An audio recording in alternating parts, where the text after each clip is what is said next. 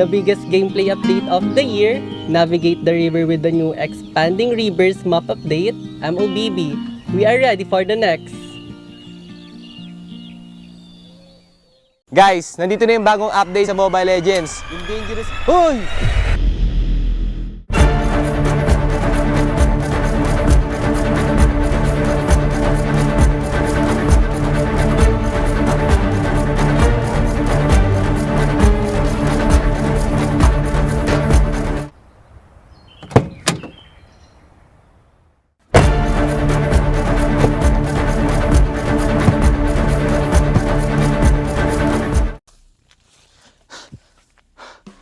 Okay, guys, yung sinasabi ko nga pala kanina yung bagong update. So una, yung dangerous grass at yung broken walls. So sa broken walls, guys, meron mga iba't ibang butas yung mga walls sa mapa. So mas magbe-benefit dito yung mga jungler kasi mas magiging mabilis na yung pag-gank nila kasi mas mabilis na yung pag-roam nila sa mapa dahil may butas na. At guys, magbe-benefit din dito yung mga heroes sa walang mobility dahil di na nila kailangan ng mobility para humakbang sa mga walls na to kasi may butas na nga. At sobrang magbe-benefit din dito, guys, yung Johnson kasi mas marami na yung shortcut, so mas mapapabilis yung pag-roam niya sa mapa. At yung pangalawa naman, guys, is yung dangerous grass. O yung dangerous grass, nagdadagdag si Muntun ng mga iba't iba pang grass sa Mobile Legends para mas maraming opportunity para mag-gank at mag-ambush. At marami pang iba, guys. So, yung pangatlo naman is yung flying clouds. So, sa flying clouds, pwede kang umapak sa base at mapupunta ka sa lane mo na mas mabilis kapag ginamit mo ito. At yung pangapat naman, yung expanding river. So si Muntun magdadagdag daw siya ng maraming tubig sa river kaya mas magiging mabilis yung movement speed nyo kapag umapak kayo sa river. At yun lang, yung mga bagong update ni Mobile Legends kaya i-check nyo na. Payong mo.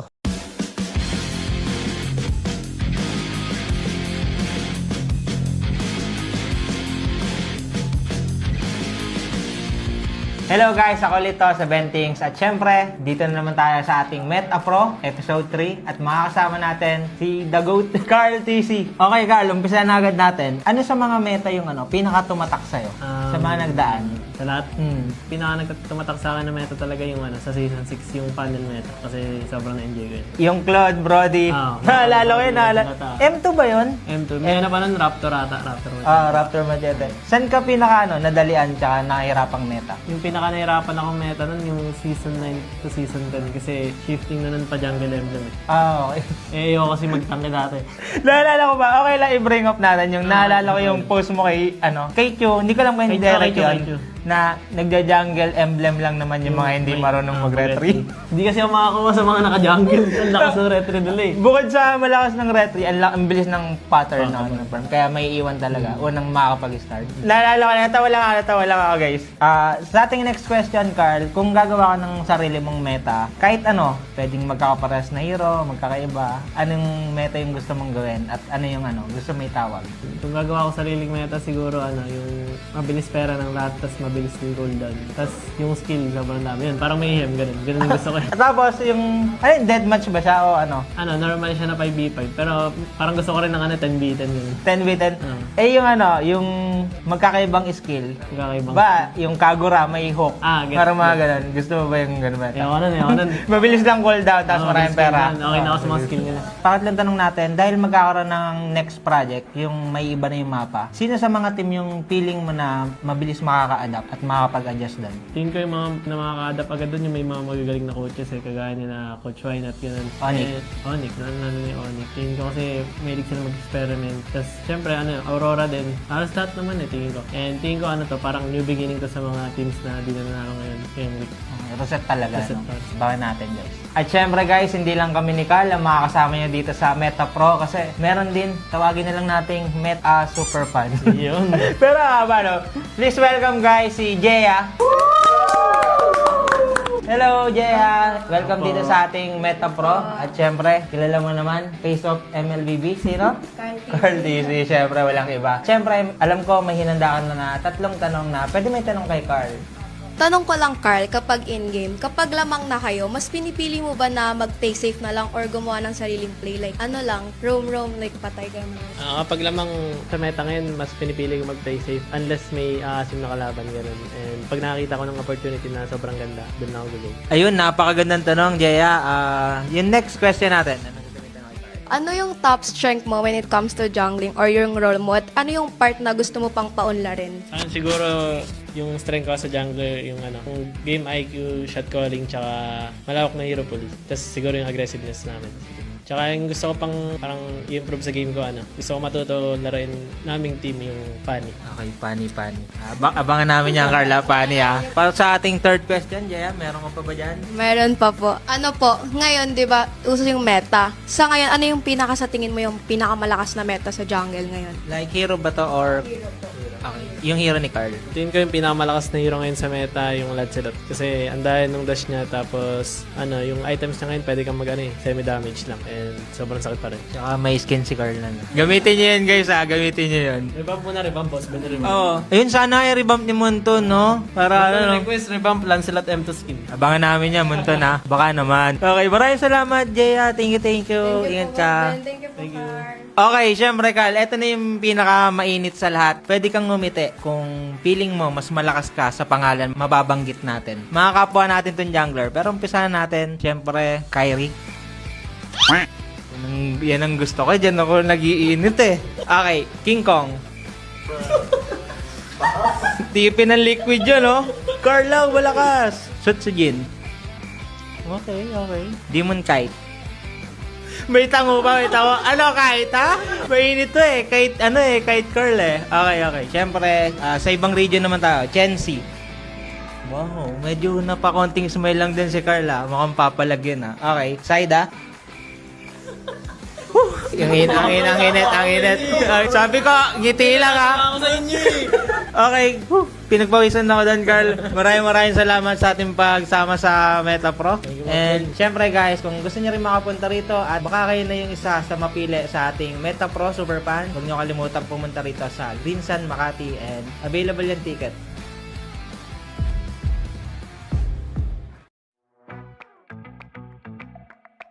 Yung thoughts ko sa Project Next, nakaka-visit kasi yung mga roamers mas mayaman pa sa mga carries Siguro nakapanibago, pero hindi naman sobrang laking adjustment kasi may mga nadagdag lang ng onti sa map, tsaka yun, may mga pwede kang gamitin. Pero yung rotation sa mapa, tsaka yung parang sistema ng laro, feel ko same lang So para sa akin, hindi naman sobrang laking adjustments. Though meron, pero para sa akin hindi siya yung mahirapan ka talaga ng sobra. Malaking factor yung core maps kasi game style ngayon ng game parang mind games compare sa dati kasi ayun nga dahil sa roam kaya niyang mag-level 2 agad and sa roam marami siyang pwedeng gawin sa mapa at siguro nasa roam meta yung tingin ko. Para sa akin mas mababalo lahat ng team kasi hindi naman nila gamay agad yung kasi kakapasok ng patch kasi parang magkakagulo-gulo na yung ML. Kasi iba't iba na rin yung roam na ginagamit ngayon Mas magbubot na yung roam Pag maganda yung laro ng roam nyo, kayo yung malaki chance manalo. Hindi ko lalabas yung mga assassins na roamer. Tsaka mga high burst damage na roam. Katulad ng mga funny ganon, funny hellcurt. Tsaka mga iba pang mga damager. As a roamer, tingin ko pinakamalaking adjustment sa akin yun kasi doon ko ma-advantages ko yung yung equipment, lalo na rin yung sa mechanics ng roaming. Kailangan mo talagang mag-study tsaka masterin yung mga bawat vision tsaka sa mga papera nung sa roaming. Ang favorite map ko yung yung mabilis yung sa river, expanding rivers. Kasi takbuhan lang lagi kada side. Tapos yun, mas mataas yung chance magbakbakan. Siguro yung expanding river. Mabilis kasi ako nakabaka pag expanding river yung mapa. Para sa akin broken walls tsaka flying clouds. Kasi yung sa flying clouds maraming magagandang goofy clips Kaya favorite map ko is Dangerous Grass. Nakakatago ako sa mga roamers na nambibisit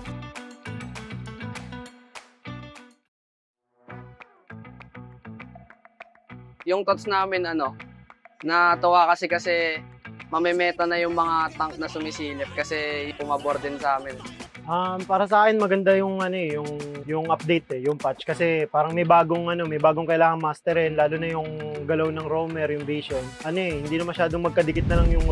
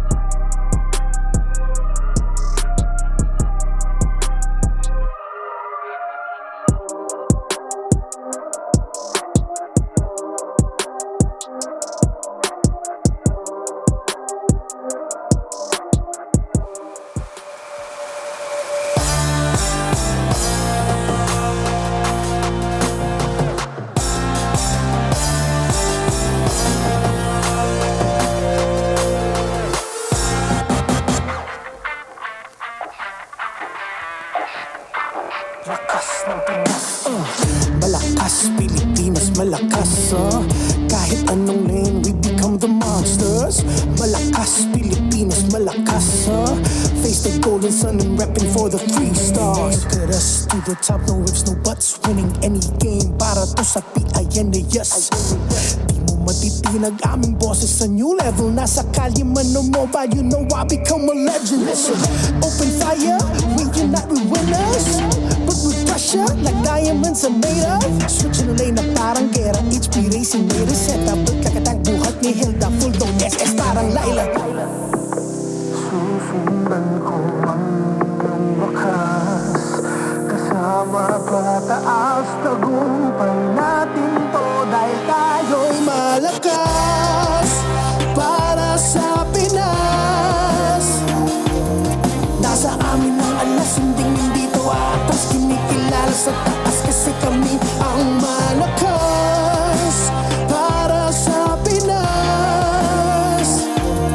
Nasa amin ang alas, hindi to atas, kinikilala sa taas, ganito kami sa Pinas. Yeah.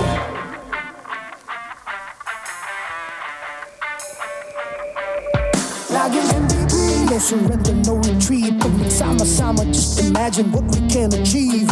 Laging MLBB, no surrender, no retreat. Giving 100 on my all, cause we just cannot be defeated. No retreat. We are unstoppable, immune and invulnerable. Ready ang equipment, lahat frozen, mala crowd control. Pakita on the jab, east to the southeast. Taas ang matawad, proud and loud, cause every enemy we devour. Susundan ko ang iyong wakas, kasama pataas, tagumpay natin to dahil tayo'y malakas para sa Pinas. Nasa amin ang alas, hindi to atas, kinikilala sa taas kasi kami ang malakas para sa Pinas. Nasa amin ang alas, hindi to atas, kinikilala sa taas, ganito kami sa Pinas. Yeah. Malakas, Pilipinas, malakas kahit anong tumas. Malakas, Pilipinas, malakas face the golden sun and repping for the 3 stars.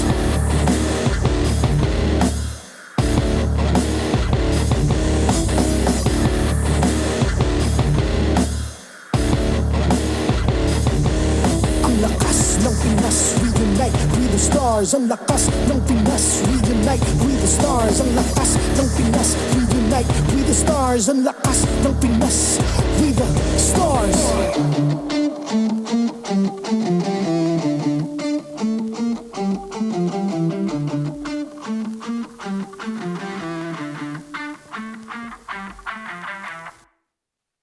The 16th season of MPL Philippines is brought to you by the following sponsors. Infinix GT30, the power behind every madlang gamer. Victories you can count on. Smart, the simply reliable telco partner of the MPL. BPI, the official bank partner of MPL Philippines. Mas epic na bukas, buksan sa BPI. Our partner in esports, Clear Men. Power up your dandruff-free scalp. Supercharged with Clear. And NOR. Sarap panalo with NOR. Don't miss any MPL action by following our official Facebook and subscribing to our YouTube channel.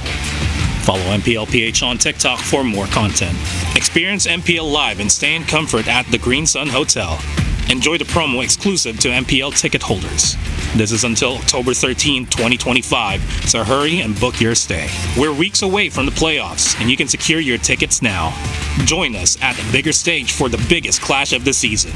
Go to the official MPL PH website to secure your seats. MPL Philippines is monitored and supervised by the Games and Amusement Board.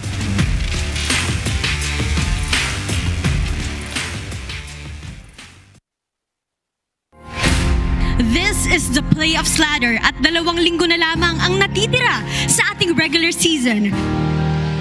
Feel ko kaya naman sumabay sa mga old gods basta maayos lang yung namin execution ganon. Pero minsan kasi nadadaan kami sa gulang.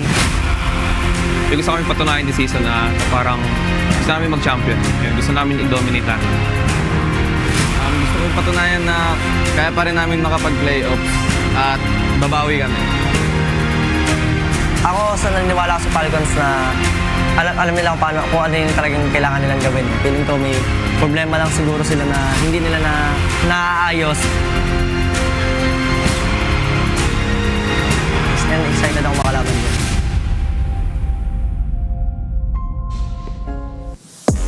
Maligayang pagbabalik sa MPL Arena. Ako si Hans Galeria. And this is your very own Odin. And we are just a couple of weeks away from finding out kung sino nga ba sa ating mga natitirang team sa makakuha ng 5 natitirang spots para sa playoffs. Ika nga nila, ito ang most competitive season so far ng MPL Philippines. Kaya naman iisa pa lamang ang koponan na naghihintay sa susunod na kabanata, and that's none other than Aurora Gaming. We've witnessed a lot of talk from this season, pero kayo naman ang aming tatanungin. Sino ba sa tingin nyo ang mga kupunan na papasok doon sa 5 spots na iyon? Ilapag nyo na sa ating comments because we love to hear more about it. Alam mo Hans, maulan man ngayong araw ay siguradong uulan din ng aksyon dito sa MPL Arena. And of course, our prayers, love, and care reach out to the members and of course, the people there in Cebu. Amping mo tanandaha. And we are definitely hoping that you guys are okay, safe, and you are always with our prayers. Kasama niyo po kami sa pagbangon and we continue to wish for your safety and recovery in the coming weeks. And with that being said, with all of that na nakita na natin ngayon, I think it is now time for us to return to the battlefield para makita ang lahat ng ating mga kupunan dito lamang sa MPL Arena. Kaya oras na para saksihan ng Lakas ng Pinas!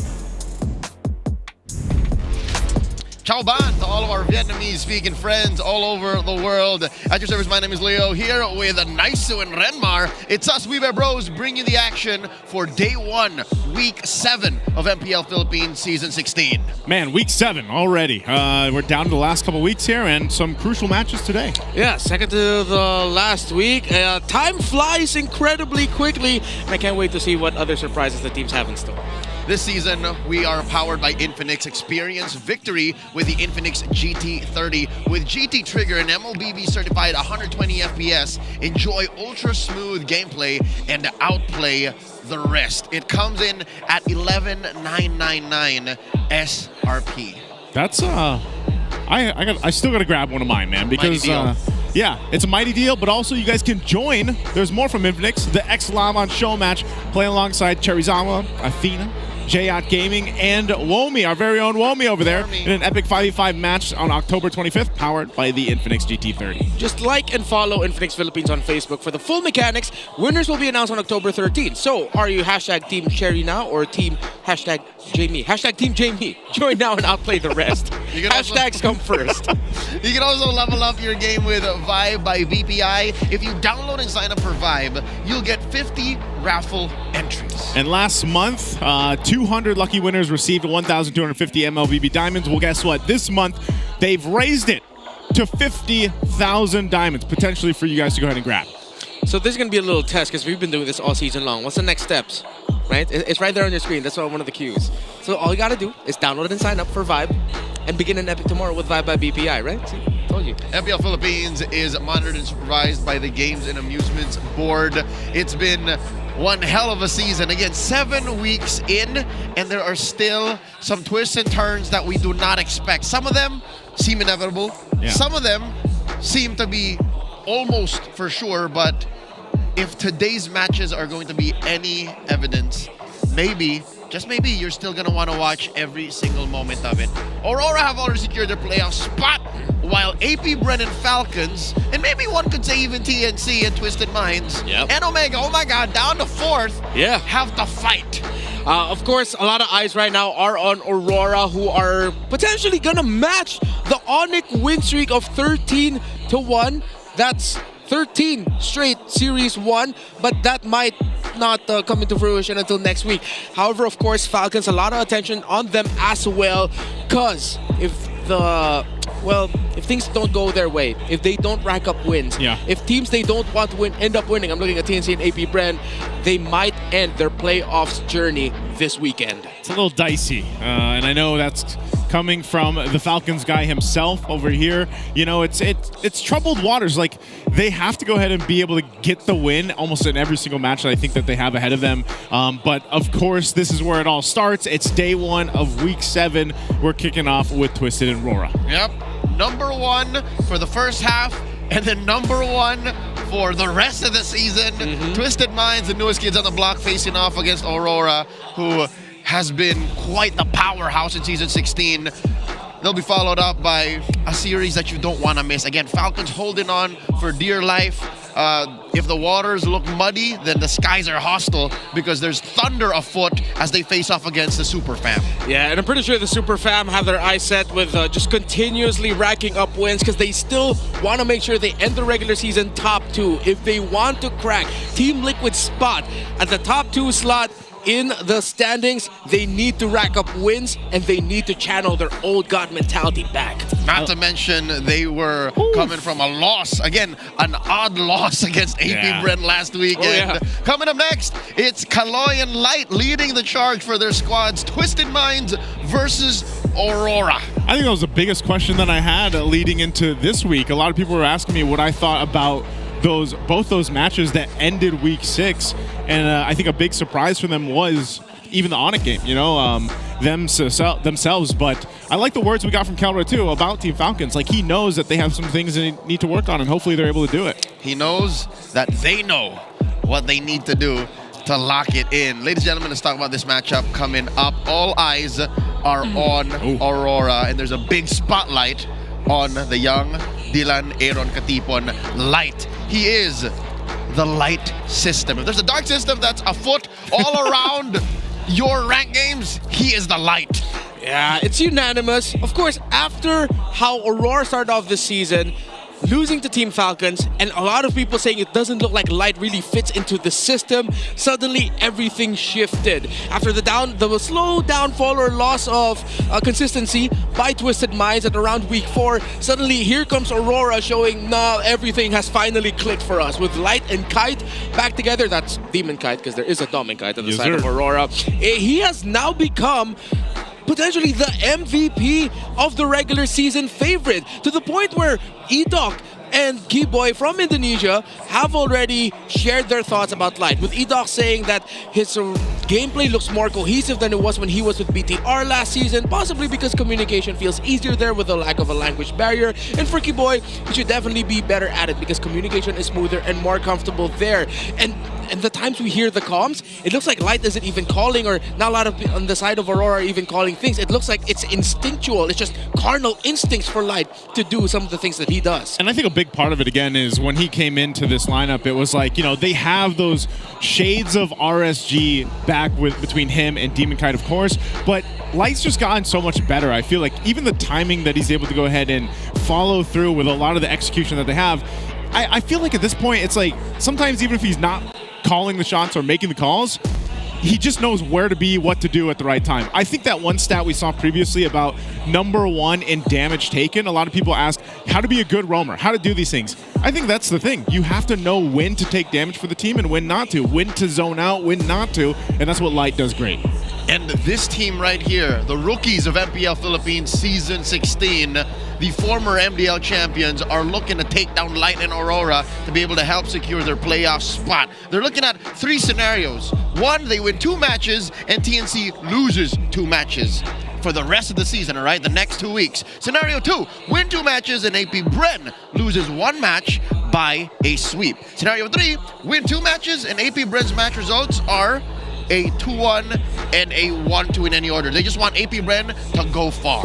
Yeah, a lot of the factors here are out of the hands of Twisted Minds, except for one thing, just win. Win series, win matches, and then you don't have to think about anyone else. Because at least in your hands, you've already done what you needed to do. You're just waiting to see if the other teams can help fulfill conditions for you. And that's what I say. Because the main thing for all 3 of those scenarios, win 2 matches, right? Now, if they're able to do that against a team like RORA, starting off here, that's already a huge, strong foot into the door towards the playoffs. And we want to hear from you now. I'm sure chat is going crazy and wild for this matchup, but we also want to ask you guys, what is the most difficult role to play in a Project Next? This current patch has been a blockbuster hit, and I think every role has become impactful and has significantly changed. But between AXP, mid, gold, jungle, and roam, which one is the hardest to execute. I think it's a tie between mid and jungle because Roam's lives have been made easier despite the extra layer of get vision. At least now it's just getting pushed a little bit more to everyone's heads. Dude, just get vision and you get gold and you're fine. But mid and jungle had to do the most adjustments because of the different map elements. Joseph? I would, as someone who's been playing Roam, I almost just want to say, for me anyway, what I've seen in my own games, it's Roam, because it's like, yeah, that you have the benefit of getting gold and XP, but now there's some people who don't understand what Roams need to necessarily do, so they're sitting there like, hey, come over to my lane, sit in this lane, but you're like, no, I gotta roam and get gold and XP, and then you're like, okay, I gotta go to over here. I get it. So that's like what I've been experiencing. So I would almost say, as a personal experience, it's been Roam, man. Just because there's bread on the map doesn't mean you automatically get it. You still have to find the ways. I personally, this might sound weird, but I think EXP has it hard. Because EXP's game didn't really change, and they have to find their own way to impact the map given the changes. So it's like Rome. It's like, what do I get? What do I do? Yeah, as someone who's been spamming EXP, to put it bluntly, kind of boring. Very predictable now is our lives in the EXP lane. I don't like boring. It's difficult to be boring, but this comes down to you guys. Let us know which role is now the most difficult to play in Project Next. Put it in the comments below and let us know. For now, let's welcome our teams onto the stage. Going into the arena is Twisted Minds and Aurora Gaming. A plot twist is all they need to continue their playoffs climb. Here's Nasha, Kaloy, Sean, MP the King, and Lansu. Make some noise for Twisted Minds!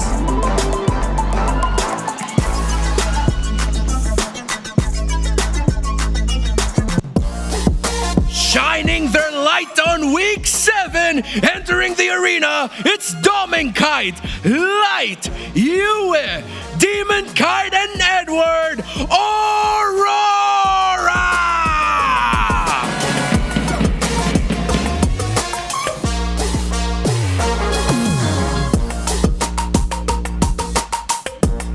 To guide us through this match are our marshals, Joshua, Chico, JJ, and Jeff.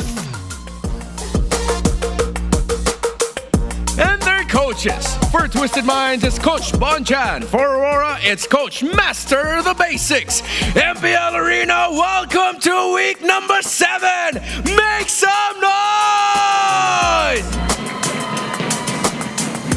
That's a little trippy, seeing Bonchan and Master the Basics next to each other again, knowing their history. Let's talk about Twisted Minds. Twisted Minds, again, it's Lansu, MP the King, Sean, Kaloy, and Nasha.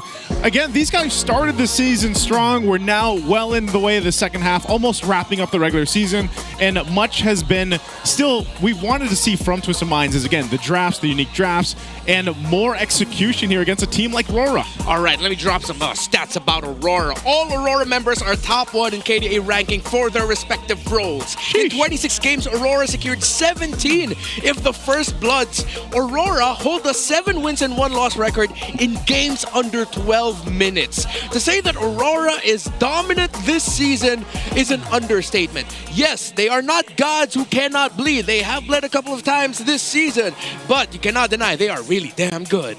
Looking at their head-to-head stats, the remnants of the early game dominance that these two #1 teams, the first half and the second half regular season 16, are still there. Look at the first blood rate on Twisted Minds. This is their early game aggression because, in my opinion, still, Twisted Minds' #1 strength is just being damn good. They're just a tight team with good mechanics, and I wonder how far they can take that against a team like Aurora. I think the rest of the league, confirmed, has read through them. Yep. Is this the time for them to show us something new in the face of league #1? I think it'd be a good time to bring it out if you can. Granted, too, again, knowing their scenarios, what they need to get to the playoffs, but you got to dominate that early game. We remember the stats from the first 5 minutes for Aurora last week. Twisted is the team that can most likely stay competitive against Aurora in that nature. They're one of the teams that can do that. So if they can get the first blood, because the first blood rating was very similar to each other, that'd give them a good start. Yep, literally a % difference. We'll talk more about these teams' stats in just a bit, but for now, let's listen to the Smart 5G ping test. Nang lamig. Ang lamig niya na sa akin. Hello. Naka-record na ba? Sana manalo na, tol. Maka-playoffs lang, tol, oh. Sana manalo tayo sa Aurora, pre. Mga chamba lang naman sa top 1, no? Sabay rekta playoffs. Lord, bigay mo na, Lord. Baka naman, gumagawa naman ako ng kabutihan, Lord. Nagbago na ako, Lord, oh. Undefeated eh, grabe. Baka ito na talaga yung para sa kanila. Pero ano yun natin yan, pre? Tatry natin harangin. Try natin. Try lang. Si Doming, ang laki na ng katawan ngayon. Dom, dati Dom, ang laki-laki mong tao. Ngayon, ang sarap mo na. Di na ikaw yung Doming na nakilala ko. Ang laki na ng muscle niya. Oo, laki nga. Ako yung mic check, Brad. Pakitang tao muna. Kunyari, madaldal. Ganda ng bagong album ni Taylor Swift. Swifties, let's go. May antay ako kumanta ng cameraman, no? Di ako kakanta, boss. Daming tao. Solid. Sold out. Guys, bilhin ako yung ticket. Ano ba yan? Nananawagan ako dito sa mic check. Bumili ako yung ticket. Edward breaking the fourth wall, denying us the pleasure of hearing him sing. I think it's safe to say he is a Swiftie and he's a fan of the newest album drop by Miss Swift. Yeah, I haven't heard it yet, but I heard it's good. Yeah, I'm not gonna pretend that I am a huge Taylor Swift fan, but I will try. I'm still on Our Song. Not that long ago. That's long. Yeah. That's a while. I'm a Swiftie OG. I do have a favorite Taylor Swift song though, Bad Blood. It's very catchy. The one with K-Dot? Yeah. That's good. That's a great show. How about you, Joseph? I don't have a favorite Taylor Swift song. I'm sorry. You're disappointed like millions of Swifties now. Uncultured. Let's listen to the Infinite Keys to Victory buttressed by Wolf in The Howl. Welcome to The Howl. Ako pala si Wolf, bringing you the Infinix Keys to Victory. Twisted Minds kontra sa Aurora ang ating star match of the day. At para sa Twisted Minds, ang napakalaking challenge para sa kanila ay karapin ang top 1 team natin ngayon. They can start with managing yung Harith ng Aurora. I know this is difficult. They can either ban that hero o kaya deny naman. There was even a time nitong MPL PH Season 16 na sinasabi ko na yung red side Harith ng Aurora ay nakakatakot. Meron pa palang mas nakakatakot dyan, yung first pick Harith na kahit TLPH ay hindi kinayang talunin. Kaya naman para sa Twisted Minds, what they need to do is to deny or ban this hero. And also, when related to the draft, kailangan nila mag-draft ng magandang Turtle 1 heroes. Ito yung mga tipong maganda yung level 4 ultimate agad at kaya talagang pumalag kasi kapansin-pansin na problema na talaga ang first Turtle ng Aurora. Ito yung nagiging centerpiece ng Turtle fights ng early game ng side ng Aurora kaya kailangan itong kontrahin ng Twisted Minds via the draft. Also, para naman sa Aurora, they have to punish yung dependence ng Twisted Minds sa kanilang mid-gold duo scale na setup. There were so many times na ang hinahanap na scaling ng Twisted Minds ay mula doon sa may mid lane in combination with their gold lane. This is something that they need to punish. And in relation to that, i-outpace nila yung gold lane with fast farming gold lane choices. Alam naman natin, ito na ang strike ni Doming and this is what we can see from Rora. That's Twisted Minds going up against Aurora. Tignan natin sino manalo. Back to the casters. Wolf, thank you so much for actually finally acknowledging the fact that the Harith for Aurora really needs to be dealt with. Either ban it or take it for yourselves. Domigod is just so comfortable with it.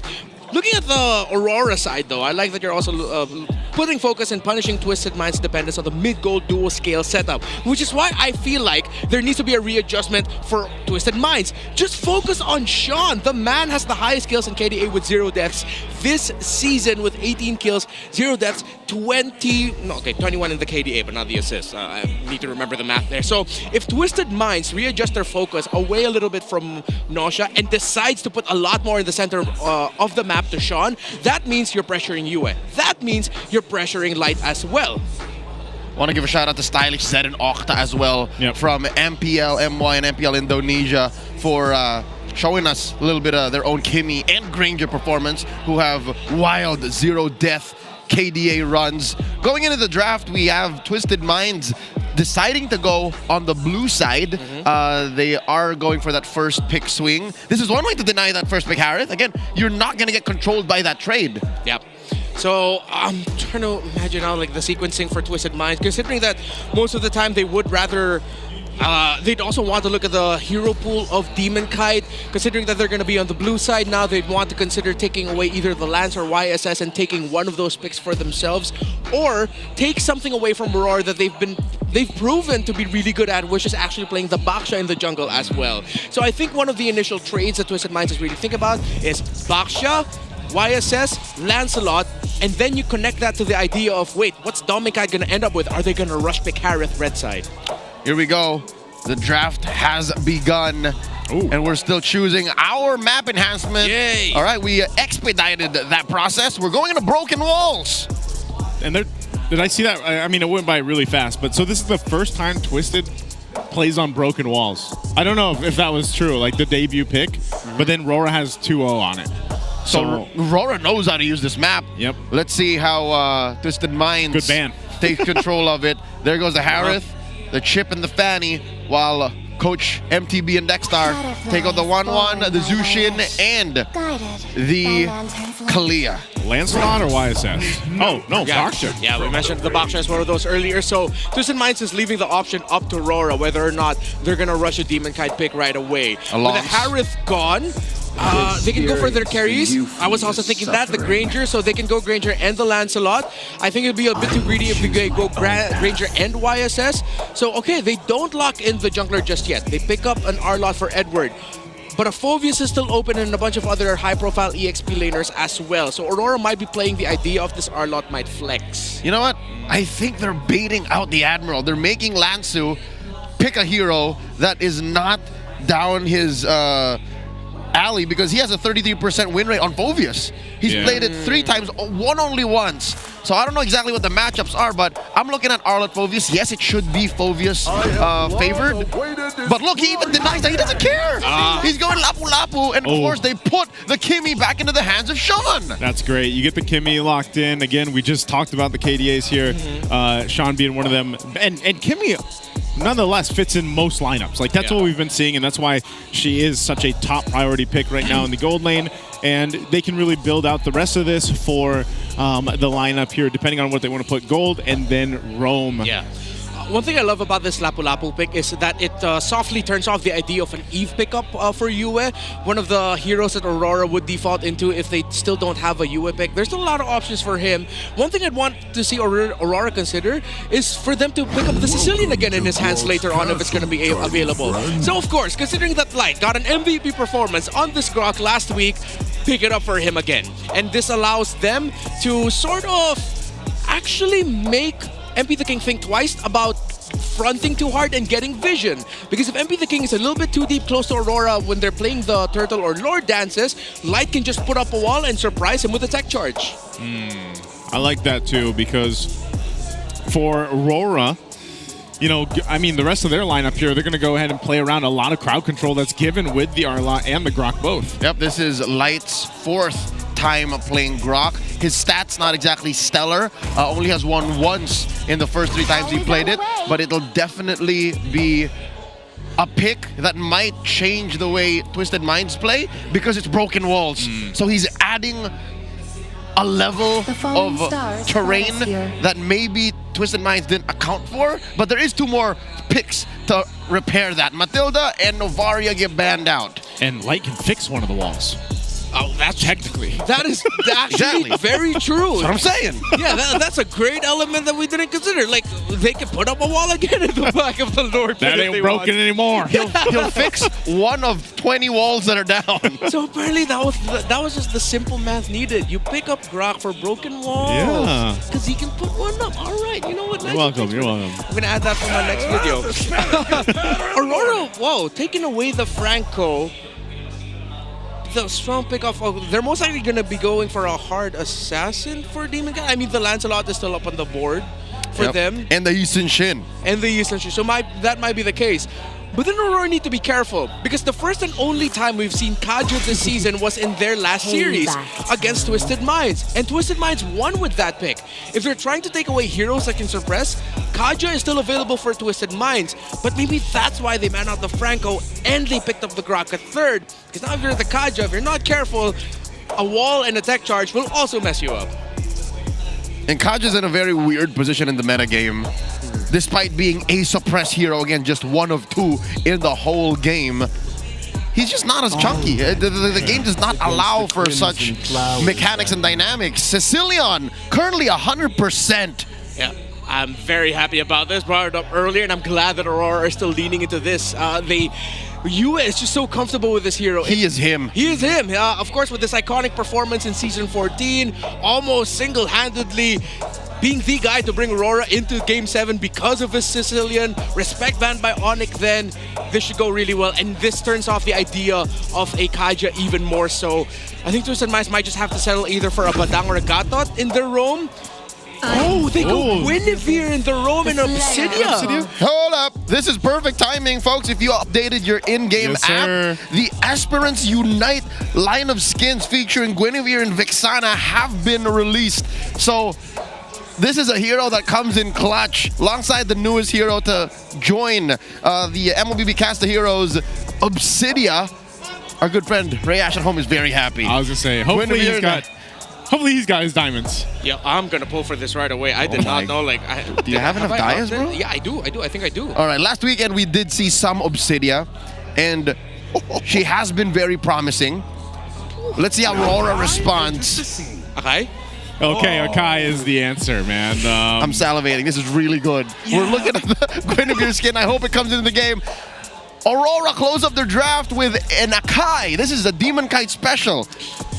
I love this pickup by Aurora. You know, you guys know me. I'm an Akai guy all the way, but the fact that you even see a Guinevere on the other side, and if you're worried of getting caught up by the Guinevere, pop up a heavy spin and you're good to go, baby. Just go ahead and fight. And it's a great combination as well with the Grok because it's an extra angle for Nakai to pin someone down with the heavy spin. Considering that Aurora already have a scaling mid laner in the Sicilian, and then of course you have the Granger in the gold lane as well, the Sakai pick was perfect, and I'm really leaning towards the Sicilian Akai Grok at the center of the map. I think Aurora won the draft there, but Obsidia is still the wild card of this draft, considering that we're still trying to find the limit for her in this metagame. Here we go. Game number 1 in this contest between Twisted Minds and Aurora Gaming.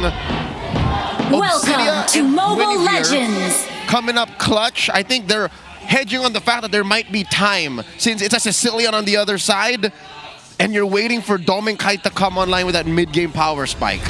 I like that you mentioned this too, Renmar, because I still feel like that's a big question from even the community is this Obsidia, is she good? Is she underperforming? Kaloy is going to feel the Rampart. Okay. But, and by the way, this is the new skin that you guys are seeing here in the hands of Kaloy right now with the Guinevere. Aspirants Unite. All right. For a second there, I thought there would be a chance that Kaloy could seal away the purple buff. Watching Domin Kite, intense duel in the lane. Oh no.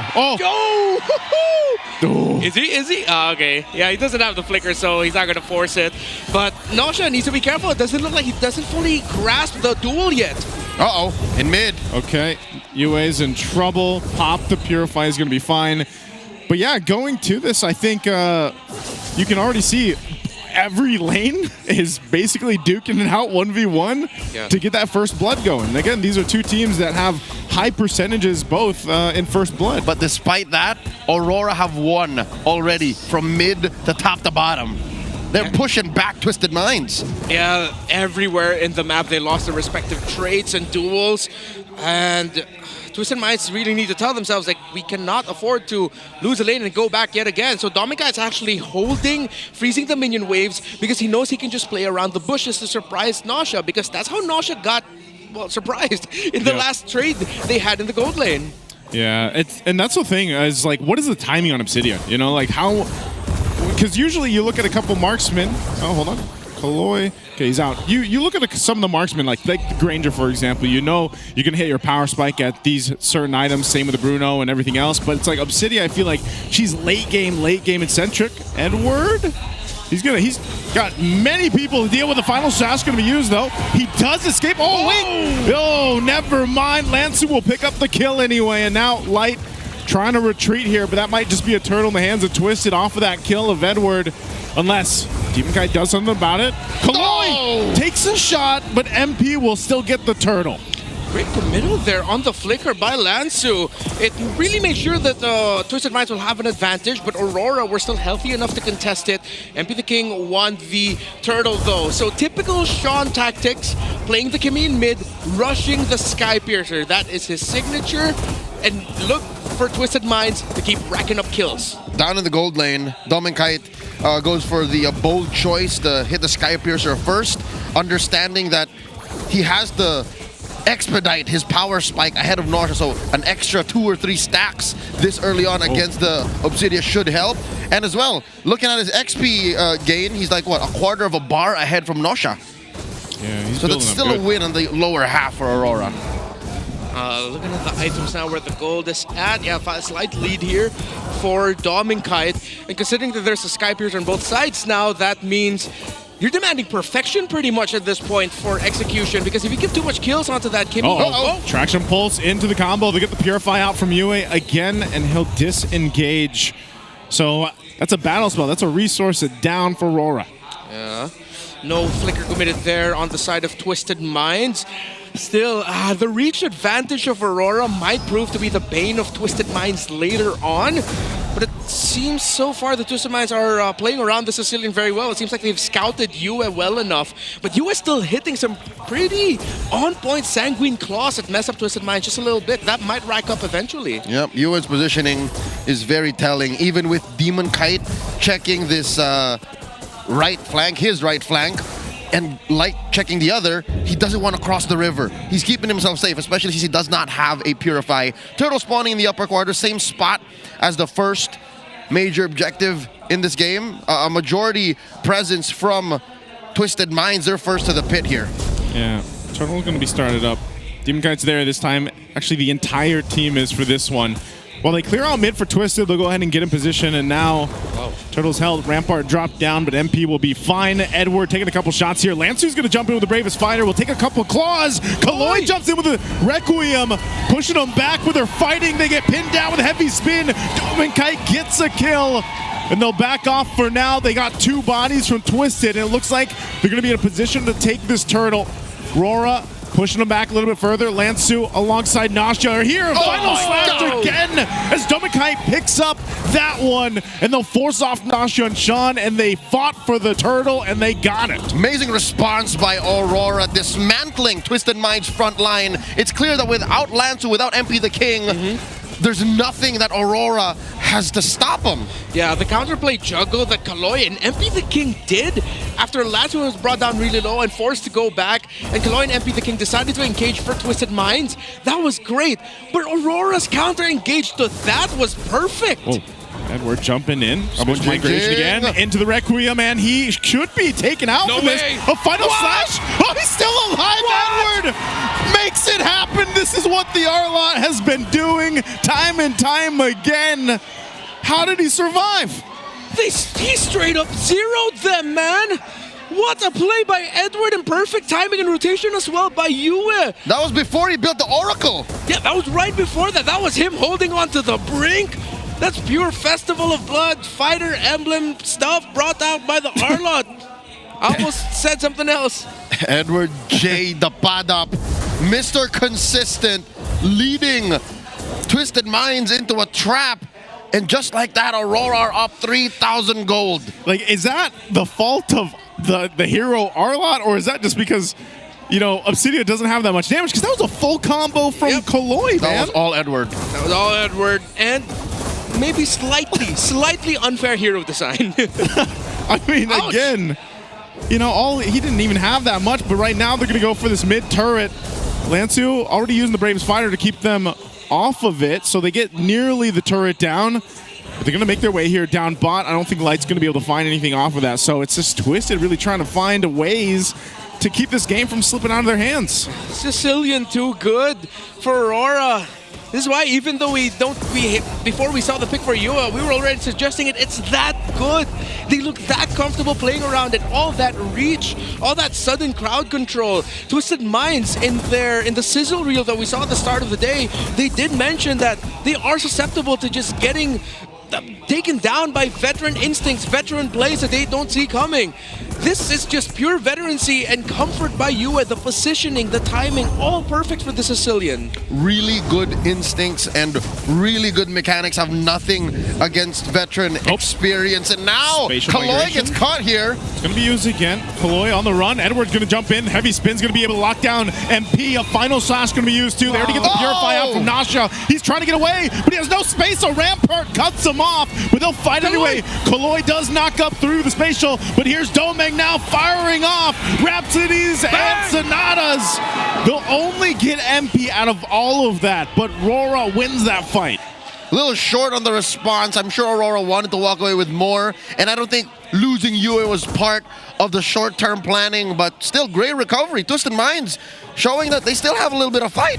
Yeah, they're still lacking the damage though. Maybe just a little bit more items on the Kimi, just a little bit more as well for the Obsidia, because even though Nausea's getting some ultimates in, there's also really good tracking by Edward. Every time it looks like Nausea's ready to pop in and go in with the ultimate full blast, Edward shows up with a final slash out of nowhere to mess up the flow of the Obsidia. Yep, it seems like Twisted Minds are short a Purify. Maybe just one. There's a jump on the Demon Kite. Does not result to anything. The pressure's just too much. Whoa, too much damage coming out from Yue. MP's got to run. Demon Kite cuts him off, and he'll heavy spin back in. Double kill for Demon Kite. Edward wants to fight under the tier 2. They might just grab this turret and get ready for the next objective here, but easy kills for RORA on that one. Too much reach. Even though they dive in, they just get blasted. And somehow, it looks like even though they're so up close, Yue can still land a really good Sanguine Claws to get a lot. Kaloi, in fairness to him, he's been getting a lot of the Spatial Migration and Violet Requiem knockups and setups for Twisted Minds. But again, the problem is they just don't have the damage and they get blasted way before they can get a team fight actually going. And because of the wanton crowd control that RORA has, it seems like just throwing out random nukes allow for Edward to just ruin Twisted Mind formation. Again, a single Sanguine Claws allows for that Vengeance mark to be reset, and then he can just keep going. So much synergy here is what we're seeing from RORA's lineup.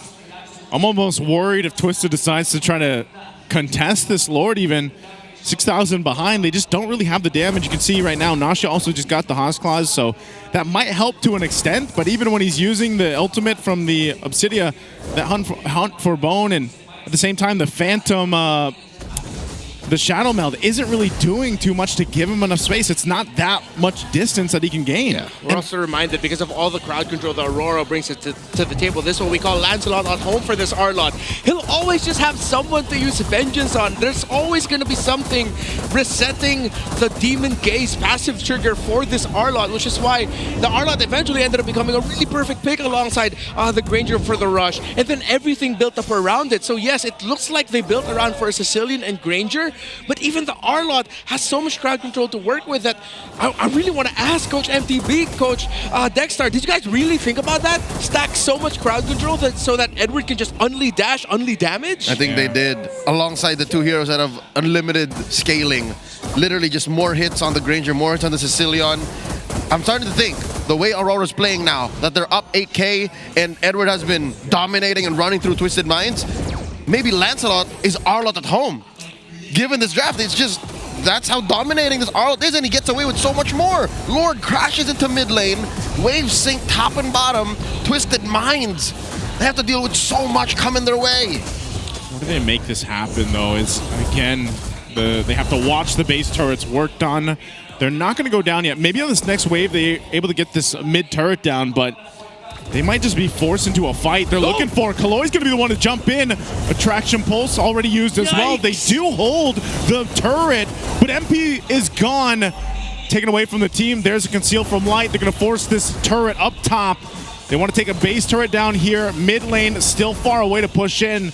They've got the bottom wave, but RORA still doing work here. Yeah, every time Twisted Minds engages, when Kaloi goes in, MP the King goes in, a Sanguine Claws is ready for Twisted Minds, that even though they want to help their frontliners, they can't. Oh, Edward's got the flicker available. They're going to force that Rampart into the tech charge. Kaloi has to get out of there. A final slash is going to be used, and Nausea's gone too.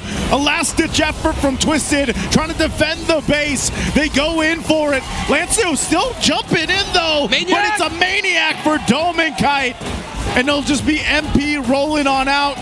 They've got the cannon minion there. They'll look for the end. It's over. Nothing that MP can do, and RORA will get a Maniac and game one in this best of 3. Just shy of a 10K, a gold lead. The Northern Lights are first to the board, going to match point.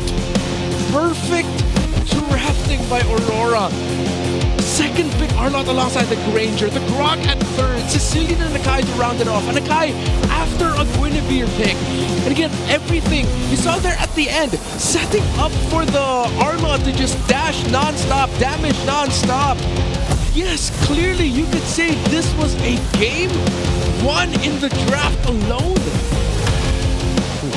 Look at that. Again, this one was, I don't know, there was no really point where Twisted was able to go ahead and capitalize on the lineup that they brought here, man. I mean, it started from the early game in the lanes. You know, we saw a lot of the early 1v1s happen here, and yeah, it was unfortunate that they just didn't get their footing with this kind of draft. It's really tough as well because, again, with all of the reach provided, that means Dominic is so happy with everything that he can dish out for the team. And the fact that he was able to win that initial trade between him and the Obsidia. Right. And then early on already putting in a 500 gold gap, 11-0. He was bulletproof. That's a KDA of 1100. Yeah. Nothing. Because I think in addition to him bullying Nosha and winning that gold lane matchup from the early till when they had to leave the lane, everything that Aurora were setting up would be for naught if Dominic did not step up. Because even Yue was getting caught out. Yeah. So even from early to mid, Yue had a huge target on his back. So it was up to Dominic to slide between the cracks and give Twisted Minds what was due after all of the crowd control that Aurora was setting up. Yeah, in the very first MVP highlight, sliding in through the cracks was actually perfect because he had to go past the wall underneath the turret of Aurora topside so that he could freely damage and actually get that double kill early on.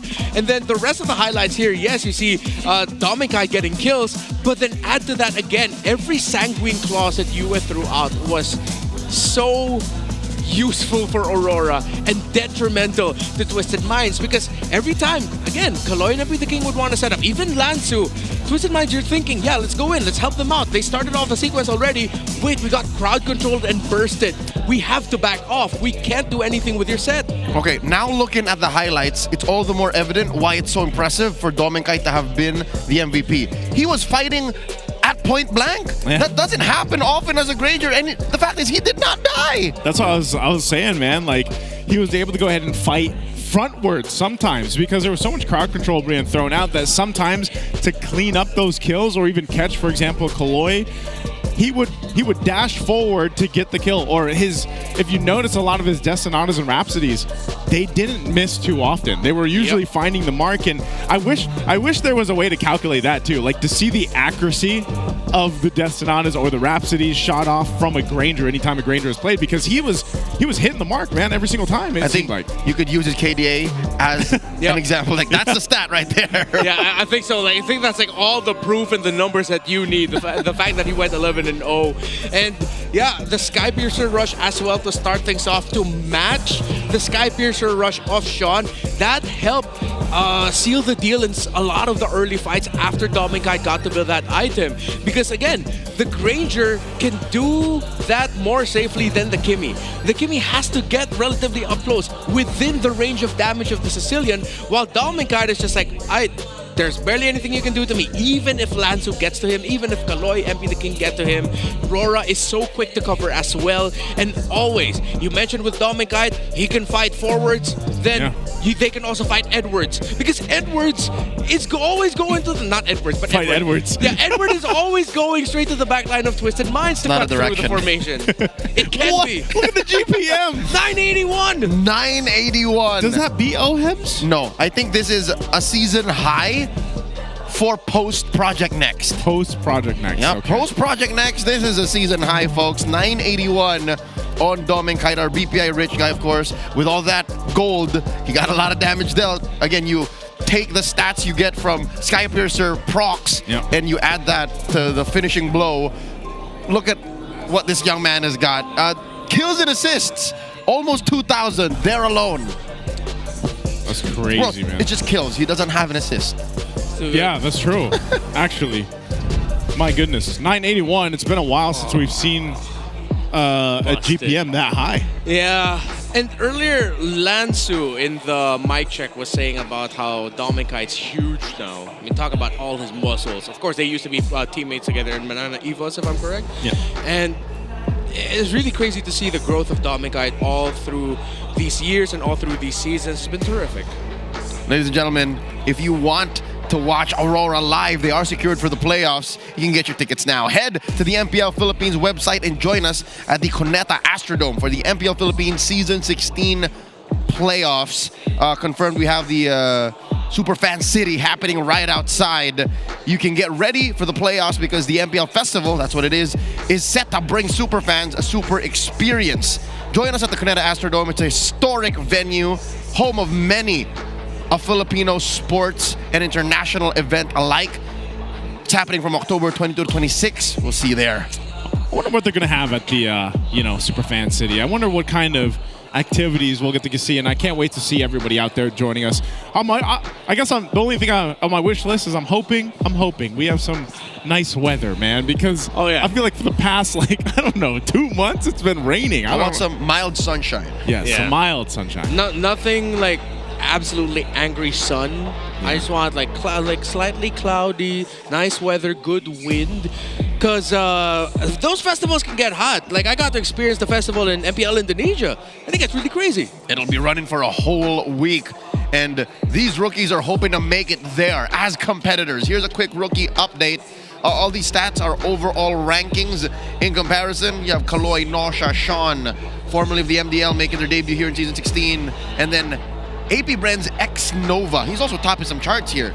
Damage per minute, and then damage dealt share. This is odd for a roamer. X-Nova's someone hot to watch this weekend too. Yeah, that's why, whenever we look at rookies coming into the MPL, it's like, you're going to see where they can improve, obviously, because some of them take some time to go ahead and set in. But, man, talk about a start in a rookie season, especially for the boys for Twisted Minds. That's why, again, when they started the season, it was so impressive to see, and they've maintained some of these stats here. And you could see how aggressive Kaloy was even in the previous game on the Guinevere, man. It's just unfortunate. I almost want to say that maybe things could have been a little bit different if it wasn't an Obsidia, for example, in the gold lane. Like, maybe there would have been a little more damage profile that they could have relied on. Because, again, that is the common thing that I'm seeing from Obsidia players, and the thoughts on Obsidia is it just takes a little bit too much time for her damage to, I feel like, come online. Yeah, and you could tell that Aurora, it seems like they drafted the Sicilian and the Granger with the mind of, okay, we're expecting them to play Kimmy at the center of the map. And then if we take the Granger away, then there's not a lot. There's barely any gold laners that can match that raw reach and total damage output that a Granger can pump out. So it seems like that's the game plan for Aurora. Beat Twisted Minds with reach, because it seems like you can slowly dissect Twisted Minds through just the slow front to back. So it's clear that Aurora have this game plan. Coach Master the Basics and Coach Dexstar plan to attack Twisted Minds fundamentals. How do you play well when you're not even fighting well, when you're not joining these fights on your terms? Going into the draft, we are waiting for side selection. We do have an even split now. I think it's getting closer. Yeah. 51 to 49%. So it changed 1% from last week. It's building up. Yeah. So where do you think Aurora is going? I think they'll go blue. You think they'll go blue?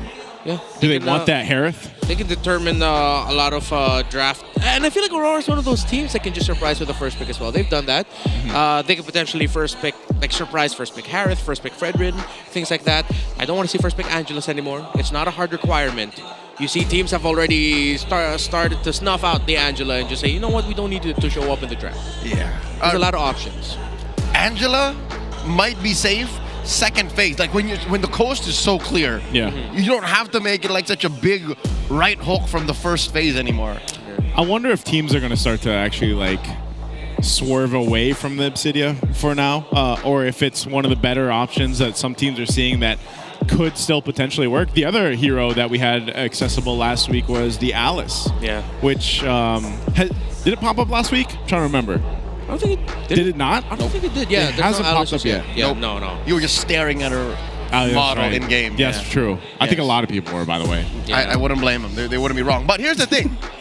I think Obsidia has to wait for the metagame to shift a little bit more, because currently our average game time is 16 minutes. That means for her to reach full return to bone stacks, you would be almost halfway through done with the game. So we're just playing too fast here in MPL Philippines. quick update. It is blue side for Aurora going into game number 2. And let's highlight the roamer of the week. Week 6, it's Light. He's number 1 in game MVPs. First in assists. First in kill participation. Second in average KDA and 562 GPM. Second, these are amongst roamers in the league. Yeah, I think I've been vocal also about how Sean is quickly already my personal rookie of the season. Light, on the other hand, yeah, I think it's fair to say, and I get why everyone in online has already been touting him as the player of the season. If there could be an MVP of the regular season, it's going to be him. His impact after a rough start, his quick improvement, the fact that you can also count on him to pick up something like a chip even out of nowhere, it's so dependable for Aurora. I'm about 80% there. If they finish at number 1, which is likely going to happen, he gets my vote. For Rome or for season MVP? Season MVP. Season MVP. Okay. That's him. That's my boy. That's my boy. I thought Demon Kite was your boy. They're both my boys. It's going to be a long conversation. Going to have him later. Hey, because...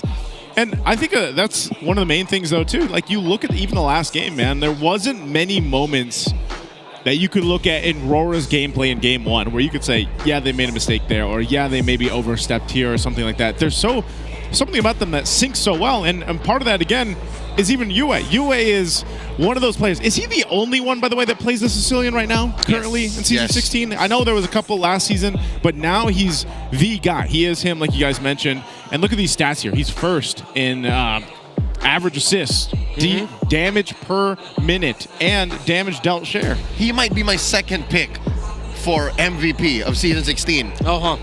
Yeah, it's a very close contention. Has had the highest kill participation score amongst all players in the league. The only one who crossed the 80% mark. The only other mid laner to score a Maniac and a Savage this season. The other one being Sanji. And the least deaths and most assists amongst all mid laners. Sorry, look at Edward, man. He's just chilling. I missed out on that. I was reading out facts. What did he do? Everybody was like pinching Yue's cheeks, and Edward's just like literally chilling in his seat, man. Light was giving Yue a fade. Yue is also number 1 KDA and most bulletproof in Season 16. Think about that. As a mid laner right now, man. As a mid laner. Picking our map enhancement for game number 2. We got broken walls in game 1. It was clear that Aurora knew how to play that, and this time we get river expansion. Can I just say too, for all the mid laners out there, how impressive it is to have that statistic in a meta that was revolved around Lancelot and YSS. Oh yeah. Like probably the kryptonite of a lot of mid laners out there. So that's very impressive. And Hayabusa. That's why I said, man, that's why mid is one of the hardest roles to use in the game right now, with everything that the meta has shifted to give them a hard time. Which makes it even more so that I wouldn't be surprised if our MVP, after so long, is gonna be one of the players in the center of the map, whether the roam or the mid. So, as we head into the draft, Aurora taking out the Baksha means the Lancelot and the YSS priorities are online for them. And the Harith. They might also just surprise and go for a Harith rush. I could see them doing that. I think that's why we have to see if Twisted actually wants to ban it out or not. And maybe just trade it for what they want to go with. Yeah, that's not. So they go with the rock ban. Respect. So do you take Harith first pick here? Or do you go and then possible to lose a Lancelot or a YSS, for example? Twisted Minds is giving Aurora the choice. So they go for the Lancelot, the most popular first pick in the meta right now. So I think Twisted just take the Harith. Demon Kite has a wild win rate on this. Picked 8 times prior, won 6 with it. So this would be his 9th game on the Lancelot. That's a 75% win rate and counting. How do you stop that, man? Like, what do you do? What do you do to stop this Lancelot? I would say Kalia, but they banned it out first. So they set up for this first pick. Mess up his jungle, make it difficult for him to fight. If MP ends up on a Hayabusa, he's played a pretty impressive Hayabusa, though. But this is a smart choice. Twisted will go ahead and take the Harith for themselves. That was going to be the trade, especially with that Lancelot being picked up. There it is on the other side. Ranger again in the hands of Dominkite. And then a Hylos, another hero that Light has been able to do the best on. Honestly, Yeah. I think he's one of the best, if not the best, high-lows players right now in the league. Yeah, most pick for light, highest win rate as well relative to the amount of games played on it. That is one of his comfort picks. And it's funny because, again, he started off the season with quite a terrible high-loss game. And then suddenly popped off to become one of the best, if not the best high-loss user in Season 16. Blame it on jet lag. Yeah. Even though it's not, you know, It's an hour difference. Hey, but man, that hour, maybe makes a that explains the delay. I, as someone who flies to Indonesia often, I could attest to that. So I like that they actually picked up the CC here for Twisted Minds, because we saw how difficult the slow front-to-back team fight was for Twisted Minds. So you pick up a strong combination. You have the CC and the Gat and Kacha together that help set up for the Harith. And now, even when Light wants to get vision, there's a risk that, again, Lansu just does the job of every CC player. Throw out the curtain call, as long as it tethers to, you're good, you've done your job. Yep. Lansu here, pretty confident with his win rate on the 6-4 going into this matchup, the 7th game on CC. Bans coming up in the second phase. They take away Edward's Arlet, which was definitely a menace in game number 1. And here we are. I love how Aurora are respecting that possibility of a second phase Angela. Yeah. Good ban there. Could have been a surprise. Of course, Angela CC, a terrific combo. But I still think that Twisted Minds is one of those teams that don't give Sean an Angela. That's not for his mechanics. Give him something like a Kagura even later on in the draft if it's going to be available. It doesn't seem like there's a lot of openings for... Wait a minute. No, they can actually still go for Farsa here. Yep. A lot of the EXP laners that can easily access the backline are gone, so that's a lot of space provided for Sean on the Farsa. However, that's one of his least picked. If ever, they'd rather pick up the Kagura instead, and they take out the Joy for MP the King. So they want him to play a different assassin if ever that's the route that they're going to go for. Forcing him on the Hayabusa, which is so easily bonked by this mystical, magical giant centaur man. Unless he does something Lunox. else. That is the MPL special skin on Lunox, in case y'all are wondering. Again, that's a huge life pool you're looking at the high-lows. Melt that. Hello. That's new, right? Little fancy little... Yeah, we started doing that for the ONIC skins. Yeah. Like they show out the animation. Okay, so... I don't know, like what else could MP play though? I mean, the Hayabusa, if he gets forced on it, I feel like he's going to be a little bit in trouble unless he's able to finesse his way through it. I think maybe no assassin. I think they settle for... Fred? A Fred, yeah. So Yua can just go... How'd you go Sicilian again or Kimmy? Oh, there. So they get the Kimmy, which would turn off the Fredrin idea. It is actually quite tough to pull it off in that regard. Edward... Phobius is still open for him if he wants to. Yeah, dashes and everything else, you might as well. Phobius locked in here. So this is the big question for us to see what MP is going to put in the jungle. Yeah, the thing is if he goes a Kai here, that's going to be tough to pull off. Fanny even more difficult. I mean, you have a good catch, but I feel like it's going to be one of those Fanny games where similar to Ryzen, where at one point he's just, you know, just clearing up minion waves. Oh! This is old school MP! We're throwing back to MPL Cambodia. He won an MPL KH championship by playing Bane in the finals. And I think this should be a Magic Bane. I was going to say, is this Magic Bane? I have had reps, and in the jungle, you want him physical. Physical? Yeah. All right. Unless, again, MP shows us something else, and it works, then that's something to be studied. But in my opinion, especially even looking at their comp, they need physical. Yeah, they need physical damage more, and getting Bane and making him magic damage means there's a lot of pressure for you to get your rotations right, that you don't die up until you get your Holy Crystal. Yes, it's very reactive and passive to play Magic Bane in the jungle. It's okay to do in the gold because you are waiting for a power spike, but we'll see if this experiment pays off. The Jungle Gambit by MP the King. This was supported by their coaches, Coach Eson and Coach Master. Welcome to Mobile Legends. If it was prepped, I wonder if this is gonna pay off. Game 2 is match point Twisted Minds up against the ropes. Yeah, I just want to say I'm so excited that, you know, your favorite hero is meta, technically. I remember my time. It's bubbling, dog. It's It's bubbling. If MP the King wins here, then we might be on the way. It is rocking in pure rage. Yep. I wonder what kind of emblem set it is. This is great too because it's expanding rivers, so he's going to be able to, like, you know, get to where he needs to be rather quickly. Yeah, rotate fast. If he isn't in time for the turtle or they're not in the right spot, he could go the other side. It looks like it is going to be physical, considering that it is Thrill with the Assassin emblem set. Because usually if you're going to go magic, you'd want the magic set. The mage set. The mage set, yes. Okay, so that's telling.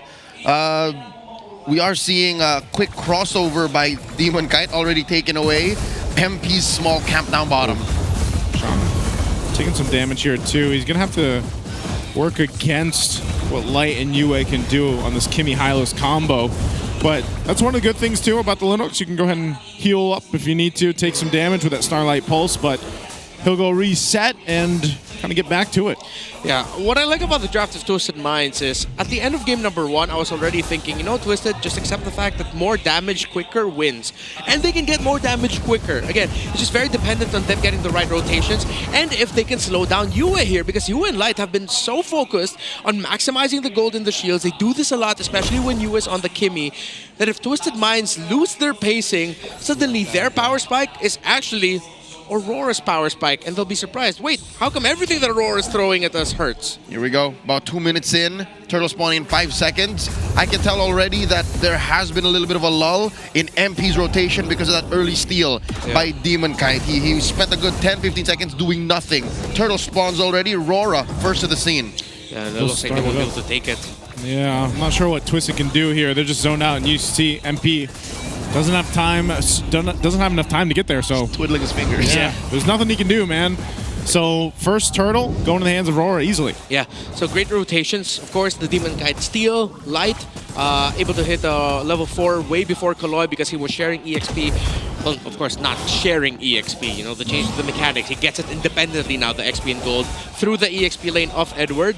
So smart rotations with the roam, mid, and jungle. Again, one of the best things that Aurora does this season, I think one of the first teams to really understand how important it is to have very sharp and precise rotations that give you a lot of resources and take resources away from the opposing team. If there is something good we can say about Twisted Minds, is Lance who's holding this lane down. That was a rotation by Yue, and it led to nothing. If anything, Edward's still getting beat up by the CC. The long run, though, you can only get so much wins with giving your opponents less of what they could potentially get. You're gonna need to get something for yourself as well. Okay, there is already a significant gap between the two gold laners, 500 already, and it is another Skypiercer rush for Dominkite's Granger. This is what he does, though, man. I feel like in majority of Dominkite's games, he's always early game 500, 600 gold ahead of the opposing gold laner, you know, and that's one thing he does really well. He's kind of aggressive in that lane. He's confident enough to go ahead and duke it out against other gold laners. And that has been the story of Dominkite in Season 16. He's been building his confidence, and his stats tell that story. Yeah. Considering that the Crab is also on his side, it's a testament to how well he's handling the lane. We've seen many times Harith bully absolutely anyone in lane, so that even though the gold laner that has the Crab on their side, it doesn't feel like it's on their side because that's already being controlled by the opposing gold laner. But Dominkite has just been stellar with managing the lane. If he's not winning it, at least he's keeping things close, that he's holding the Crab. Okay. So play here, Light. He's going to take some damage. Glorious Pathway on the defense. Pops the Revitalize too. But the Turtle's up. Everyone is going to be joining this fight. Dominkite as well joined this alongside. We're going to see a 5v5. Traction Pulse going to be able to catch Kaloy. He jumps, pops the Revitalize. He's going to go for Light again. They know he doesn't have an ult, so Light falls. First blood in the hands of Lansu. Edward buys some time. Dominkite will get the Turtle. Dominkite jumps on in. But it looks like that's all it's going to be. They trade the objective for another kill for Twisted. That is 2 for the price of a turtle. What does the math look like, Renmar? Yeah, that's still going to be Aurora for me, even though they lost to Twisted Minds are starting to get items here. The fact that Dominkite is still getting the objectives means that that is like a slow accruing interest favoring Aurora. And now, though, that's a little bit more info for Aurora that fighting under everything Twisted Minds can throw is actually quite difficult. He still got it with the body block. Still got the Crab. Edward actually was one of the major reasons as to why Aurora was able to win that last team fight, because of the attention he was pulling. It actually split the attention of Twisted Minds. They didn't know whether or not to go with the Sharks or stay back and actually bring Edward down, and that slight delay gave a lot of opening for Aurora. And there's 1,500 change in gold between them. And it's on significant parts of the map. The gold in the jungle. This is a fight waiting to happen. Oh, Kaloy could be in trouble. Traction Pulse will bring him back. Can't even AOG on out. So a kill now in the hands of RORA plus a turret. These small little wins that they've been finding is giving them that small gold lead. Aurora has all the initiative. They can pick fights. They can call for rotations. And Twisted Minds can only respond. I'd say when MP the King and Sean are ready, that's the only time they can fight. Light! Deadliest catch on Light. Pops Revitalize and the pathway will be taken out anyway. So good pickup planned, and they'll do it in the bush there. I think that's a big heat check. Even though Aurora's lead is getting bigger and bigger, of course, they keep getting objectives. They got the turtles. They finally got their first kill. Twisted Minds' damage is nothing to be scoffed at. Nope.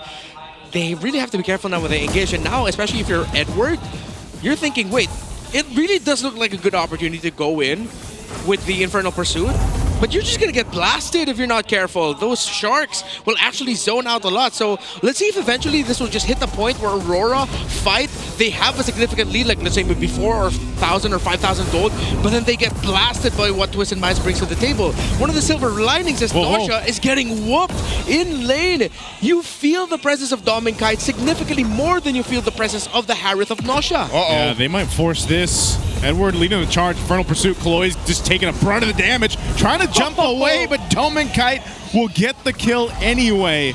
And that's the big problem here for Twisted. They really haven't had an answer to deal with Dome and Kite's aggression even.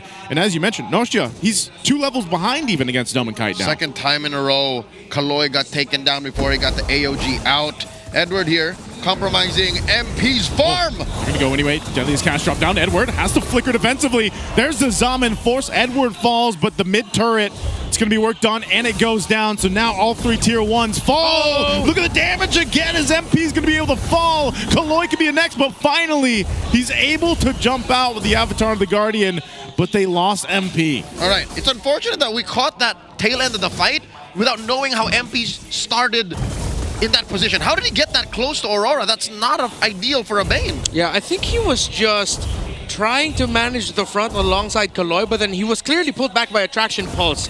So I think that's what made his positioning look worse, the fact that he got caught by it. Don't think he expected that to be thrown out by you and for it to land in the perfect spot for the Kimmy. Look at the lead between this Granger and the Harith, already up to a Malefic Roar. At this point, there's not going to be much that Twisted Minds can do to deal with this Granger directly. You deal with the Kimmy and Granger by popping Edward and Light quick enough that you still have some uptick on especially the darkness on the Lunox, so that she could just chaos assault over and over again on the Zaman Force, so that when the front line is down, that's when you can take down the back line of Aurora. It's like peeling an onion slowly and you're crying every time you do it. And Twisted Minds currently are crying. They're down almost 5,000 gold.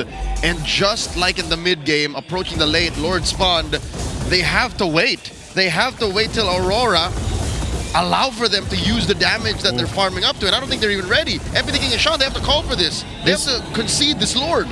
Dude, the Kimmy is such a nuisance. Like, the fact that you can just do that, post up with Light, and Traction Pulse or not, you're enough of a threat, you know, that no one from Twisted can really get in that zone there. Oh my god.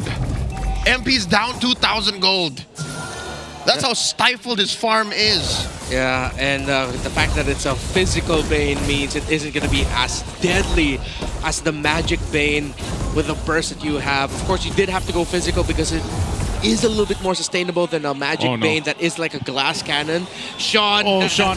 No. He's got the Brilliance. Oh, okay. Brilliance out and no overly aggressive maneuver by Aurora to try and take him down. This could be a tough defense by Twisted Minds, but they do have a strong lineup for counter-engaging. If Aurora slips, then that might be the opening. Yep, good little bit of damage there, of course, from Demon Kite. Damage check on Kaloy. Whoa, Sean too, quite low. Just from the Thorn Rose. Now Lord's going to charge in the base turret. Down bot. They already got the Holy Shields. Twisted might have to just go for a Hail Mary play here. Summon Force into the Deadliest Cast. Drop down. They'll clear out the Lord. But look at the shots here. Dominkai as well. They just want to get these base turrets. They'll take the mid one down. They drop down the glorious pathway. MP's gone in an instant. And RORA taking down the bottom turret. Twisted with 4 members. They'll just try to defend. I don't think they can actually end the game just yet, though. Okay, I'm convinced it really is just the innate immobility of a Bane. Yeah, and it really looked like Twisted Minds were sort of like autopiloting in that scenario. You did not have to loot members there. All right, they're going to flicker out of UA here. They're trying to hold on to this last base turret. Now Kaloi gets taken out. Lansu on the run. Over. He's in trouble. Demon Kite will clear that up. A double for Demon Kite. Even with MP back, does he just throw out the deadliest catch to try to stall him out? But it's just way too much. RORA again in an instant under the 11-minute mark will go for the wipeout if they can. But there it is. Game 2 is theirs. Another dominant win for RORA. The drum bellows as the Northern Lights shine. A flashbang of a win over Twisted Minds. And they get closer and closer to matching the record of the team that defeated them in the grand finals of season 14. 13-1 is looming, and Aurora is glowing. They are too damn good. Usual play to Twisted Minds. They tried some things tonight, but it seems like they are still reeling from their last series that went all the way against Team Liquid. The Bane, man. I was hoping to see something a little better with that, but I just feel like it got completely shut down. Needed time. It was too much of a gamble against a team that was as good as Aurora. And Twisted Minds have to figure out how to make it to the playoffs once again. Let's throw over the stage. Aurora were their hosts, Hans and Odin, with their winners interview. An incredible series to start week 7. 10 wins in a row. Give it up for your winners, Aurora Gaming! Coach, I'm gonna go with you first. Kasi hindi ko alam kung nababasa mo yung social media, pero a lot of people are saying that you and Coach Dex are the best drafters this season. What do you have to say about that? I think para sa amin kasi number one, hindi naman ganun ka-importante sa amin na maging best drafter kasi ang mas importante talaga sa amin ngayong season mag-champion. Then pangalawa, I think yung pagiging best drafter siguro hindi lang talaga siya dahil sa akin. Dahil talaga yun sa sa effort ng buong coaching staff, sa effort ng mga players, and sa lahat talaga ng tumutulong sa team kaya namin nagagawa yung ganun. Coach, that's you, Coach Dexstar, and I assume Khalad as well. I think he's an unsung hero. Khalad, I'm gonna give you your flowers this time. Please give the mic. Give a warm round of applause to Khalad, everyone. Khalad, kasi ang dami ng mga tao na hindi alam kung ano yung ginagawa mo sa team, and yet you're performing so well. What do you do? What do you contribute to this win?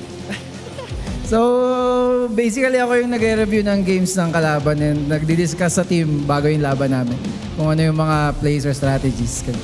O, so yan, para sa lahat ng mga nagtatanong, that's what Khalad's doing. Malaking ambag ni Khalad sa team, sabi na nga rin ni Coach MTB. And gusto ko din tanungin, Coach, kasi nabanggit mo na nga ang focus nyo this season is to be the champion. Ano ba sa tingin nyo yung nag-lack kayo last season na meron this season?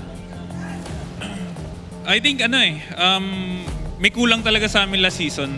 Yun siguro yung na-figure out namin, in-improve pa namin, especially sa drafting. I think yun talaga yung isa sa naging priority namin ngayong season. Then sa player, syempre malaki talaga yung naging impact ng pagpasok ni Light. Kaya mas talaga kami ngayon, mas nakakapag-perform kami lalo.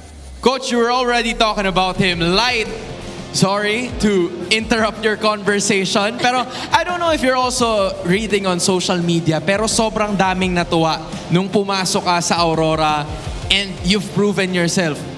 Playoff bound na kayo. Is there a moment of chill? Parang pwede na ba mag-chill ang Aurora at this point or hindi pa din? Mas lalo nga ako na-tense kasi tumataas yung win streak tapos sobrang dami nag-i-expect every warp, di ba? Parang wala, parang ganun yan. Ayun, kaya rin siguro nakapag-adjust ako ng maayos dahil talaga sa coaches and sa mga kakampi ko. Kaya ayun, binubuhat nila ako. Kaya thankful ako sa kanila. Medyo trending ka nga din ngayon, Light, no? Napanood din namin yung podcast mo with Sir Wolf. And anong masasabi mo or reactions mo dun sa mga praises na nakukuha mo from the community?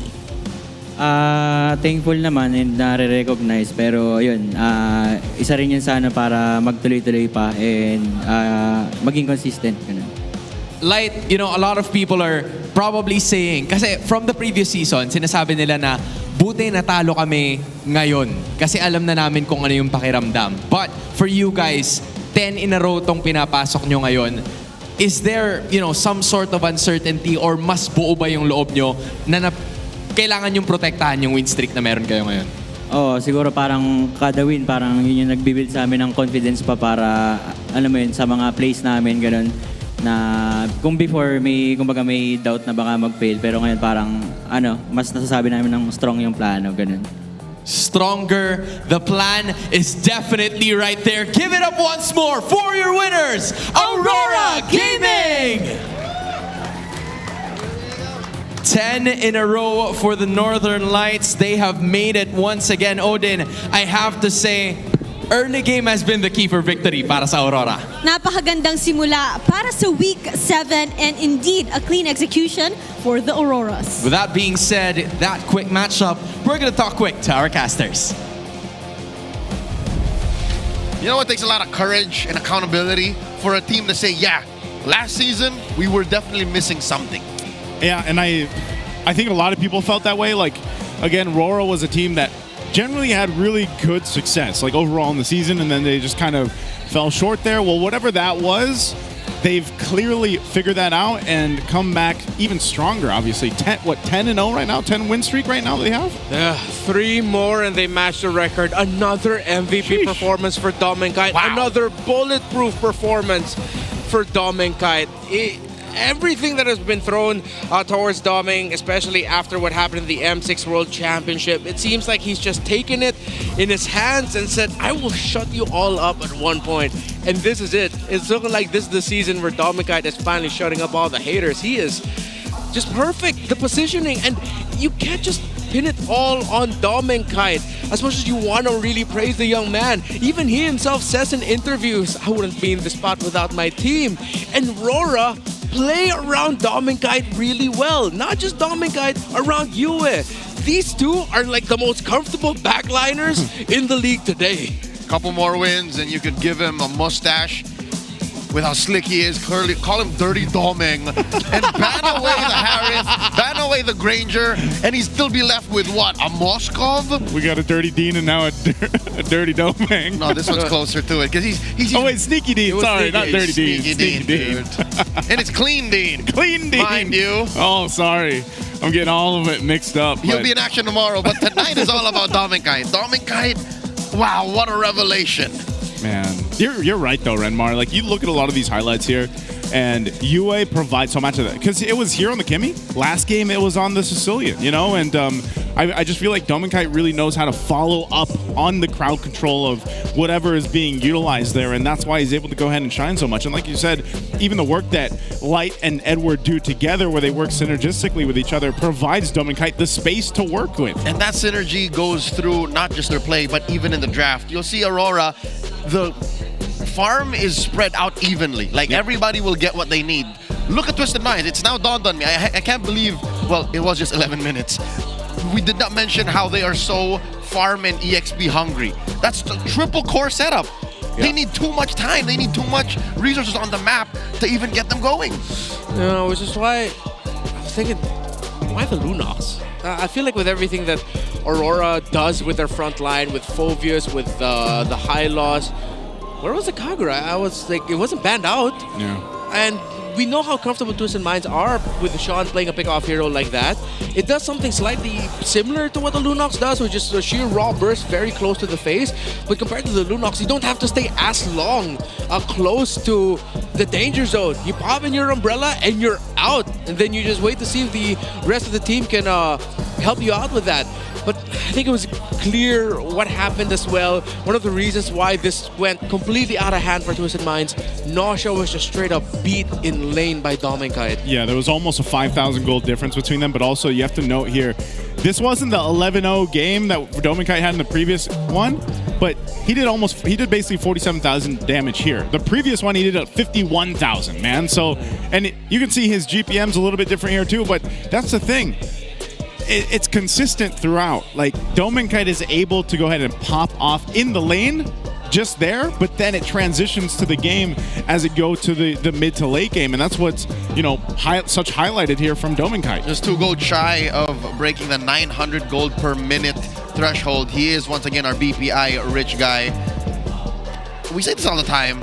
He literally just loaded the game. He's playing with the same momentum he had in game 1. Yep. I feel like I suddenly have this theory based off of what Coach MTB said. He did acknowledge earlier on the season that their experience with Aurora, Turkey, and MSC helped grow Coach MTB and Coach Dexstar into the form that they are in now, that they learned a lot of things from the Aurora Turkey squad. And I feel like that's one of the things that they've lashed on for this season. The simple idea of, if you have 1 or 2 key pieces, don't change it. Stick with it and build with it over and over again. Even without their boys, the coaches have figured stuff out and brought it back to MPL Philippines. Now, a quick reminder that you can celebrate ONIC's victory in M6. The Joy ONIC PH pass will be available. It's still in the game, so you can get the starter pass, which includes the M6 Championship skin Joy, featuring ONIC PH, and more exclusive in-game items. Join Joy using the ONIC PH skin and get on your way to your own road to champion. It has its partner with it, the Finals MVP skin, Beatrix Skyforce Maverick. It's available now. I'm not so sure if the sale is still there, but you can get it if you don't have it yet. The M6 Finals MVP, Kelra, added a personal touch, having his son's name Slake on the midriff of Beatrix's outfit. So get to it now. Use Beatrix's Skyforce Maverick and claim your own MVP. I got both of them. Actually, just this last week. Beautiful skins. Unfortunately, I'm not much of a Joy player, or Beatrix, but I got them anyway. Collectors. Yeah, it does not make you stronger as a Joy. You still really have to practice it before you use it. I learned that the hard way. And there's something about those 2 skins. Everyone keeps going after you, but at least you look good while doing it. But stop bullying the people with the ONIC skins. Why? You don't need to. It's so eye-catching. You're literally a threat magnet. No, that's true. Like, everybody wants to take you down. Yeah, it's the drip. You don't want to get out-sigmaed and out-aura'd by those skins, man. I think this is what the kids say, on fleek. Do they still say that? Is it still a thing? I don't say it. I don't say it. On God, I don't know. No, I ain't capping. Bet. I ain't capping. A bunch of people just turned on over to the Filipino broadcast. They'll get worse things over there. They'll get Sa. Yes. That's true. That's true. They'll get a few other things I'm not allowed to say here on the stream. So, hey, just get the skins while you guys can. They last for a while. I know what's cool too is like you can also gift. Like once you purchase them, you can get it for others. You can get it for others. Oh. So if you did think about gifting them to your friends, your family, maybe to us, if you want to. Bros? Yeah, we'd appreciate it. Well, I already have it, so. Yeah. Again, a quick recap. That is a sweep by Aurora. We hope Twisted Minds figure something out because they still need to win games to be able to secure themselves a playoff spot. Once again, it has been the We Bear Bros bringing you the action. We have one more match coming your way. But for now, let's go ahead and listen to the mic check. This will be a little insight, and then after this, it'll be Wolf breaking down the keys to victory. We'll see you on the other side. No, siya, pre. Purify na siya, pre. Nagpating na, pre. Palalik sa akin. Buhay pa si Ed, ha, pre. Tingin. Lanso, pre. Lanso. Lanso. Wala na. Okay lang. Nakuha silang hero sa atin. Okay. Low HP Lunox. Okay, basag lang, pre. Yan nyo sila. Yung tali. Huwag kayo mailang. Guys, ako sa Lunox, ha. Bain. Nangat ko. Uli, Brad. Tower. Bot. Nice, we. Nice, D. Tumali ulit. Tumali na. Ay, sa galay, walang ton. Galay. Lanso, walang dash. Patay ata Lunox kay ano? Tara. Double. May wave sa bot. May latag. Imposit, ha. Yung Lunox, nasa ko. Patay. Patay niyan. Ito pa. Natin to. No shard. Wala, pre. Ayaw niya. Ayaw, Brad. GG boys, nice game. GG boys. You know, I've seen a lot of ML games. I've seen a lot of ML teams. Ito na yata ang pinakamalakas na team na nakita ko in the early game, especially in MPL PH history.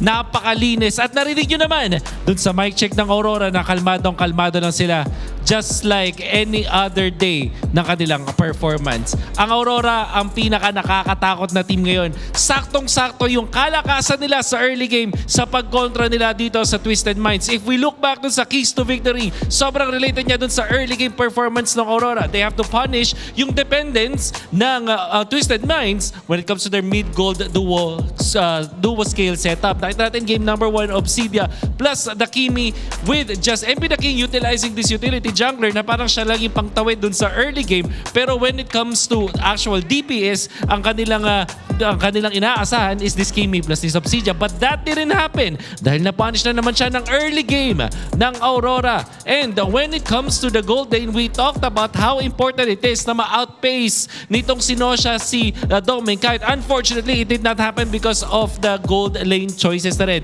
When it comes to the draft, when it comes to the rotations, at mismong sa galing ni Doming kahit sa 1v1 scenario in this roam roll, hindi nakahinga at hindi nakaporma ang Twisted Minds. Unfortunately, hindi sila tumagos ngayong araw. RORA is very scary. Dino kaya ang makakatalo sa team na to? I'm really not finding anyone mula dito sa MPL PH S16 unless masolve na mga teams natin ng early game ng RORA. Mukhang dire-diretso na ang momentum na to para sa Northern Lights. Yan po ang ating series number 1, but we still have a very exciting match. Ang Falcons na losing streak at talagang do or die na ay kakaharapin ang ONIC Philippines. Abangan natin yan sa pagbabalik ng MPL PH Season 16.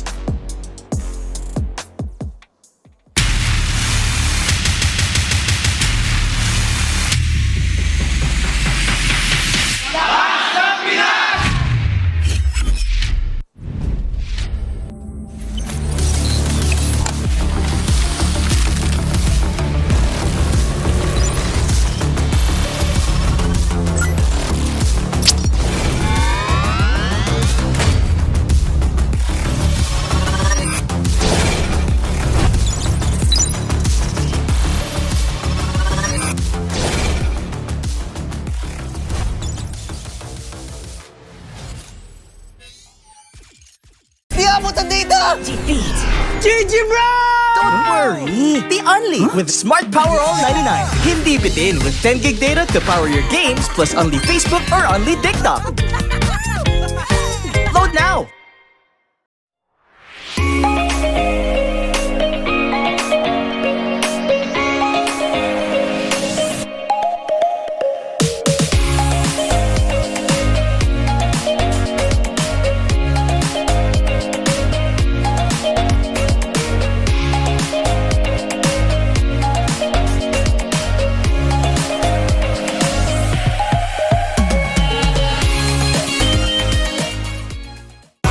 Enemy alert. Your scalp gets 1.5 times greasier, causing dandruff. Get triple anti-dandruff power. Supercharged with Clear. Pang-marinade! Pang-gisa! Pampasarap! Ang daming ititimpla! Luto mo yan with Knorr Liquid Seasoning. Mula luto tong plato, sarap panalo! Luto tong plato, sarap panalo! Luto tong plato, sarap panalo! Luto tong plato, panalo ang luto mo!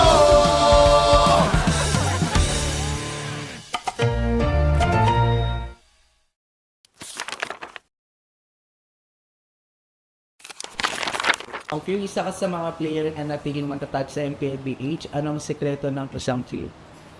Para sa akin siguro yung passion ko sa gaming talaga. Kahit anong game kasi gusto ko maging magaling eh. Yung passion ko sa gaming is nakuha ko siya simula nung bata pa ako eh. Parang sobrang saya ko sa mga nilalaro ko and sobrang saya ko lalo kapag nananalo ako. So, piling ko doon ko nakuha yung passion ko. Nabanggit mo din na si Pio yung vote mo.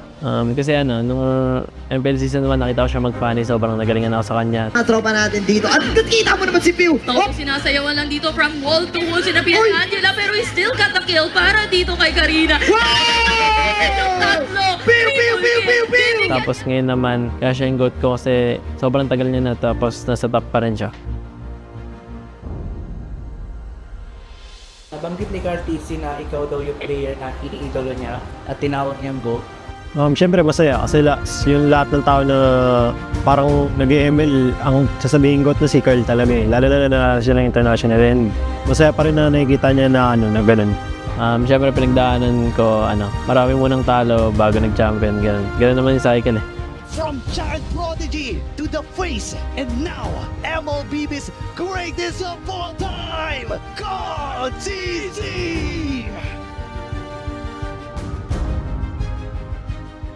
Paano nito nabago yung buhay mo at yung pananaw mo sa buhay? Sobrang dami nagbago sa financially, tsaka yung routine ko sa buhay, yung ginagawa ko sa buhay, tsaka pag lumalabas ako ganun, may mga nakakilala na sa akin. Feeling ko, habang tumatagal, parang napapansin ko sa sarili ko na mas madisiplina ako and mas mature. Siguro yung biggest lesson ko lang yung balance lang sa lahat ng bagay. Tapos ngayon talaga, ito na talaga yung feeling ko buhay ko eh.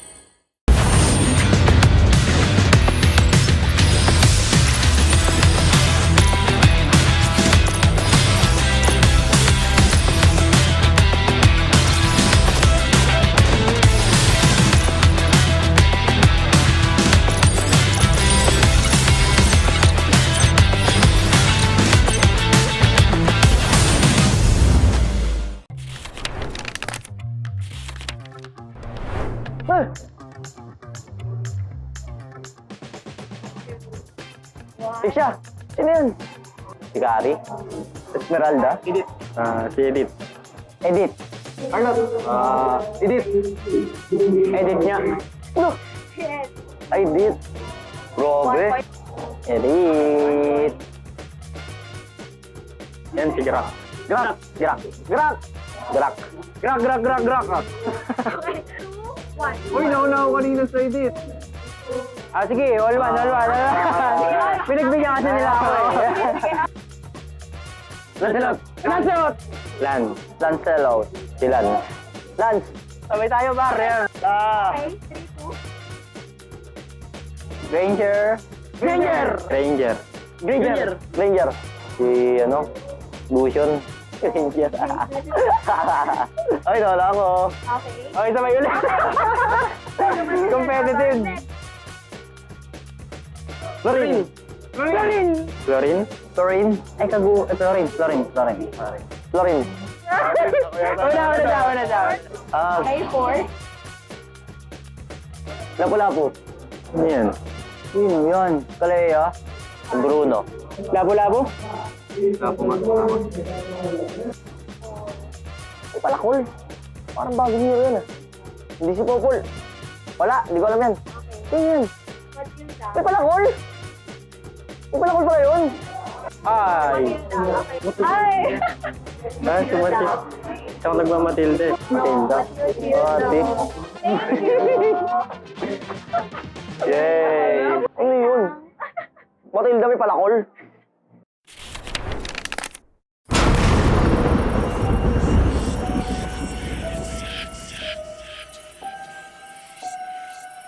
Gising na ako, nandiwala ako sa swerte. Sabi mo, Turuin streak ko to. Dahil sa'yo, tambak na ako!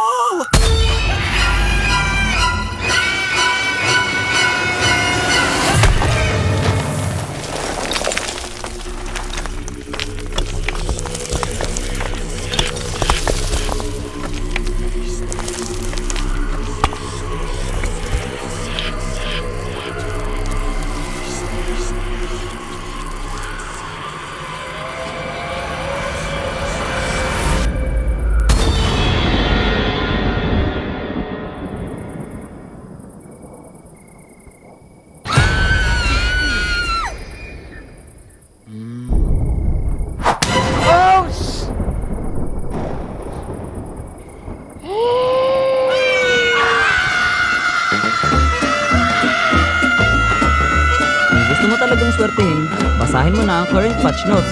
Andito na ang Ready for Next, the biggest gameplay update of the year. Break through boundaries with the new Broken Walls map update. MLBB, we are ready for next.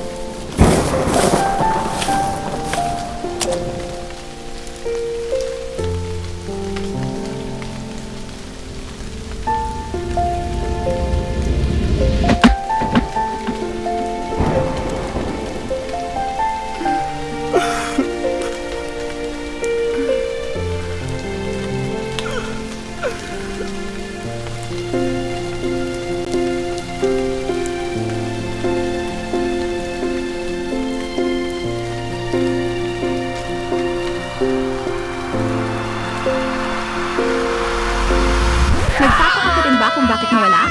Basahin na ang current patch notes. Andito na ang Ready for Next, the biggest gameplay update of the year. The all-new Dangerous Grass Map update. Use it to your advantage. MLBB, we are ready for the next.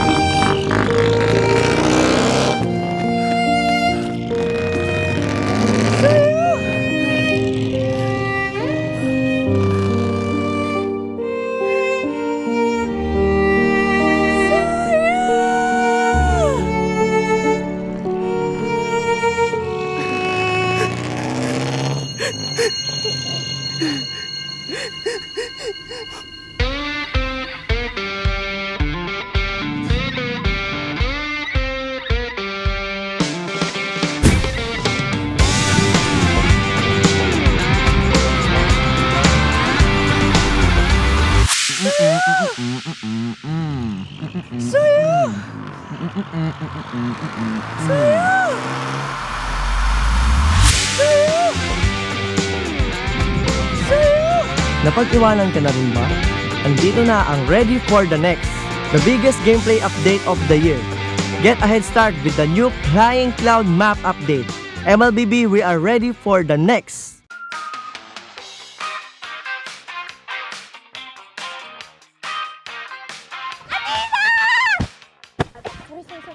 Sinundan mo talaga ako dito!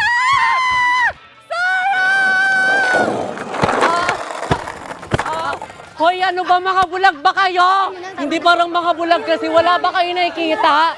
Mga bulag!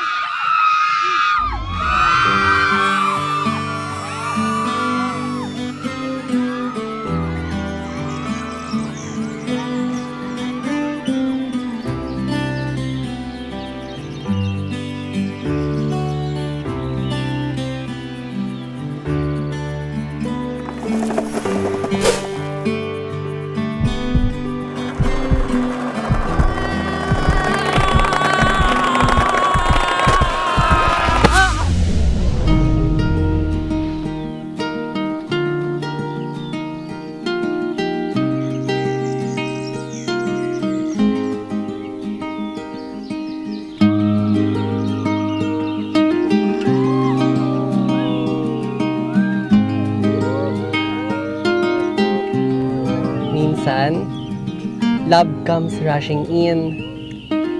Parang bagong expanding river sa Mobile Legends. Andito na ang ready for the next, the biggest gameplay update of the year. Navigate the river with the new expanding rivers map update, MLBB. We are ready for the next. Guys, nandito na yung bagong update sa Mobile Legends. Yung dangerous... Hoy!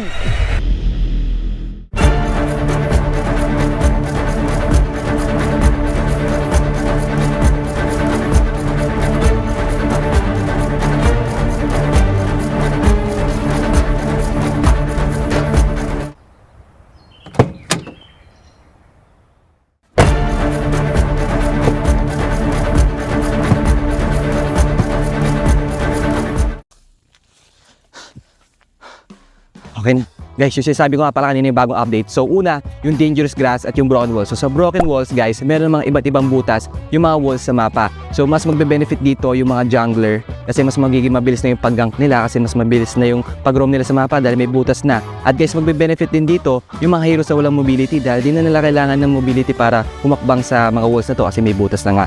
At sobrang magbe-benefit din dito, guys, yung Johnson kasi mas marami na yung shortcut so mas mapapabilis yung pag-roam niya sa mapa. At yung pangalawa naman, guys, is yung dangerous grass. O yung dangerous grass, nagdadagdag si Muntun ng mga iba't iba pang grass sa Mobile Legends para mas maraming opportunity para mag-gank at mag-ambush. At marami pang iba, guys. So, yung pangatlo naman is yung flying clouds. So, sa flying clouds, pwede kang umapak sa base at mapupunta ka sa lane mo na mas mabilis kapag ginamit mo ito. At yung pangapat naman, yung expanding river. So si Muntun magdadagdag daw siya ng maraming tubig sa river kaya mas magiging mabilis yung movement speed nyo kapag umapak kayo sa river. At yun lang, yung mga bagong update ni Mobile Legends kaya i-check nyo na. Payong mo.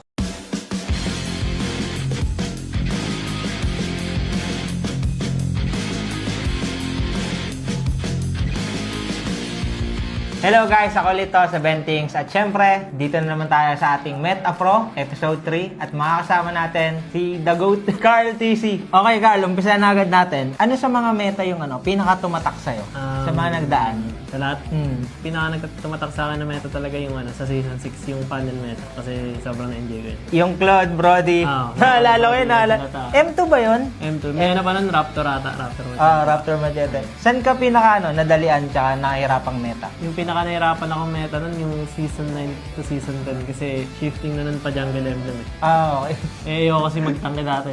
Naalala ko ba? Okay lang i-bring up natin yung naalala ko yung post mo kay Q. Hindi ko lang kay Derek yun. Na nagja-jungle emblem lang naman yung mga hindi marunong mag-retry. Hindi kasi ako makakuha sa mga naka-jungle. Ang lakas ng retry nila eh. Bukod sa malakas ng retry, ang bilis ng pattern ng farm. Kaya may iwan talaga. Unang makakapag-start. Naalala ko na, natawa lang ako guys.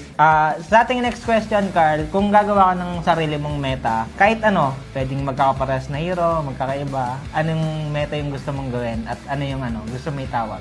Kung gagawa ko sariling meta, siguro yung mabilis pera ng lahat, tas mabilis yung cooldown. Tapos yung skill, sobrang dami yun. Parang mayhem, ganun. Ganun yung gusto ko. Tapos yung, deathmatch ba siya o ano? Normal siya na 5v5. Pero parang gusto ko rin ng 10v10 ganun. 10v10? Yung magkakaibang skill. Magkakaibang ba, yung Kagura, may hook. Parang mga ganun. Gusto mo ba yung ganun ba? Ayoko nun. Mabilis lang cooldown, tapos maraming pera. Okay na ako sa mga skill nila. Pangatlong tanong natin, dahil magkakaroon ng next project, yung may iba na yung mapa, sino sa mga team yung feeling mo na mabilis makaka-adapt at makakapag-adjust doon? Tingin ko yung mga na makaka-adapt agad doon yung may mga magagaling na coaches kagaya nila Coach Wine at ganun. ONIC. Lalo ni ONIC. Tingin ko kasi mahilig sila mag-experiment. Tapos syempre Aurora din. Halos lahat naman tingin ko. And tingin ko parang new beginning to sa mga teams na di na nanalo ngayong week. Reset talaga. Baka natin guys. At syempre guys, hindi lang kami ni Carl ang makakasama nyo dito sa Meta Pro kasi meron din, tawagin na lang nating Meta Super Fan. Yun. Pero please welcome guys si Jeya.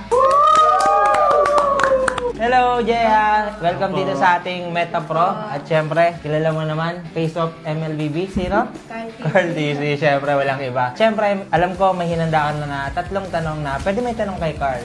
Tanong ko lang, Carl, kapag in-game, kapag lamang na kayo, mas pinipili mo ba na mag-play safe na lang or gumawa ng sariling play? Like, roam, like patay gano'n? Kapag lamang sa meta ngayon, mas pinipili ko mag-play safe unless may asim na kalaban gano'n. And pag nakakita ko ng opportunity na sobrang ganda, doon na ako gagawin. Ayun, napakagandang tanong, Jeya. Yung next question natin. Ano yung top strength mo when it comes to jungling or yung role mo? At ano yung part na gusto mo pang paunlarin? Siguro yung strength ko sa jungler, yung kung game IQ, shot calling, tsaka malawak na hero pool. Tapos siguro yung aggressiveness namin.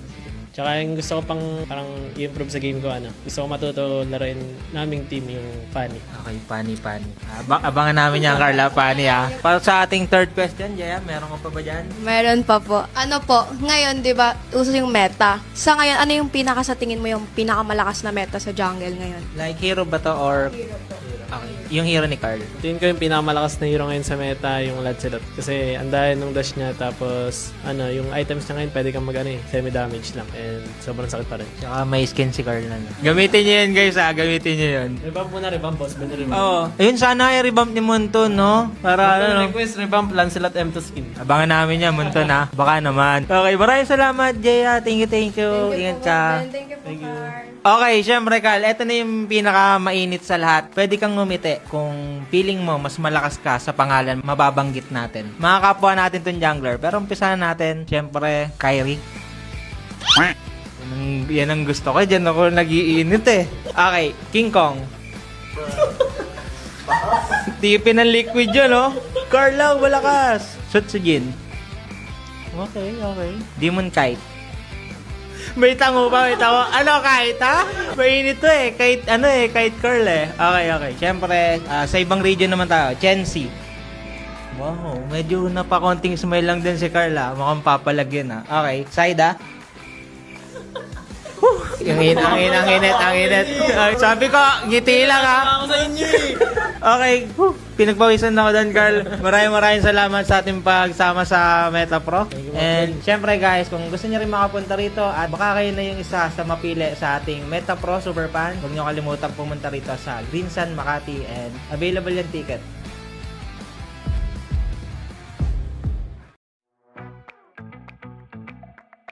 Yung thoughts ko sa Project Next, nakaka-visit kasi yung mga roamers mas mayaman pa sa mga carries Siguro nakapanibago, pero hindi naman sobrang laking adjustment kasi may mga nadagdag lang ng onti sa map, tsaka may mga pwede kang gamitin. Pero yung rotation sa mapa, tsaka yung parang sistema ng laro, feel ko same lang So para sa akin, hindi naman sobrang laking adjustments. Though meron, pero para sa akin, hindi siya yung mahirapan ka talaga na sobra. Malaking factor yung for maps kasi game style ngayon ng game parang mind games compare sa dati kasi ayun nga dahil sa roam kaya niyang mag-level to agad and sa roam marami siyang pwedeng gawin sa mapa at siguro nasa roam meta yung tingin ko. Para sa akin mas mababalo lahat ng team kasi hindi naman nila gamay agad yung kasi kakapasok ng patch. Tapos magkakagulo-gulo na yung ML. Kasi iba't iba na rin yung roam na ginagamit ngayon Mas magbubot na yung roam Pag maganda yung laro ng roam nyo, kayo yung malaki chance manalo. Hindi ko lalabas yung mga assassins na roamer. Tsaka mga high burst damage na roam. Katulad ng mga funny ganun, funny Hellcurt. Tsaka mga iba pang mga damager.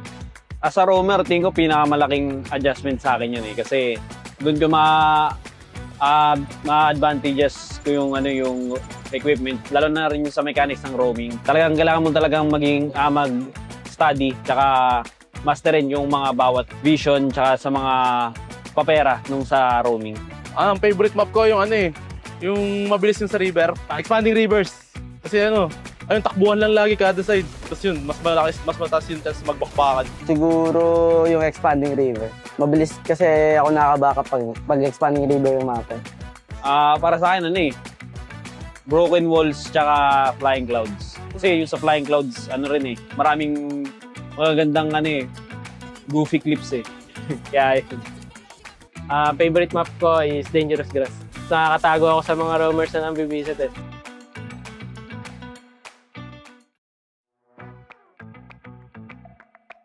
Yung thoughts namin natuwa kasi mamemeta na yung mga tank na sumisilip kasi pumabor din sa amin.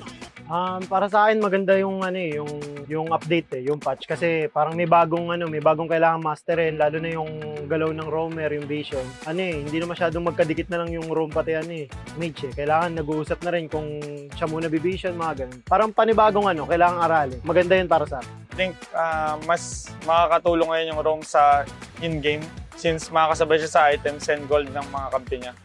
Siguro dapat yung hero nila mobility tas mabilis talaga sa mapa para makahati sila sa lahat ng XP sa site. Sa yung magiging dahilan pag sa meta kasi yung apat na mapa parang paiba-iba Parang siguro makapasok na rin siguro ulit yung utility. Maganda kasi sobrang laki impact na ngayon ng yung bagong roamers sa first 2 minutes kasi may chance ka mag-level 4 sa first turtle.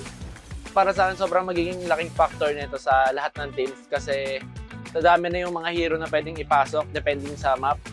So, ayun, para sa game changer din yung nangyari sa roam na update. Kasi, ayun, katulad nga, may mga gumagamit na ng mga roam Novaria and marami pa tayo siguro makitang iba. Kasi, hindi na yung roamer yung nagiging lowest gold So, pero this time, magbabago rin yung macro.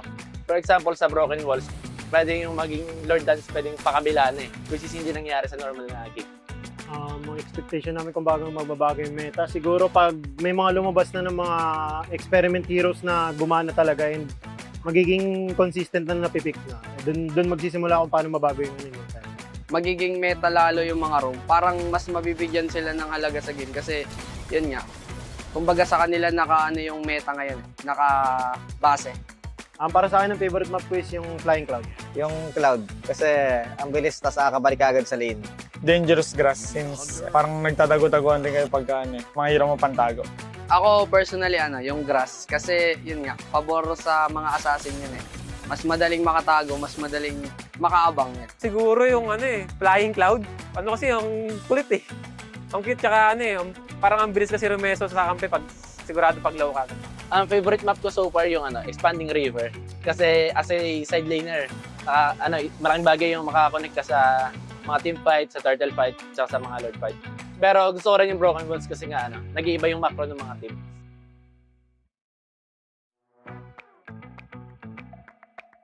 Sobrang ganda po yun. Parang nakaka-excite po lalo maglaro kasi may mga panibago naman pong mapa na pwedeng ma-flexible po yung mga player. I really love the change na parang it introduced four new map. It changes the meta. Pwedeng kahit sino pwedeng gamitin na hero and different kind of playstyle for different kind of map. Okay siya sa community kasi mas maraming makukuha yung mga players na bagong entertainment kasi pag stuck lang sa isang meta, parang naboboring yung mga players So yung Project Next, maganda yung ginawa niya kasi mas maraming choice yung mga player. Tsaka mas marami silang aabangan. Interesting kasi siya. Iba-iba yung magiging game style mo. Depende sa maps. Iba-iba yung magiging experience ng bawat players. Ayun. Tingin ko overall magiging maganda siya. Ang hirap po ngayon kasi Parang iba na ngayon yung meta, hindi na yung hero yung map. Yung favorite map ko po sa Project Next, yung Flying Clouds po. Then, ayun po, mabilis po siya makapag-rotate, kaya mabilis po siya makapunta po sa mga laning. Pag after namatay po. Yung favorite ko yung may dalawang clouds kasi mabilis ka mapupunta sa mga buffs. Yun. Lalo kapag core yung player mo, ganun. Siguro po yung yung broken walls po kasi mas maraming play na magagawa at saka yung mga decision making kasi mas accessible na yung yung sa pag dive sa second turret or sa pag-invade po.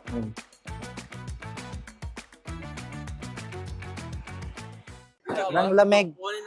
Ang lamig niya na sa akin. Hello.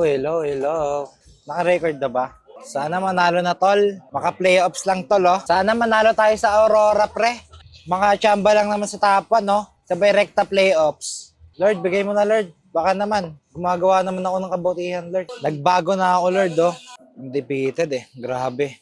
Baka ito na talaga yung para sa kanila. Pero natin yan pre. Tatry natin harangin. Try natin. Try lang. Si Doming, ang laki na ng katawan ngayon. Dom, dati ang laki-laki mong tao. Ngayon, ang sarap mo na. Di na ikaw yung Doming na nakilala ko. Ang laki na ng muscle niya. Laki nga. Ako yung mic check, Brad. Pakitang tao muna. Kunyari, madaldal.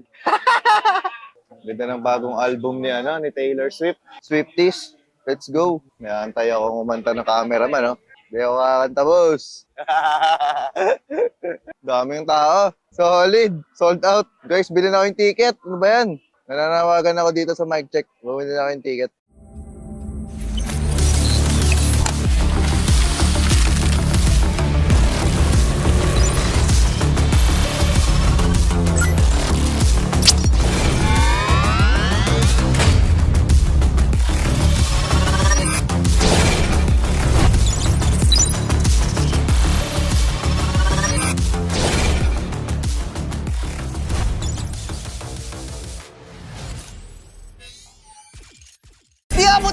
Defeat GG Bro! Don't worry! The Unli with Smart Power All 99. Hindi bitin with 10 gig data to power your games plus Unli Facebook or Unli TikTok. Load now!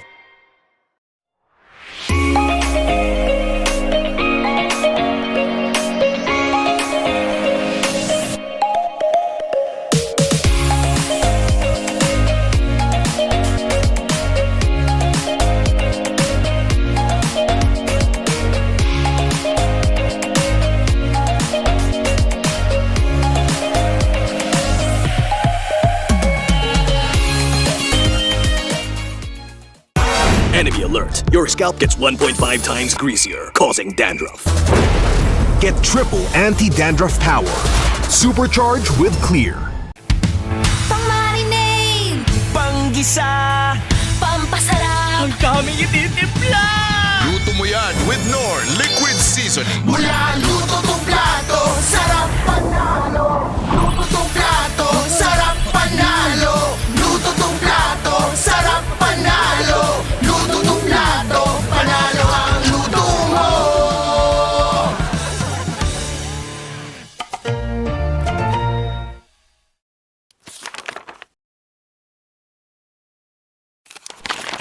Ang few isa ka sa mga player na napigil matatag sa MPL PH, anong sekreto ng isang field? Para sa akin siguro yung passion ko sa gaming talaga. Kahit anong game kasi gusto ko maging magaling Yung passion ko sa gaming is nakuha ko siya simula nung bata pa ako Parang sobrang saya ko sa mga nilalaro ko and sobrang saya ko lalo kapag nananalo ako. So, piling ko din ko nakuha yung passion ko. Nabanggit mo din na CPU yung GOAT mo. Kasi nung MPL Season 1 nakita ko siya mag-funny, sobrang nagalingan ako sa kanya. Tropa natin dito. At kita mo naman si Pew! Sinasayawan lang dito from wall to wall. Sinabihan ni Angela pero he still got the kill para dito kay Karina. Tapos ngayon naman, kaya siya yung GOAT ko kasi sobrang tagal niya na tapos nasa top pa rin siya. Nabanggit ni Cartesi na ikaw daw yung player na iniidolo niya at tinawag niyang GOAT. Siyempre masaya kasi yung lahat ng tao na parang nag-ML ang sasabihin GOAT na si Carl talaga Lalo na siya ng international and masaya pa rin na nakikita niya na na ganun. Siyempre pinagdaanan ko, marami munang talo bago nag-champion. Ganun naman yung cycle eh.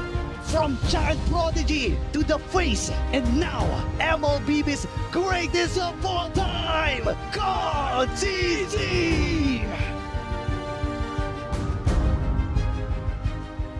Paano nito nabago yung buhay mo at yung pananaw mo sa tumay? Sobrang dami nagbago sa financially, tsaka yung routine ko sa buhay, yung ginagawa ko sa buhay, tsaka pag lumalabas ako ganun, may mga nakakilala na sa akin. Feeling ko, habang tumatagal, parang napapansin ko sa sarili ko na mas madisiplina ako and mas mature. Siguro yung biggest lesson ko lang yung balance lang sa lahat ng bagay.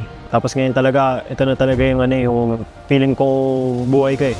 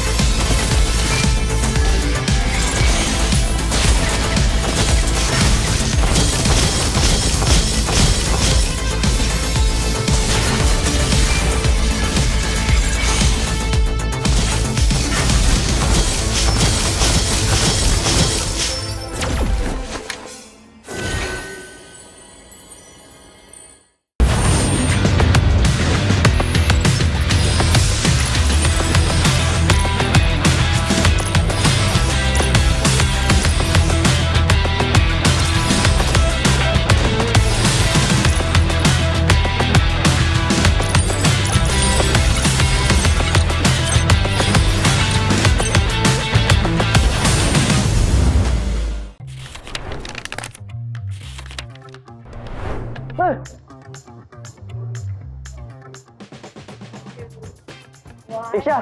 Sino yun? Si Gary? Esmeralda? Edith. Si Edith. Edith. Arnold. Edith. Edith niya. Look! Edith. Grabe. Edith. Yan si Grak. Grak! Grak! Grak! Grak! Grak! Grak! Grak! Grak! Uy, naunaw kanina sa Edith. Sige, all one. Pinagbigyan kasi nila ako eh. Lancelot! Lancelot! Lancelot. Si Lance. Lance! Sabay tayo, bar. Okay, 3, 2. Ranger. Si, Lucian. Ranger. Ay, wala ako. Okay, sabay ulit. Competitive. Florin. Ay, Florin. Wala. Okay, 4. Lapu-lapu. Ano yan? Sino yun? Kalea. Bruno. Lapu-lapu? Lapu nga. Ay, palakol. Parang bagong hero yun ah. Hindi si Popol. Wala, hindi ko alam yan. Sino yun? Ay, palakol! Ay, palakol pala yun! Ay! Ay, sumati. Siyang nagmamatilde. Matilda. Ate. Yay! Ano yun? Matilda may palakol?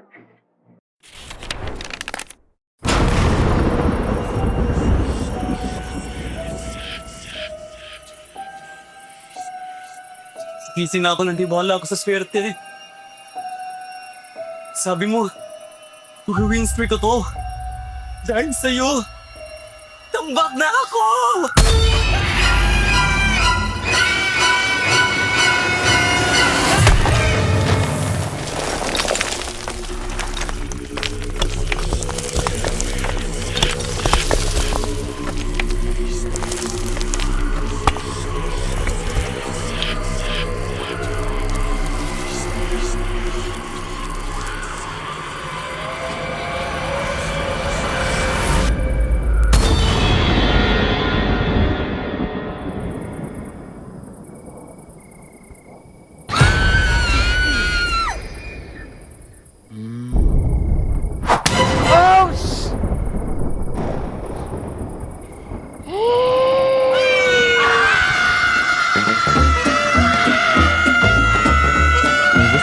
swertihin, basahin mo na ang current patch notes. Andito na ang Ready for Next, the biggest gameplay update of the year. Break through boundaries with the new Broken Walls map update. MLBB, we are ready for next.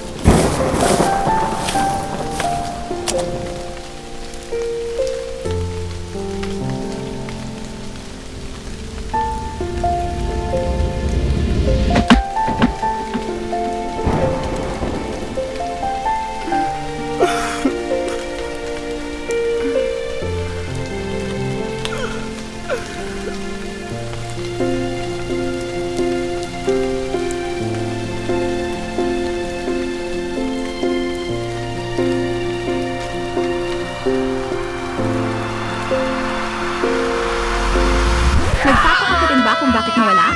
Basahin na ang current patch notes. Andito na ang Ready for Next, the biggest gameplay update of the year. The all-new Dangerous Grass Map update. Use it to your advantage. MLBB, we are ready for the next.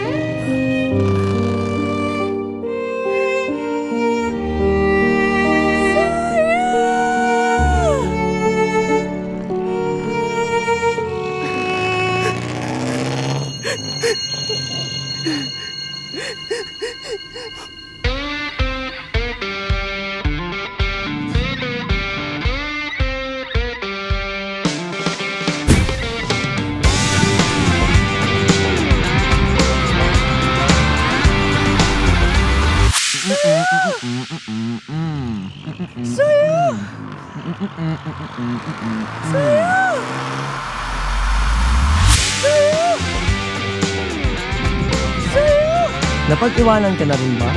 Andito na ang Ready for the Next, the biggest gameplay update of the year. Get a head start with the new Flying Cloud map update. MLBB, we are ready for the next.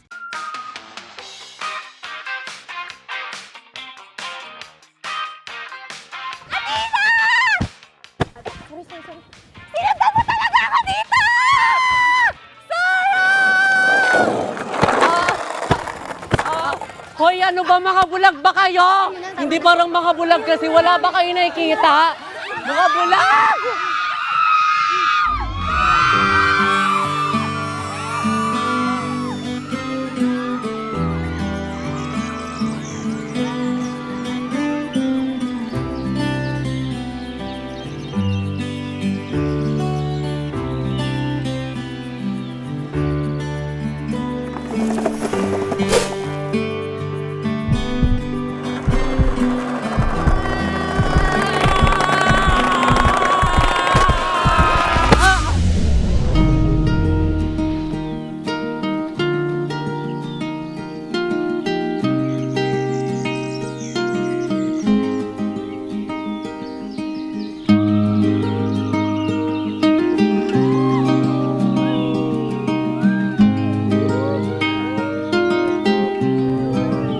nakaraan, love comes rushing in. Parang bagong expanding river sa Mobile Legends.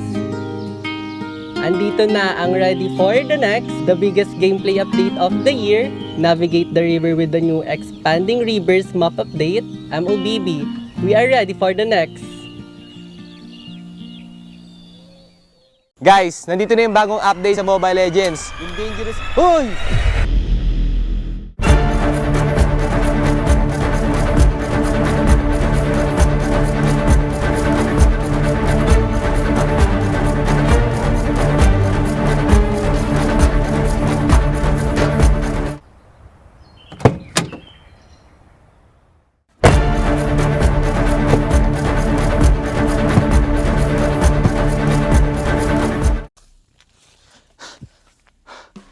Okay, guys, yung sinasabi ko nga pala kanina yung bagong update. So una, yung dangerous grass at yung broken walls. So sa broken walls, guys, meron mga iba't ibang butas yung mga walls sa mapa. So mas magbe-benefit dito yung mga jungler kasi mas magiging mabilis na yung pag-gank nila kasi mas mabilis na yung pag-roam nila sa mapa dahil may butas na. At guys, magbe-benefit din dito yung mga heroes sa walang mobility dahil di na nila kailangan ng mobility para humakbang sa mga walls na to kasi may butas na nga. At sobrang magbe-benefit din dito, guys, yung Johnson kasi mas marami na yung shortcut so mas mapapabilis yung pag-roam niya sa mapa. At yung pangalawa naman, guys, is yung dangerous grass. O yung dangerous grass, nagdadagdag si Muntun ng mga iba't iba pang grass sa Mobile Legends para mas maraming opportunity para mag-gank at mag-ambush. At marami pang iba, guys. So, yung pangatlo naman is yung flying clouds. So, sa flying clouds, pwede kang umapak sa base at mapupunta ka sa lane mo na mas mabilis kapag ginamit mo ito.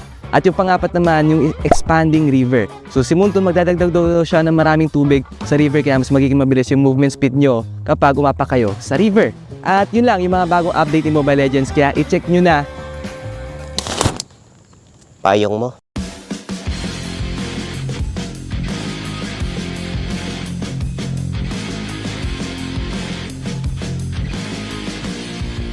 Hello guys, ako ulit to sa Bentings at syempre, dito na naman tayo sa ating Meta Pro Episode 3 at makakasama natin si The GOAT, Carl TC. Okay Carl, umpisa na agad natin. Ano sa mga meta yung pinaka-tumatak sa'yo sa mga nagdaan? Sa lahat, pinaka-nagtumatak sa akin na meta talaga yung sa Season 6, yung panel meta kasi sobrang na-enjoy ko yun. Yung Claude, Brody. Naalala ko yun, M2 ba yun? M2. May na pa nun, Raptor ata. Raptor Machete. Saan ka nadalian tsaka nakahirapang meta? Yung nahirapan akong meta nun yung Season 9 to Season 10 kasi shifting na nun pa jungle emblem eh. Okay. Ayoko kasi magtangke dati. Naalala ko ba? Okay lang i-bring up natin yung naalala ko yung post mo kay Q. Hindi ko lang kay Derek yun. Na nagja-jungle emblem lang naman yung mga hindi marunong mag-retry. Hindi kasi ako makakuha sa mga naka-jungle. Ang lakas ng retry nila eh. Bukod sa malakas ng retry, ang bilis ng pattern ng farm. Kaya may iwan talaga. Unang makakapag-start. Naalala ko, natawa lang ako guys. Sa ating next question, Carl, kung gagawa ka ng sarili mong meta, kahit pwedeng magkakapares na hero, magkakaiba, anong meta yung gusto mong gawin? At ano yung gusto mo itawag? Kung gagawa ko sariling meta, siguro yung mabilis pera ng lahat, tas mabilis yung cooldown. Tapos yung skill, sobrang dami yun. Parang mayhem, ganun. Ganun yung gusto ko. Tapos yung, deathmatch ba siya o ano? Normal siya na 5v5. Pero parang gusto ko rin ng 10v10 ganun. 10v10? Yung magkakaibang skill. Magkakaibang. Ba, yung Kagura, may hook. Parang mga ganun. Gusto mo ba yung ganun ba? Ayoko nun. Mabilis lang cooldown, tapos maraming pera. Okay na ako sa mga skill nila. Pangatlong tanong natin, dahil magkakaroon ng next project, yung may iba na yung mapa, sino sa mga team yung feeling mo na mabilis makaka-adapt at makakapag-adjust doon? Tingin ko yung mga na makaka-adapt agad doon yung may mga magagaling na coaches kagaya nila Coach Wine at yun. ONIC. ONIC. Tingin ko kasi mahilig sila mag-experiment. Tapos syempre Aurora din. Halos lahat naman tingin ko. And tingin ko parang new beginning to sa mga teams na di na nanalo ngayong week. Reset talaga. Baka natin guys. At syempre guys, hindi lang kami ni Carl ang makakasama nyo dito sa Meta Pro kasi meron din, tawagin na lang nating Meta Super Fan. Yun. Pero please welcome guys si Jeya. Hello Jeya! Welcome dito sa ating Meta Pro. At syempre, kilala mo naman, face of MLBB. Sino? Carl TC. Syempre, walang iba. Syempre, alam ko may hinandaan na 3 tanong na pwede may tanong kay Carl. Tanong ko lang, Carl, kapag in-game, kapag lamang na kayo, mas pinipili mo ba na mag-play safe na lang or gumawa ng sariling play? Like, ano lang, roam, like patay gano'n? Kapag lamang sa meta ngayon, mas pinipili ko mag-play safe unless may aasim na kalaban, gano'n. And pag nakakita ko ng opportunity na sobrang ganda, doon na ako gagawin. Ayun, napakagandang tanong, Jaya. Yung next question natin. Ano yung top strength mo when it comes to jungling or yung role mo? At ano yung part na gusto mo pang paunlarin? Siguro yung strength ko sa jungler, yung yung game IQ, shot calling, tsaka malawak na hero pool. Tapos siguro yung aggressiveness namin. Tsaka yung gusto ko pang parang i-improve sa game ko, gusto ko matuto laruin naming team yung Pani. Okay, Pani. Abangan namin yan, Carla, Pani Para sa ating third question, Jaya, meron ka pa ba dyan? Meron pa po. Ano po, ngayon, di ba, uso yung meta. Sa ngayon, ano yung sa tingin mo yung pinakamalakas na meta sa jungle ngayon? Like hero ba to or... Hero po. Okay, yung hero ni Carl. Tingin ko yung pinakamalakas na hero ngayon sa meta, yung Lancelot. Kasi andahin nung dash niya, tapos yung items niya ngayon, pwede kang semi-damage lang. And sobrang sakit pa rin. Tsaka may skin si Carl na. Gamitin niyo yun, guys, gamitin niyo yun. Revamp mo na, boss. Oo. Ayun, sana i-revamp ni Monto, no? Para request, revamp Lancelot M2 skin. Abangan namin yan, Monto, na. Baka naman. Okay, maraming salamat, Jaya. Thank you. Ingat ka. Thank you.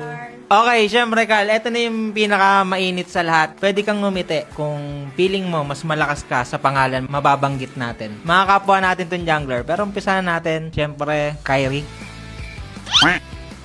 Yan ang gusto ko. Diyan ako nag-iinit Okay, King Kong. Tipin ng liquid yun, no? Carl, malakas. Sutsujin. Okay. Demon Kite. May tango pa. Ano, Kite, ha? Mainit to Kite Carl Okay. Siyempre, sa ibang region naman tayo. Chensi. Wow, medyo napakonting smile lang din si Carla. Mukhang papalagyan, Okay, Saida.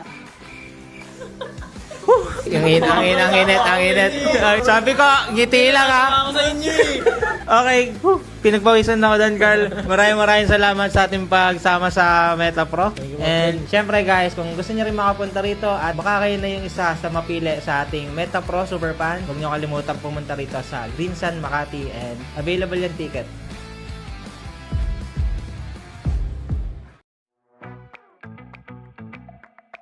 Yung thoughts ko sa Project Next, nakaka-visit kasi yung mga roamers mas mayaman pa sa mga carries Siguro nakapanibago, pero hindi naman sobrang laking adjustment kasi may mga nadagdag lang ng onti sa map, tsaka may mga pwede kang gamitin. Pero yung rotation sa mapa, tsaka yung parang sistema ng laro, feel ko same lang So para sa akin, hindi naman sobrang laking adjustment. Though meron, pero para sa akin, hindi siya yung mahirapan ka talaga na sobra. Malaking factor yung core maps kasi game style ngayon ng game parang mind games compare sa dati kasi ayun nga dahil sa roam kaya niyang mag-level to agad and sa roam marami siyang pwedeng gawin sa mapa at siguro nasa roam meta yung tingin ko. Para sa akin mas mababalo lahat ng team kasi hindi naman nila gamay agad yung kasi kakapasok ng patch. Tapos magkakagulo-gulo na yung ML. Kasi iba't iba na rin yung roam na ginagamit ngayon Mas magbubot na yung roam Pag maganda yung laro ng roam nyo, kayo yung malaki chance manalo. Hindi ko lalabas yung mga assassins na roamer. Tsaka mga high burst damage na roam. Katulad ng mga funny Hellguard. Tsaka mga iba pang mga damager. As a roamer, tingin ko pinakamalaking adjustment sa akin yun kasi doon ko ma-advantages ko yung equipment, lalo na rin yung sa mechanics ng roaming. Kailangan mo talagang mag-study, tsaka masterin yung mga bawat vision, tsaka sa mga papera nung sa roaming. Ang favorite map ko yung yung mabilis yung sa river, expanding rivers. Kasi takbuhan lang lagi kada side. Tapos mas mataas yung chance magbakbakan. Siguro yung expanding river. Mabilis kasi ako nakabaka pag expanding river yung mapa. Para sa akin broken walls tsaka flying clouds. Kasi yung sa flying clouds maraming magagandang goofy clips Kaya favorite map ko is Dangerous Grass. Nakakatago ako sa mga roamers na nambibisit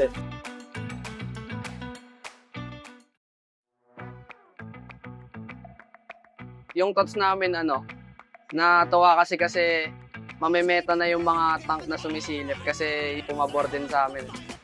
Para sa akin maganda yung yung update yung patch kasi parang may bagong kailangan masterin lalo na yung galaw ng roamer, yung vision. Hindi na masyadong magkadikit na lang yung roam pati mage. Kailangan nag-uusap na rin kung siya muna bivision, mga ganun. Parang panibagong kailangan aralin. Maganda yun para sa akin. I think mas makakatulong ngayon yung roam sa in-game since makakasabay siya sa items and gold ng mga kampi niya. Siguro dapat yung hero nila mobility tas mabilis talaga sa mapa para makahati sila sa lahat ng XP sa site. Siya yung magiging dahilan pag pasag sa meta kasi yung apat na mapa parang paiba-iba Parang siguro makapasok na rin siguro ulit yung utility ko. Maganda kasi sobrang laki impact na ngayon ng yung bagong roamers sa first 2 minutes kasi may chance ka mag-level 4 sa first turtle. Para sa akin, sobrang magiging laking factor nito sa lahat ng teams kasi sa dami na yung mga hero na pwedeng ipasok depending sa map. So, ayun, para sa akin, game changer din yung nangyari sa roam na update. Kasi, ayun, katulad nga, may mga gumagamit na ng mga roam Novaria and marami pa tayo siguro makitang iba. Kasi, hindi na yung roamer yung nagiging lowest gold So, pero this time, magbabago rin yung macro. For example, sa Broken Walls, pwedeng yung maging Lord Dance, pwedeng pakabilaan which is hindi nangyari sa normal na game. Mga expectation namin kung bago magbabago yung meta. Siguro pag may mga lumabas na ng mga experiment heroes na gumana talaga and magiging consistent na napipick na. Doon magsisimula kung paano mabago yung meta. Magiging meta lalo yung mga roam. Parang mas mabibigyan sila ng halaga sa game kasi yun nga. Kumbaga sa kanila yung meta ngayon. Naka-base. Para sa akin, ang favorite map ko is yung Flying Cloud. Yung Cloud. Kasi ang bilis tas nakakabalik agad sa lane. Dangerous grass since parang nagtatago-taguan din kayo pagka mga hero mo pantago. Ako personally yung grass kasi yun nga, pabor sa mga assassin yun Mas madaling makatago, mas madaling makaabang yan. Siguro yung Flying Cloud. Kasi yung kulit Ang cute tsaka parang ang bilis kasi rumeso sa kampi pag sigurado pag low ka. Ang favorite map ko so far yung Expanding River. Kasi as a side laner, maraming bagay yung makakonect ka sa mga team fight, sa turtle fight, tsaka sa mga lord fight. Pero gusto ko rin yung Broken Worlds kasi nga nag-iiba yung macro ng mga team.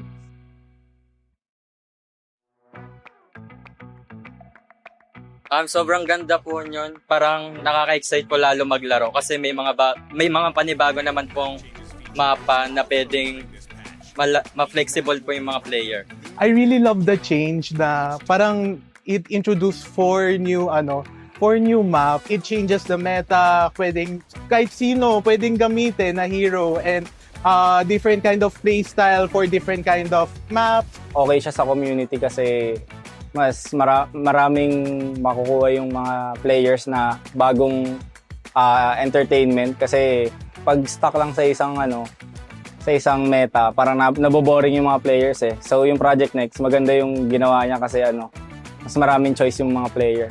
Tsaka mas marami silang aabangan. Interesting kasi siya. Iba-iba yung magiging game style mo.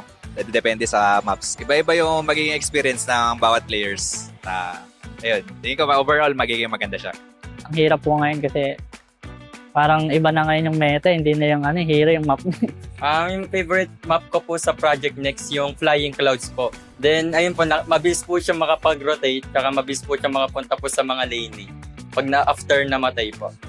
Yung favorite ko yung may dalawang clouds kasi mabilis ka mapupunta sa mga buffs. Yun. Lalo kapag core yung player mo.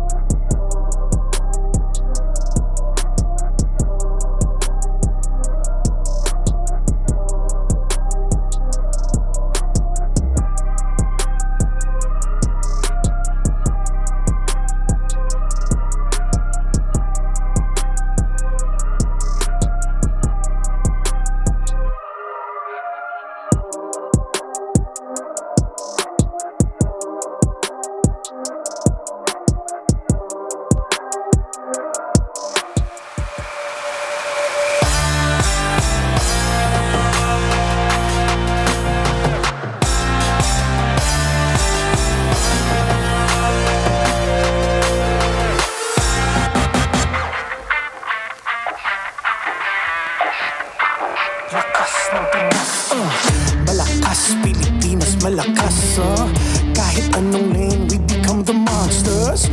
Malakas, Pilipinas malakas, face the golden sun and repping for the 3 stars. Look at us to the top, no ifs, no buts, winning any game para to sa PINAS. Di mo matitinag aming boses sa new level. Nasa kalye man o mobile, you know I become a legend. Listen, open fire, we unite, we winners. But with pressure, like diamonds are made of. Switching the lane na parang gera, HP racing made a setup. But kakatang buhat ni Hilda, full dong SS parang Laila. Susundan ko ang iyong bakas, kasama pataas, tagumpay natin to dahil tayo'y malakas. Para sa Pinas, nasa amin ang alas, hindi to atas. Kinikilala sa taas kasi kami ang malakas. Para sa Pinas, nasa amin ang alas, hindi to atas. Kinikilala sa taas, ganito kami sa Pinas. Yeah.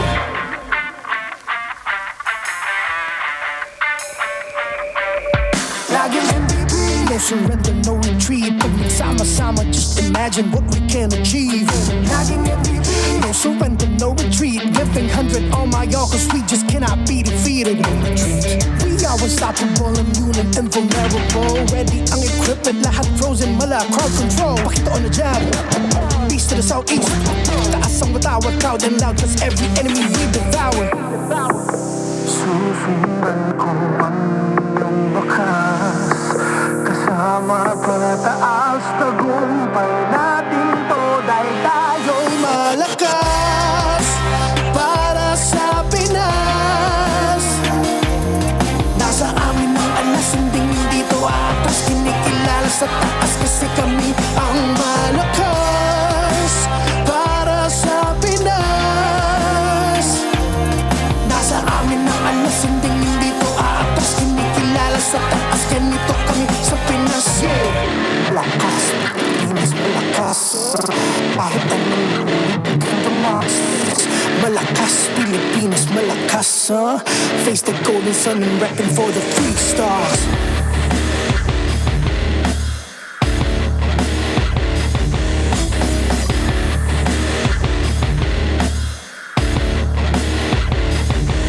Ang lakas ng Pinas, reunite, we the stars. Ang lakas ng Pinas, reunite, we the stars. Ang lakas ng Pinas, reunite, we the stars. Ang lakas ng Pinas, we the stars.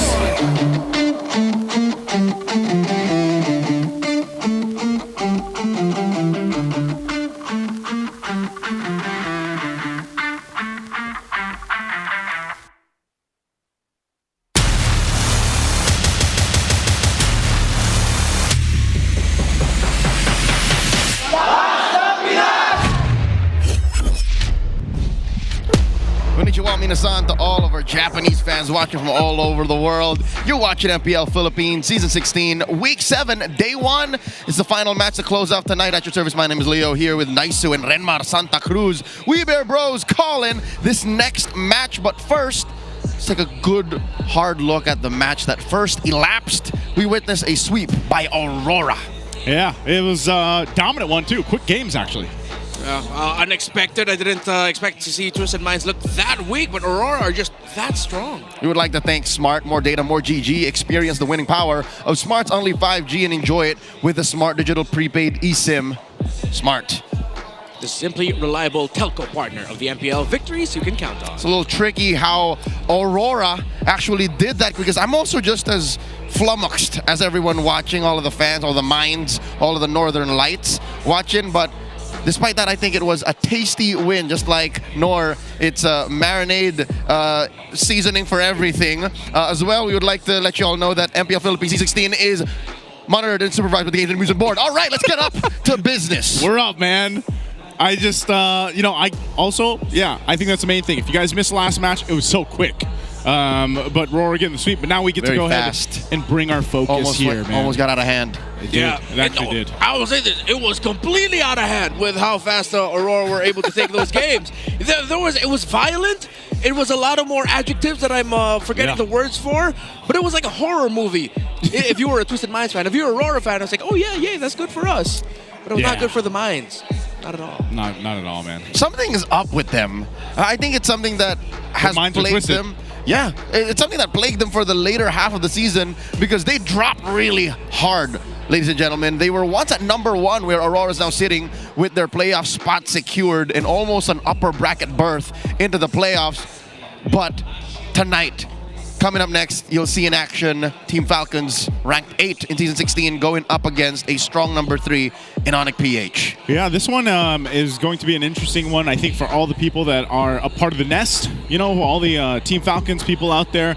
They know that this is kind of a weird territory and a weird position to be in when you see Team Falcons, how much they've struggled this season alone. They've done a couple iterations even of their roster. I mean, we came into the season talking about how long these guys have played together up to a point, but just something isn't clicking with Team Falcons. And all the way up to now, week 7, it still hasn't been solved. So maybe we find that out today. Yeah, they can't close it out. Team Falcons actually is in a pretty frustrating streak for them because the last 6 series they played all went to 3 games. The last time they were swept this season was by this team, ONIC Philippines. Maybe this will be the beginning of a turnaround for Falcons, but we said that the last time they won, with it looks like Kirk coming back into the fold after ONIC having a difficult week 6. I think it's going to be a really tough game for the Falcons. Folks, just to be clear, it does seem like elimination is inevitable, but Falcons are not out just yet. The Superfams stand in their way, and this could be a matchup for the ages. We could remember this moment in case Falcons do make the miracle run. Yep. It's Heralds versus Remnants of an era. For a good chunk of time, Falcons were on top of the world. Yeah, they were. They went on a world tour, essentially, you know, at one point, and, you know, they were touted a lot into the Titans matchup, you know, between TLPH and everything else. And I feel like, again, it's something that they obviously have this lasting legacy, I feel like, but when you look at really how Team Falcons has been playing, it's more so, you know, how can they take all that experience, all that veterancy, this legend of theirs, so to speak, and everything they've accomplished, and bring it back into the current developing season and meta that we're seeing, because that's where the struggle is here. Yeah, if at one point the roster that makes up Team Falcons today proved just how strong teams from the Philippines are, I think it's like the natural evolution for teams who excel in the Philippines and succeed internationally. When they come back, they will all hit that point of realizing just how difficult it is to maintain championship status in the Philippines. Despite them representing the country and getting gold medals, despite them being the first ever 2-time world champions with the roster that they have, winning season 12, and outside of this canon, other third-party tournaments as well being their last big success. It's just the natural trajectory for teams in the Philippines. It's tough to keep succeeding. And for all of the nest and these boys on screen, you can see how they're jovial. You can still see how they're kind of jolly still. But for them to avoid elimination, they have to win this match. And it's as simple as if they lose, they are eliminated from playoffs contention. Yeah, you can see, you know, they're trying to keep the spirits high. I think that's actually a good thing. Again, even with this elimination scenario here for Team Falcons, I think it would be better if they go into this matchup really just focusing one game at a time, starting with game 1, of course, the draft and everything else, and really nailing down the execution, man. I feel like that's where the struggle has been. And if they're too wrapped up around the fact that, oh my goodness, if we lose this, we're out of contention, that could be the trouble. And here, this is their opponents. Look at that, by the way. They got a custom... Whoa, is that a custom? What do you? It's a custom little Funko Pop-esque figurine. Yeah. And a custom light-up picture frame. Ladies and gentlemen, we are all inviting you to watch the... join the watch parties of ONIC Philippines. Shout out sa lahat ng nasa watch party. It's happening all across the metro here. This week, it's in these cities. And... you can also watch other matches, apparently. There's a lot of watch parties. Yeah, it's for all of the matches that have ONIC PH. Yeah, it's everywhere. It's across multiple municipalities and cities within Metro Manila. Yeah. And wait, no, some of them are even outside of Metro Manila. It's just everywhere, dog. It's just everywhere. The watch parties of ONIC PH are growing. It's just everywhere. Like, just if you're from any of these spots in the Philippines, I can tell you that much. They're in the Philippines. I wonder if that meant they're selling that, by the way. Like the Funko Pop and the light up thing. I wonder if they're like selling that or something. Yeah, is it available for purchase? Is it just for us? What's going to happen? I'd put that in my room. Pretty sure it'd be at a premium. Yeah. Given how custom it looks, you know, how specific. It's a little. What was that? A little hedge. A little. Yeah, little Sonic guy. A little porcupine. Little porcupine. It is a porcupine, canonically. Folks, it's our turn to ask you questions. This is the community poll for this matchup. Who will enter the upper bracket playoffs first? Is it Aurora or ONIC or Team Liquid Philippines? These are currently the top 3 teams, and it's only Aurora who is secured. That's close enough. That's mine. I'm going with A, man. Yeah, A, like, RORA is already there, so it's really just between ONIC and TLPH, right? That's an A. Because they're already in the upper bracket. Are they confirmed? Like locked in? Oh, yeah. We're not confirming that they're top 2. Yet. Exactly, Yeah. okay. So, RORA. based off the statistics, and the way they've been playing, and RORA. just even, right. I'm sure chat Statistically, I think it's Aurora, but there might be some wild and rabid Sonics and members of the cavalry in the chat. So this is your chance, all right? Keep it positive. Keep it civil. Because again, any 3 of these could possibly be the correct answer. Once again, who's going to go into the upper bracket first in the playoffs? RORA, ONIC, or TPH? Sound off in the comments below. For now, we're about to welcome these 2 teams. Again, Falcons walking in with a hope, a glimmer of a chance to make it through the next stage. Or if not, they'll just play the best damn MLBB they've played all season long, going up against a super fam who is actually looking to recover. We failed to mention, they lost a weird sweep against AP Bren last week. Yeah, that was a big curveball. Ladies and gentlemen, here they are. Put your hands together for Team Falcons PH and ONIC PH making their way into the arena. There is still time for the Falcons to spread their wings. Here's Super Marco, Ogwin, Few, Kyle Teasy, and Flap Teasy. Team Falcons!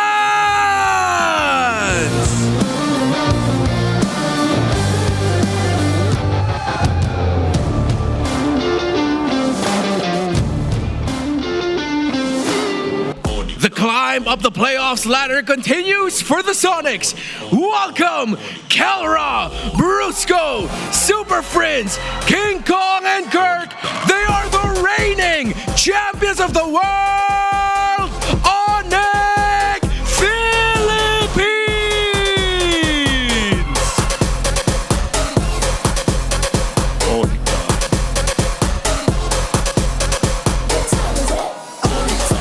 To oversee and uphold the tournament's integrity, guiding us through this match are our marshals, Joshua, JJ, Patrick, and Jeff. And the coaches. For Team Falcons, Coach Trevor. For ONIC Philippines, Coach Why Not?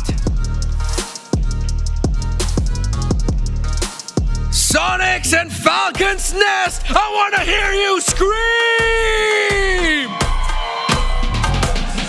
Making their way on stage, it's Team Falcons PH. Yep, I'll take this one, Renmar. You know, it's been rough for Team Falcons, and I feel like even when you look at this, yes, Flap Teasy's going to be in the XP lane here for this one, and might as well go with the guys that made it all happen, you know, back when they started their whole world tour before, became champions of the world and everything else, and hopefully they can dig deep into that and bring it out here against the current world champions, because that is a tough task ahead of them with the way that things have been going. And tonight it looks like it's ONIC time. ONIC time. Of course, the last time they faced off, ONIC did sweep Falcons, but after defeating Team Liquid Philippines 2-1 in Week 5, ONIC has lost both their series in Week 6, 2-1 against Aurora, and then that odd sweep against AP Bren. the trend for ONIC continues, just finding consistency at the center of the map, finding consistency in draft, and finding consistency through EXP lane performances. They've been going through odd swaps between Kirk and Ryota. Last week is Ryota, now Kirk is back into the table again. Does that mean they prepared a new pick for EXP? Does that mean they've prepared a new rotation? I can't wait to see what they execute in-game to answer those questions. Going into this bout against Team Falcons, you have to consider that even if ONIC do have an inconsistent performance in the later half of Season 16, they are still topping charts. Specifically, I'm looking at King Kong. Lord Control for the Sigma Beast has actually been pretty good. He's currently number 3. And here's what's weird. Talking about stats, for a team at number 8, Team Falcons, Kyle TZ is still on top. Even better than King Kong. He's number 2, Lord Control. Yeah, it's, again, it feels like, though, when you look at Team Falcons, the way that they've been playing, they're individually doing pretty good things in their roles, in their lanes. But when it comes to that, like, what makes everything work, it's the synergy. And if you look at RORA and why they've been so successful, it's because they're synergy working together as a team, and they do great things in their roles. But that's what's been lacking from Team Falcons, which is so weird to say, because like they were all about synergy and cohesiveness before. Yeah, and it seems like the biggest problems of these two teams are actually a mirror of one another. Their problems at the center of the map and their problems at the EXP lane, while their gold laners are showing up and being dependable, with Super Marco, of course, having a higher bounty kill board under his hands, while Kelra sort of flies under the radar stats-wise. That's right. In Season 16, Super Marco is number 2 total kills overall. Let's listen to the smart 5G ping test right now. Lagi na lang umuulan, lagi na lang nabobokya. Gusto ko sa huling tungtong natin sa stage na to, maganda mapakita natin. What you think is what you get. Kaya kung iniisip mo, ganito lang tayo, bre. Kung ano ang finifeed mo sa utak mo, yun ang mangyayari sa'yo. Tama ba? Kaya think positive lang, guys. Gilingin lang natin, guys. Konting giling lang. Giling. Giling mo ang baba. Message ko kay Kirk. Gilingan niya, guys. Gilingan nila, lalo na sa playoffs. Try namin abutin ang playoffs, guys. If nothing will, who will? Wawa will. Ano daw message mo? Ano? Ako message ko, galingan namin kasi gagalingan daw ni Mitsu. Oo, ni Bruce ko pa. Ano ba? Ano ka? Half Japanese, half Korean. Oh! Guys, si Bruce ko, sabi niya half Japanese, half Italian daw siya. Bad boy, half bad boy. Good luck sa atin, Falcons. Relapse time, no oras na ba? Ano yun? Pang 2 AM yun eh. Relapse time. Broken walls ako. Favorite map ko yun eh. Broken heart. Huwag ka munang Right? Did Kirk say Brusco was half Japanese, half bad boy? Yeah. Did he say Italian though? He corrected himself. Yeah, it was originally Italian, but then he corrected himself and confirmed he is half bad boy. Half bad boy. Man, which no half? wonder. Which half? I think that's somewhere in Southeast Asia. I'm pretty sure there are no bad boy countries in Southeast Asia, so no, there could be. How could you say that as a Filipino? Bro? Yeah, aren't you a bad boy? I'm not. I'm a very good boy. We'll have to ask Brusco about that, or Kirk, in case he was capping. Ladies and gentlemen, let's listen to the keys of victory brought to us by Infinix via Wolves, the Howl. He's a bad boy.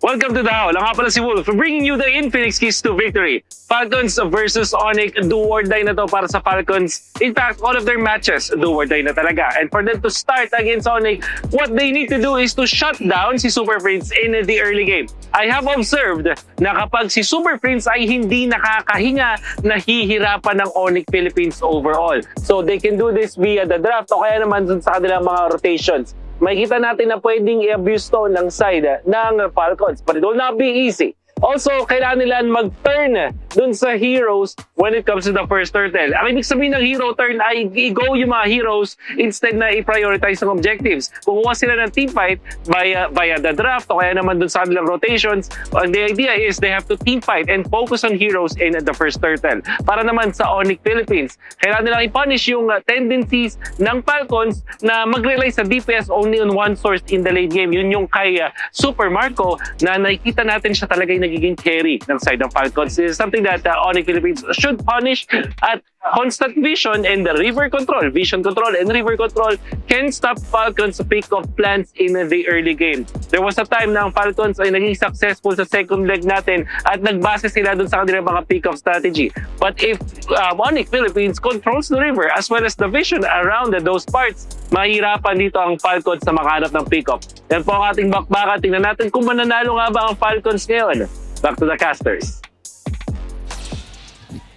1 point each I want to focus on. Hero turn in the first turtle might be the better option for Team Falcons. There's been a running joke about how if FLCN ends up with an R-Lot, expect him to miss the first final slash, which usually happens at the first turtle, but then that's because it seems like they're focusing a bit too much on the objective. Yes, that's good, but I feel like they can do a little bit more with bringing the heroes of ONIC down low first before going for the full commit. While for ONIC Philippines, constant vision and river control stops Falcons' early game plans. They are at this point where if Falcons is uncomfortable, just give the game already to their opponents. They want the control, and if they don't have it, they scramble, they lost, they lose themselves, and they just lose the tempo. This seems to be how Falcons want to get that comfort, find their footing, draft from red. That is Coach Treb's choice going into this first game. Joseph, your thoughts on Falcons here going into the match? Because, again, all eyes are on them. I think a big part of it is we see a lot of these games right now, especially post-patch for Project Next, being decided on the draft, you know, and that's kind of always been the case, but I feel like some teams, they can play into a certain style that they want to. I think for Team Falcons, I don't know, man, we've been seeing a whole lot of utility from them, like utility jungler on the hands of Kyle TZ, which traditionally could work really well, but I think I don't know if he's just going to go and opt for a utility jungler again, and then they want to play into Super Marco, because they're getting Mr. Clouds here for game one. Mr. Clouds, this is a clear sign that maybe Gold is going to be happy, and quick rotations, heal up, go back out in the jungle. You can afford those things. I will go the opposite direction. I don't want a utility pick on Kyle, but who am I to say, right? It's just my honest opinion as an armchair analyst. Much like our folks watching at home, you can go on social media, talk about it in the MPL PH groups. Just like how in the Keys to Victory, they should be able to trade for that first turtle, turn it into a full-on hero fight, put an assassin on Kyle. They can afford to lose turtle control.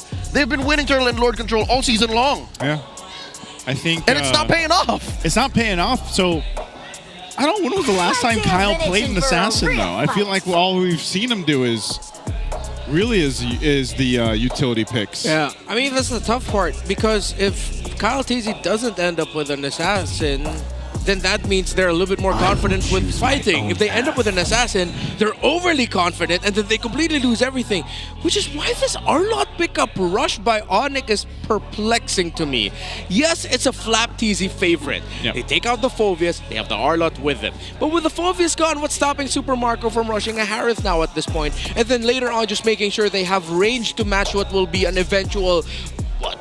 Granger pick rush suddenly for Keldra later on alongside the jungle pick for King Kong? I like the Harith because that allows for Kyle to pick into the second phase and still be flexible with it. Because already the Harith is such a big threat magnet that Kyle can slip under the cracks. Who are we to say that Kyle can't bring out an old favorite, like if say the Hayabusa gets cracked down on? Dare I say like a Nolan? We've all been mentioning... all right, never mind. This is like this theory combo, out the window. Yeah, it's out the window.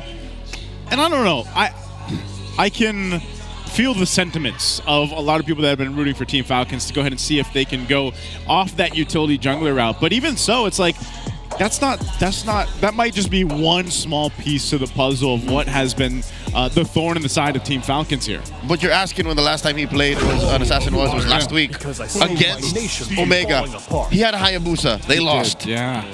Seems like you are actually seeing Super Friends being much more active and hands-on in the draft. I think I'm seeing a lot of conversations between him and Coach Why Not mainly, while Super Friends was actually checking on King Kong whether or not he'd be okay with the Yi Sun-shin pick. Wasn't that noted that Super Friends was very involved? Like even was it last season or seasons ago? Yeah, I mean, he is the team captain for a reason, but I think this is one of those rare times that we actually see him like this is the most locked in I've seen Super Friends in a draft. And it makes sense because again, they are coming from quite the rut. Last weekend, they got swept by AP Brent, so ONIC PH want to get back on track. They put the usage in on King Kong, who's currently #1 GPM average all throughout Season 16, so he's going to farm his mind out. Team Falcons locking a solid frontliner once more, putting the Lapu-Lapu into the hands of Flap TZ. So yeah, safe to say that Kimmy has great, well, not backup, front up, could you say that? Yeah. He's a good front line. Yeah, very good front line, and because of that, you'd want to take out one more strong frontline option that Falcons can pick for. ONIC needs to consider banning out the Grok, take it away from the hands of Ogwen. That is one of the comfort picks that he wants to play into, and that would prove a very solid front line alongside the Lapu and Fredrin to support the Kimmy and what could be an eventual golden. Hey, it's Pando's back! It's Panda. That's Vincent and Nina. That's Vincent and Nina. Mr. Pando. Hope he's well. Kind of missed seeing him play, man. That is the other Unigo, the XP lane and roamer extraordinaire. This right here is King Kong's parents. His family is in the building. The Harris gets banned out. And of course, the chip. It's odd that both gold laners aren't in yet. Yeah. Which means we're going to see probably a contest for, what, the Granger and the Moskov. I wonder if one of these teams will still decide to go ahead and try the Obsidian, man. If the teams are still going to be going and trying that out. But maybe don't risk it. Granger's great. Since the Harith is banned out, you obviously have the Moskov there too. Yeah. So at this point, just go for a reach if you're Falcons, while you force Super Friends to go into something like a Farsa later on if they want to match the reach. Or this would still be an okay time for them to reconsider picking up a Low Yi yet again, although it didn't work out for them last week. Could be fine. Besides the Grok, you also have to watch out a high loss, which should help hold down the front line very well for Falcons, considering that it will be packing Revitalize, and that will help the Lapu-Lapu and Fredrin out a lot. This is an interesting Red 5 ban for Falcons. They're not sold that the Arlet is going into the EXP lane. Yeah, they're considering that it still could be flexed by Bruce. Wait, are they considering? Wait, what are they considering for Arlod? Yeah, that was odd. There's also a got shot, right? Yeah. So that should confirm it. You know, there was something I faced in my RG. Gold lane CC. Yeah, okay. Gold lane. Oh yeah, the gold lane CC is, because of the could have been an option. Yeah. All right, we got turned there. Yeah, all right. We got flexed. I was thinking of something crazier, but I'll play it later. So with Granger, then most likely Moskov, unless ONIC would be okay with Bruns picking up an Aerithel, but nope, gold lane Bane for Kelra, and an Angela last pick. I am okay with this. Super Friends! It fits Super Friends. Look at the smile Angela on Frizz Ramirez's face. Yeah. He orchestrated this. It fits him, the playstyle of ONIC. It allows Super Friends to call the shots and command from afar while he's managing the side lanes, while he's playing from behind the tower. Suddenly, he'll just show up with whomever, most likely Kelra, most likely King Kong, and you could even put the hard guard on Kirk, and it would be equally devastating. And I like that it's going in the hands of Super Friends, because so far Angela hasn't proven to be super successful yet, you know, especially when it's parked in the mid laner's hands. There's the answer, though. Franco is also going to be picked up now for Team Falcons to round this up. If you look at the lineup Team Falcons has, man, their front and their back lines should be covered really well. And every time we have seen Team Falcons have success, it's when you can allow Super Marco that space to work and get things done in the Granger. So this lineup should do that, I feel like, for Team Falcons. It's less pressure on the Bulletproof to just be a one-man carry, a tent pole for the team, because you have few on a DPS hero and you have an all-reliable front line. Again, 3 solid heroes to set up for Falcons' comeback. While ONIC, it's quite experimental, but they still ended up with a fighter, quote-unquote, in the gold. And then Angela, still weeks after the many losses that Angela drafts have caused in the league. Ladies and gentlemen, welcome to game number 1. Welcome to Mobile Legends and Falcons. Both teams looking to recover.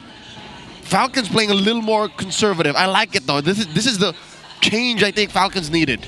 Yeah, a little bit crazier in the draft is ONIC Philippines, that the stability that Falcons brought to this game number 1 might serve them well, but then again, everything changes when you have a magic Bane that just throws out the sharks and can suddenly burst you, even with just a holy crystal under his belt.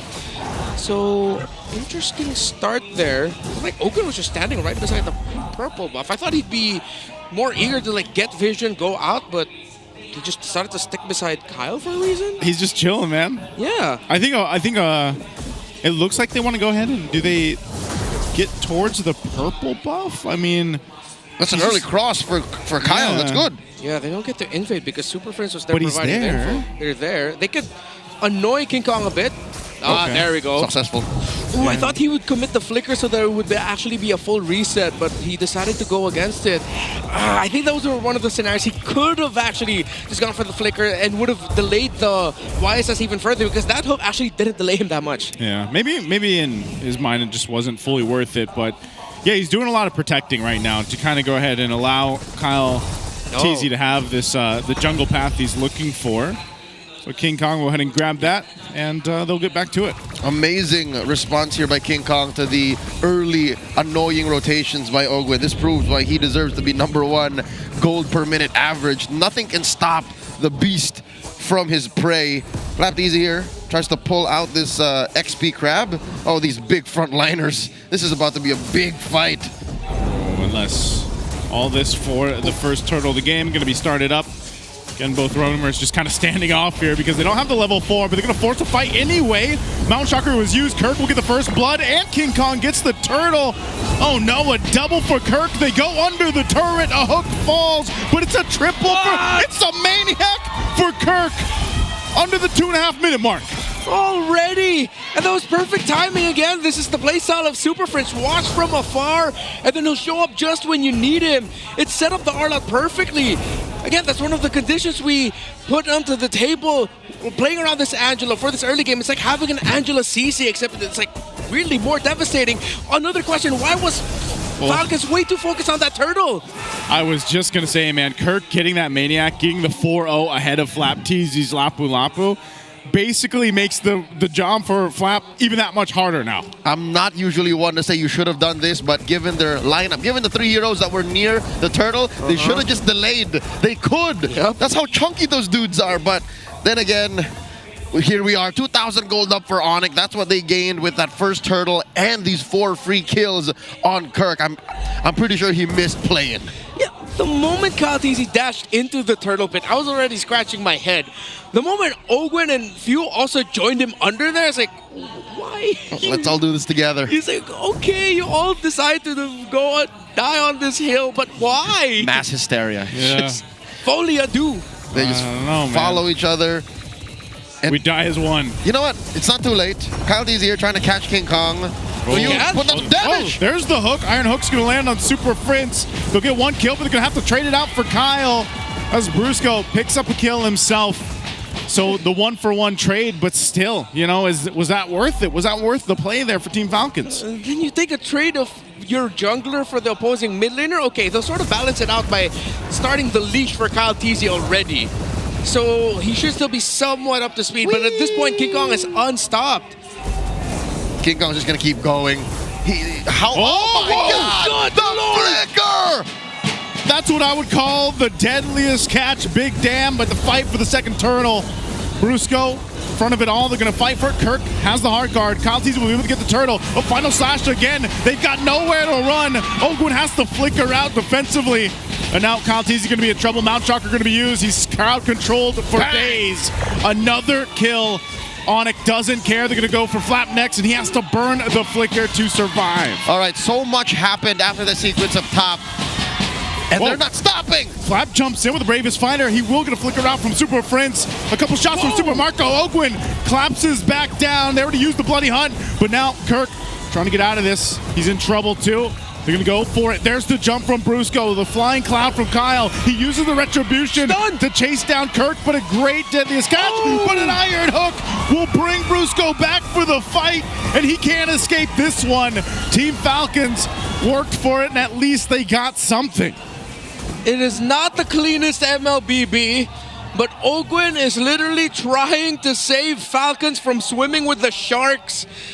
And you can't just overly rely on the Franco counterplay around the hook, because ONIC, you take away the hooks, they're 100% playing better than Falcons right now across the board. Everything that they're doing, the timings of Kirk, Super Friends timings with the heart guard, they're just getting caught off guard by Ogwin. Oh my God, not to mention Keller just popping up from out of nowhere, waddling his way through a fight, throwing out an ult, and then calling it quits. He currently has a Holy Crystal already.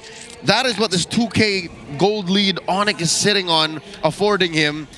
And not to mention this whole Ogwin situation, literally, Ogwin can only solve one problem at a time. He can only address one thing that Falcons is dealing with, while ONIC has the onus of just having Fringe choose a target.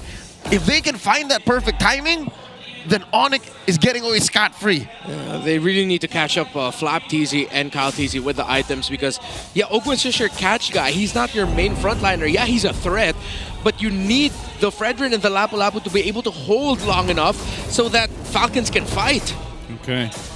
This is the one they're going to go ahead and start up. You can already see it here. Infinix hand cam brought to us by Infinix. They're going to force the fighting wave. Bravest fighter jumping in from flat. King Kong just swoops on in.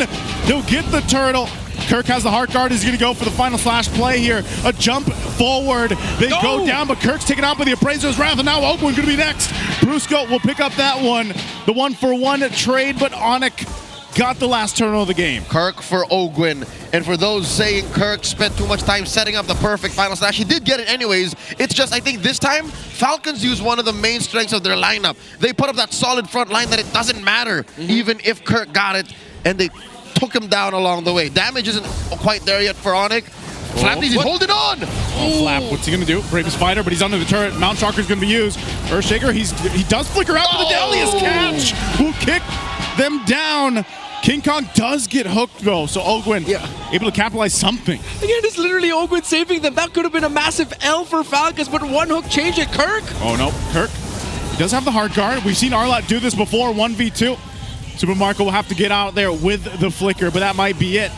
Here comes the rest. Brusco making his way. What does Kyle TZ do here? Is he going to be able to actually escape this? Super Prince wrapping it up. Super Marco has to go ahead and help him. Too much. Showing it down, but Kyle falls anyway. I wonder if there was a miscommunication there. What was the call? Was it really just to get the hell out of Dodge? Or was Kyle really just buying time for the rest of the map? The puppet on the string is helping reset the passive of the Demon Gaze for Arlott more. That's why this Arlott's so deadly. I was wondering, why does it feel like Kirk has so many dashes? It's because the puppet on the string is resetting the Demon Gaze. This is a tailored strategy by ONIC. That and the Mountain Shocker. Yeah. Those two things on demand. If I'm not mistaken, even Deadly Catch should reset it. Yeah, but in that specific scenario, it was literally just the Angela and Arlott. So if you add that, plus the ones that you mentioned as well in the team fight, it's another Lancelot at home. All right, Arlott is building up to be quite the threat in the current meta. The situation that oh no, that's a pull on a Brusco. Again, the heart guard going to be used, plus the revitalized final slash to help him. Brusco survives, but now Kyle's in trouble under the turret. A sliver of health, he'll survive, but now here's the clap back. Kirk could be in trouble himself. There's a jump from Brusco, and again, the heart guard's available. All this, no one goes down, a whole lot of ultimates used, but ONIC will make their way to go ahead and just reset. They were thinking about starting up the Lord, but they didn't take it. 3K down. Falcons are doing well to maintain map parity. Yes, they have lost tier 1s up top and bottom, but keeping mid. Yes, it is the most easily defendable inhibitor lane, but keeping mid allows for ONIC to stay honest for this Lord take. Oh, there's another one. Another hook. This time it should be a kill. They go in, throw everything at Brusco, and he's gone. So now ONIC down a member. Super Fringe pushing at that top side. He can join this fight anytime he wants, and this is another one. Ogwin lands another hook. Kirk has the heart guard. He's going to use a final slash. They're going to force them off the Lord. They're going to fight for it. It comes down to it. Kyle gets the Lord, but they have to win the fight.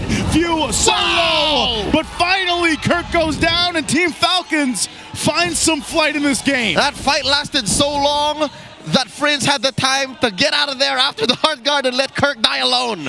He still was able to flicker out, but you see the massive problem that is the Arlott and the Angela. Yeah, when I saw the Arlott get closer, I was like, okay, that's actually bad for you because now Super Marco and Few are within final slash range. Good thing Falcons was able to answer it right away.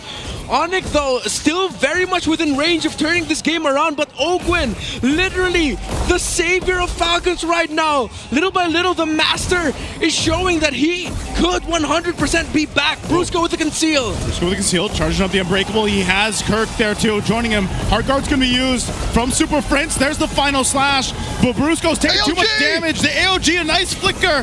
Few still going. The rest of the team, King Kong from the backside. He's gonna be able to find Ogwin. They take out two. Kyle drops down the Appraiser's Wrath, and no one falls from ONIC.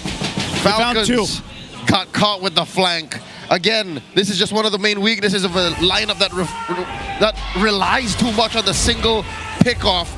If your front or your back isn't protected, ONIC can dismantle you. Oh no! Marco and You're King. fine. Yeah, Super Friends. Call him Pegasus. The man has a Millennium Eye on him. He sees everything right now. All the potential possibilities. Hard guard always on point. And yeah, Arlott and Angela together. That's a new combo for everyone's ranked games if you haven't used it yet. And I love Dual Masters. It's so good how they're playing this. Like, Kirk feels like he could keep fighting forever as long as he has his hard guard up on him. But the one weakness is it's not that good damage-wise. They still need to have King Kong or Kelra in the vicinity. Yeah, you just need to make sure that if Kirk's gonna commit, you got another damage dealer, because he can only do too much. He's not really going to finish the job for him if he's the one to initiate. He needs someone else to back him up. Let's look at the gold laner, still very close in terms of the gold. We really haven't felt Kelra's Bane just yet, despite that one play where he flickered to the face of Super Marco. Not a close hook there by Ogwin, but he is up to a Divine Glaive. It is already up to a Malefic Roar for the Granger of Super Marco, though, so they're still very healthy. Are they going to fight this? Kirk jumps in. Yeah, you don't want to take this. Thought he would. Super Prince is still up top. This is one thing, though. Team Falcons. There's a hook. He landed it again. An iron hook. Hard card's going to be used. Now Brusco popping the Revitalize, but it's just way too much damage now. Team Falcons. Oh, and again, Ogwin will find Kelra the perfect mark, giving Super Marco a double. What is with Ogwin's Franco this game? The Master is a messiah. He cut down that gold lead down to 700 from almost 4,000. I've become quite jaded with Falcons this season that right now I can't completely wrap my head around seeing Ogwin and Flapteezy combo after combo. He didn't have the bite for the second hook, but he had the land trigger Flapteezy who timed it perfectly to cap that off. That's another Lord for Falcons. What is going on? Well, look at the map. It's none of us called it, but it's red. Something that Falcons has been doing despite this push and pull, mainly a push against ONIC, has allowed for them to. Where has Kelra and King Kong been? They should have been cleaning up these waves, and they can't even push a tier 2 up top. Can't even take down mid. So something Falcons is doing is working. I think it's the hooks, because every time Ogwin gets a hook, it's for some reason, somehow, some way, it's when Kelra or King Kong are not nearby. Oh man, now they're on the defense. ONIC, they had a lead earlier on. Their backs are against the wall. Ogwin has been fishing with the iron hooks. They're gonna force him off this. Deadliest Cash, and another one on Kirk. The turret still standing for a little bit longer before it goes down, but man, I can already feel who the MVP is this going to be for this game if Team Falcons wins it. Ogwin threat enough, stutter stepping around on this Franco. Ogwin, he's so hot right now. The nest is going wild. Is he? They're going to go for the turret here. He can fight that. Cloud, He can fight that Brusco. He's going to go for the lockdown. Look at that, even with the hard guard. Popping the Revitalize. Deadliest Cash going to be thrown out as well. Super Marco, he's dealing with the pressure. He could be in trouble. But a great catch from Kyle. And now Kelra, even with the heal, even with the hard guard, is not enough. They grab a couple kills, but they can't end it just yet. Waves are going to be clear. They want this top turret of the base of ONIC down, and Team Falcons will get that. ONIC waiting for King Kong and Kelra to be up. It's 20 seconds. It's 3 guys left together. The Super Fam. Another hook from Ogwin. How many does he land? Brusco's going to be next, and Super Prince can't do anything. Team Falcons clawed back, flew up, and get game 1. They hook a win from out of nowhere. Falcons take game 1. The Master is back. Ogwin on a Franco yet again. The last time we saw him in a Franco, he got an MVP performance. And I'm pretty sure this is going to be another one for him. Oh, wow. The arena is full on a Friday night. Everyone who braved the streets of Manila have made their trip worth it to see Ogwin do this live. Oh, man. That was amazing. That was the hooks, man. Check out our smart super fan reaction cam. These are the epic reactions from our super fans here at the MPL Arena. A spotlight on the Hive. Or rather, the Nest. The Nest. Yeah. The Hive will be in action tomorrow, but they were once the Hive. Yeah, that's true. And to be fair, there are a lot of members of the Hive who are also part of the Nest. Yes. Yeah, I mean, not mutually exclusive. Yeah, they are very good friends. Wow. Tell you what, everyone there in our superfan audience was probably holding their breath too. Yeah. Every hook and just also like thinking, man, how? Of course. Whoa. That MVP is going to be Ogwin. You know what they say? Give a man a fish, he'll eat for a day. Teach a man to fish, and he'll eat for a lifetime. Did we eat well tonight watching Ogwin's Franco? 1-3-12, and it's the Franco that rushes all the cooldown in the world. With the Winter Crown, with the Fleeting Time, and the Ogwin over and over again would just land the hooks. And yes, a lot of focus on Ogwin, but I feel like this game was determined by three things. The errors of both sides, the Angela and Arlott, and of course Ogwin's Franco. But then connected to Ogwin's Franco is the fact that there was always someone, except for that one time under the mid turret that it didn't look like Falcons were ready, but when they were ready to follow up with the hook, the timing of all the crowd control, Brusco ended up becoming the main meat that Falcons ate all throughout this game. And they maximized the layering of crowd control, timing and maximizing it so that they can secure the kill and that he doesn't jump away. That's Japanese bad boy fusion. Yeah. And you know, full circle. Yeah. Full circle, man. I think from this too, you got to think like, remind you, they had they beat him down as early as the 5-minute mark. They go there, but think about what Team Falcons accomplished here. After a maniac on Kirk, dealing with a heart guard, how many hooks we saw, you know, get them into a position where they eventually turn this game around. Like, that is what was so impressive about this Franco here from Ogwin. Yeah, this was the best chance for ONIC, but Kyle got the Lord. So you also have to give your flowers for Kyle TZ for securing that retribution because it allowed them to push out. Yes, there was a bit of an error here and it was difficult because they ended up getting clipped. But then because the Lord pushed out, they still had room to go around the map because the turrets were taken down in the side lanes as well. That's why Kyle TZ is #2.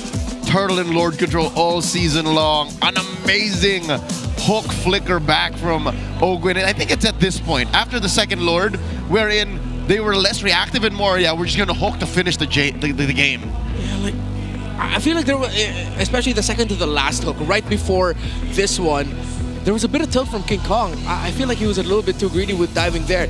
That clearly was the game plan. Brusco would ride the cloud, pull the attention, get the bite, and then Super Friends would just get on him on the hard guard, while King Kong will try and finish off Super Marco. But at that point, Kyle TZ was in the right spot to taunt, peel for the Granger. Granger gets away, and then Falcon just makes it look like a big error for King Kong, deciding to jump to the back alone. You know what makes this painful for ONIC? Besides playing the Angela in an already Angela hostile metagame, the fact that their Bane had what Joseph would call a gold lane experience. Yeah. There was very little rotations towards gold. And he had the Holy Crystal in 5 minutes. Yeah, it was rushed, you know, and I feel like there was a brief moment there where we got to see some of that damage throughput from a gold lane Bane, but this game, it just kind of didn't work. Kelra got to pull off Innocent's dream. He wanted to do the flicker, deadly catch. He got to do it, but there was very little follow-through. I don't blame Kelra. I don't blame ONIC. It's just Falcon did not allow for the Bane to reap what he sowed. Yeah, again, the times where the hook landed, majority of it is when Kelra and King Kong weren't ready. That yes, Super Friends will always be ready with a hard guard, but once Bruce goes down and Super Friends is left, he'll have to get out of there. What? It's gonna be up to Kirk to hold down the front line. You're not gonna expect that because you need the hard guard, which was just used on the Gatotkacha of Brusco to save him. And what happened here to the Bane of Kelra, I feel like is backed up by the stats digging I did for him. The most, how do I say this, noteworthy stat I could find for Kelra is he scored the 3rd least kills among all gold laners, but has the 2nd least deaths and 2nd highest KDA. All other stat lines weren't that interesting. So I feel like it's indicative of what's happening to ONIC right now. Like, yes, they're expecting for Kelra to show up with the damage and carry the team when needed, but they're not really finding the right time or making the right rotations for that to happen.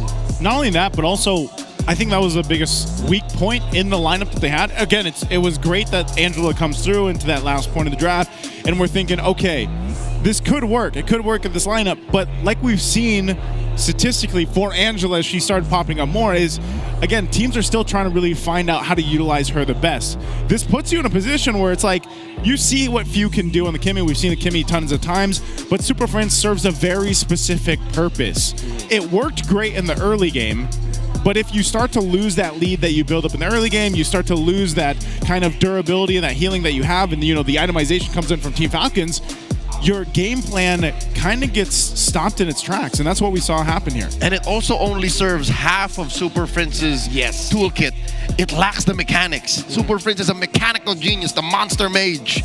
So let's see how they repair that in the next game's draft to try and take it all the way. Our BPI Rich guy is none other than Super Marco. 787. This is relatively low for a winning team's Rich guy farm, but just the same, you gotta understand, he had a very difficult laning phase. Yeah, difficult laning phase, that first death, and then eventually it became Super Marco getting gold through the pickoffs and kills that they were getting as a team. It didn't get to the point where it was just like, all right, let's try to funnel some farm from the minions and from the jungle creeps for Super Marco. It was, no, we give you gold through kills, Marco. Yep.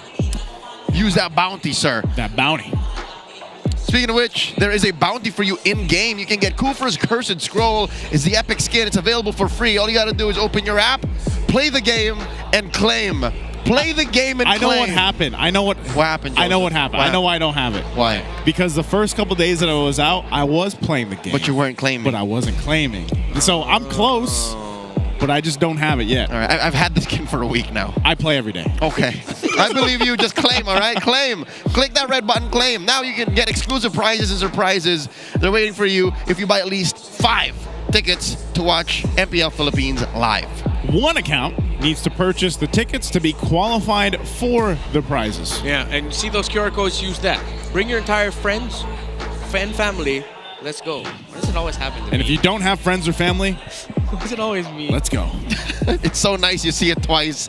So once again, a minimum of 5 tickets, 1 account has to buy it, and then that's it. You get a prize in addition to the fine time you're gonna have here while watching MPL Philippines. Again, any day, any match, you never know what you're gonna see. We all expected this to be, sad and gloomy given the situation Falcons is in, but who'd have thought we were gonna see a Franco showcase? That's exactly what it was. And it's kind of weird too, because if you really think about it, the last game that ONIC had where they got swept by AP Brand, it's like, what's going on with ONIC right now, man? It's like, now you're starting to think, they're in a funk right now. Yeah.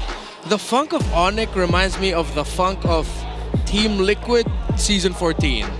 The funk of Liquid where it's like near the end of the season, it's like, why can't they just get momentum going? That was their first round exit. That was the first round exit, Team Liquid PH from that season. And the shades, I'm starting to see, I'm really getting reminded of them, because back then, I remember we had moments of like, whoa, why would Liquid draft that? That's some unique decision making. You see it, a portion of it work, but then overall it just crumbles because it doesn't seem like a wholly thought out or wholly practiced out idea. I don't know, let's just look at some beautiful hair first. Something tells me they gotta clear their head. Oh, that's right. Here's your clear head super fan of the day. Ooh, I like that little fade.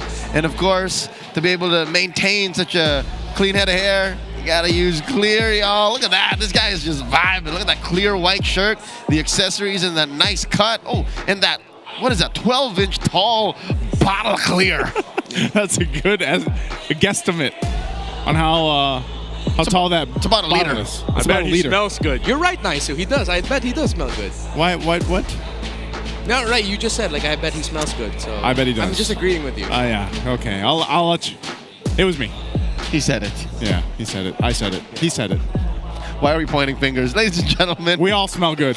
On your next trip to the supermarket, please smell good. Go ahead and pick up a bottle of clear. Make sure that you and the man in your life have nice dandruff-free hair. Let's go ahead and look at Flying Clouds. Whoa. Game time across 3 big regions in MLBB Esports, MPL PH, MPL MY, and MPL ID. How perfect that our game 1 was Flying Clouds. Mr. Clouds. Wider spread here, of course, for MPL ID. More games played there with 10, but what a wide spread. Their fastest game is at 10:04, and their longest game was almost 30 minutes 30 with minutes. the Flying Clouds. In MPL PH though, because of the smaller sample size, our average game time looks a little bit longer with 13 to 23. But I think the MPL ID stats, that might be a good way to look at the average here. Oh wait, no. The MPL MY, excuse me, because the MPL ID has like one big outlier with the near 30-minute game. So what does this tell us about Mr. Clouds, Mr. Flying Cloud? Well, I think it's because of Flying Clouds actually allowing XP laners and gold laners a bit more room in the laning phase to make errors. That means that games could potentially go on longer. Because, yeah, let's say there are some games where gold laner dies quickly. Without Flying Clouds, you're already thinking, oh man, I'm going to lose this. And then it's going to be a quick steamroll. But because Flying Clouds can make you easily go back to lane, it's like, wait, no, there's time for recover, and then the game gets longer. Yeah, it's very similar to the concept of buyback. For those of y'all who are old school MOBA fans, Flying Clouds is basically buyback because you get to return to the action much sooner. Going into game number 2, ONIC PH decides to go first pick. So, again, just like in game 1, I think Super Friends should be proactive, but now answer to what was missing in their previous draft. All right, what's missing right now is Coach Moody's jacket. He took it off for this one. So literally, jackets are off for Moody. And I want to get in onto that buyback thought. Instead of buyback, it's flyback. Flyback. That's the flyback. That's the flyback. It's 2025. It's the flyback. Yeah. I like that. I like that. Bet you do. I do. Like? I like. I love. Dude, I'm telling you, Mr. Cloud is probably one of my favorite fun maps to play. Yeah, it is. There's something about it, man. The only thing, I'm speaking from experience, and I'm sure folks watching at home have experienced this, sometimes you don't know how to land it, or sometimes you don't know how to ride it. Yeah. Redmore knows what I'm talking about. Definitely. I've seen it now. We played together. Yeah. Like, there's a time where, because you have to be walking at Mr. Clouds a certain way. Yes. Because if you don't, if you walk at the Mr. Cloud symbol while facing your base, you will fly towards your base and then loop around. And that's a wasted opportunity. Yeah, and you waste a lot of time. All right. Going into game number 2, ONIC on the play once again, banning out the Phobius and the Baksha, while Team Falcons take out the Fanny and the Zushin. So still at large are, of course, your boogeymen in the jungle, Lancelot and Yusin Shin. Kimmy has been quite the thorn on the side recently. 1-1. All right. 1-1. Are they actually going to open it? Whoa. Because of this Franco pick, maybe. Maybe. Yeah. Where's the 1-1? I think Falcons needs to force a 1-1 ban. Because without the Franco, then the 1-1 doesn't have a lot to worry about anymore. And maybe ONIC could get mega greedy with their draft if they can pick up a Joy later for King Kong. Yeah, this is interesting also because you might still see, I don't know if because previous game, we saw the Fredrin picked up on the swing from Team Falcons, and they could still do that for Kyle if they want to. I think they have to consider banning out a Lance, because ONIC only got Lance against AP Brand because AP Brand had a clear idea. You pick Khalid and Juice in first 2 picks. They're gonna take that idea out and they'll ban the Kalea of Brusco instead, which would allow an assassin pickup later for Falcons. They're still gonna lean on that R-Lot. Wouldn't be surprised if they still go Angelo later on. I think Falcons needs to consider something like a Khalid here for Ogwen, or maybe even a Grok, maybe a Red 3 if they're not going to pick up the Khalid or Grok now. For once in a while, you have the option of 1-1X. Do you let go of that? 1-1 plus one of the picks I mentioned. I think you still have to go for 1-1, especially since you're going to be playing around Fredrin. Please pick up the 1-1 as well, Falcons. They're not? Okay. Farsa. They pick up the Farsa to tell ONIC, all right, pick up the 1-1 and team fights, you'll have to watch out for the Farsa. I think, are they both just going to ignore it? It's possible. Just like how Lancelot is going untouched. Is ONIC going the same? It's a very similar draft. I don't think they're gonna Angela again. You can't do that. I think they put a mage in the hands of Super Friends, maybe. A real mage. Do you think they'd even go as far as picking up a Bane again, though, for Kelra? Oh, maybe not. No. You need the Angela, I think, made that possible. The tough part is... There it is. There you go. There's a 1-1. Wow.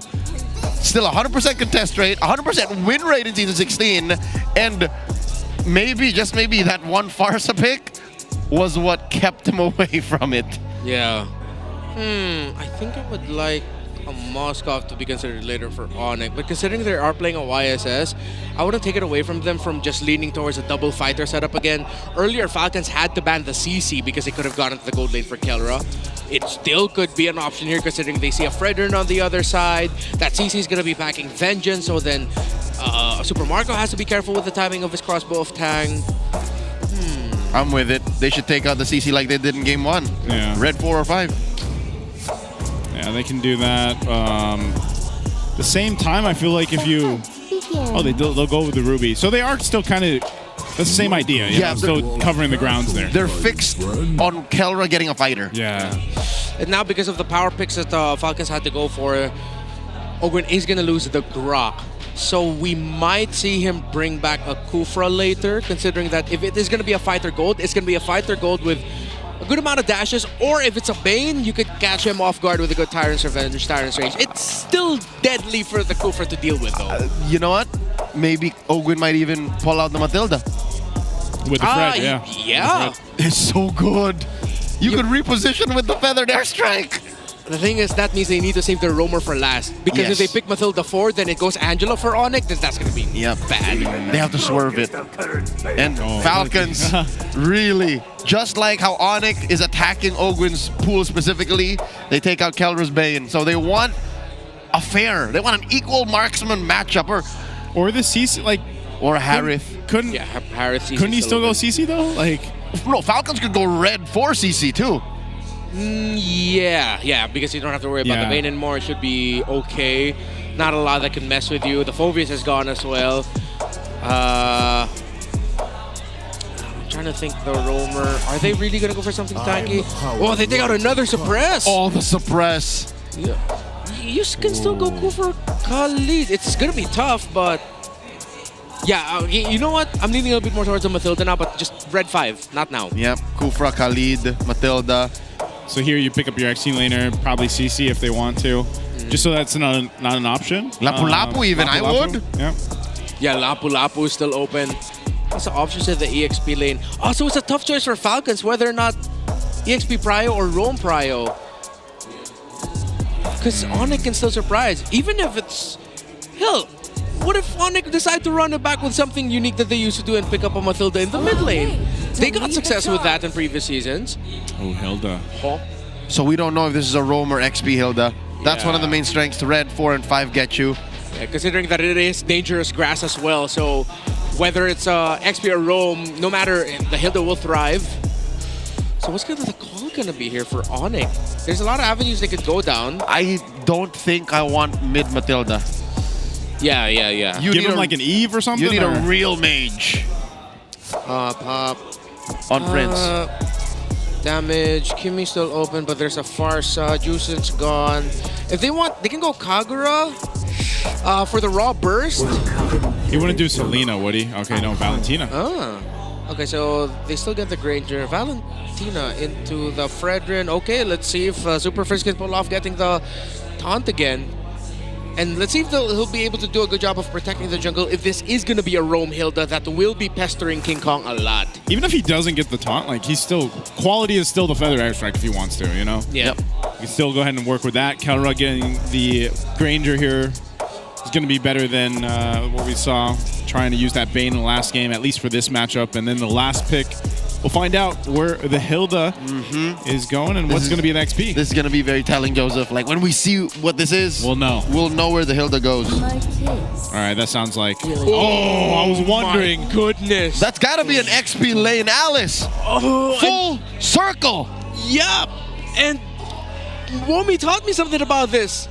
Up until level 2, level 3, theoretically, the Arlot actually has difficulty against the Alice in lane because the Alice will just be healing through the minion waves.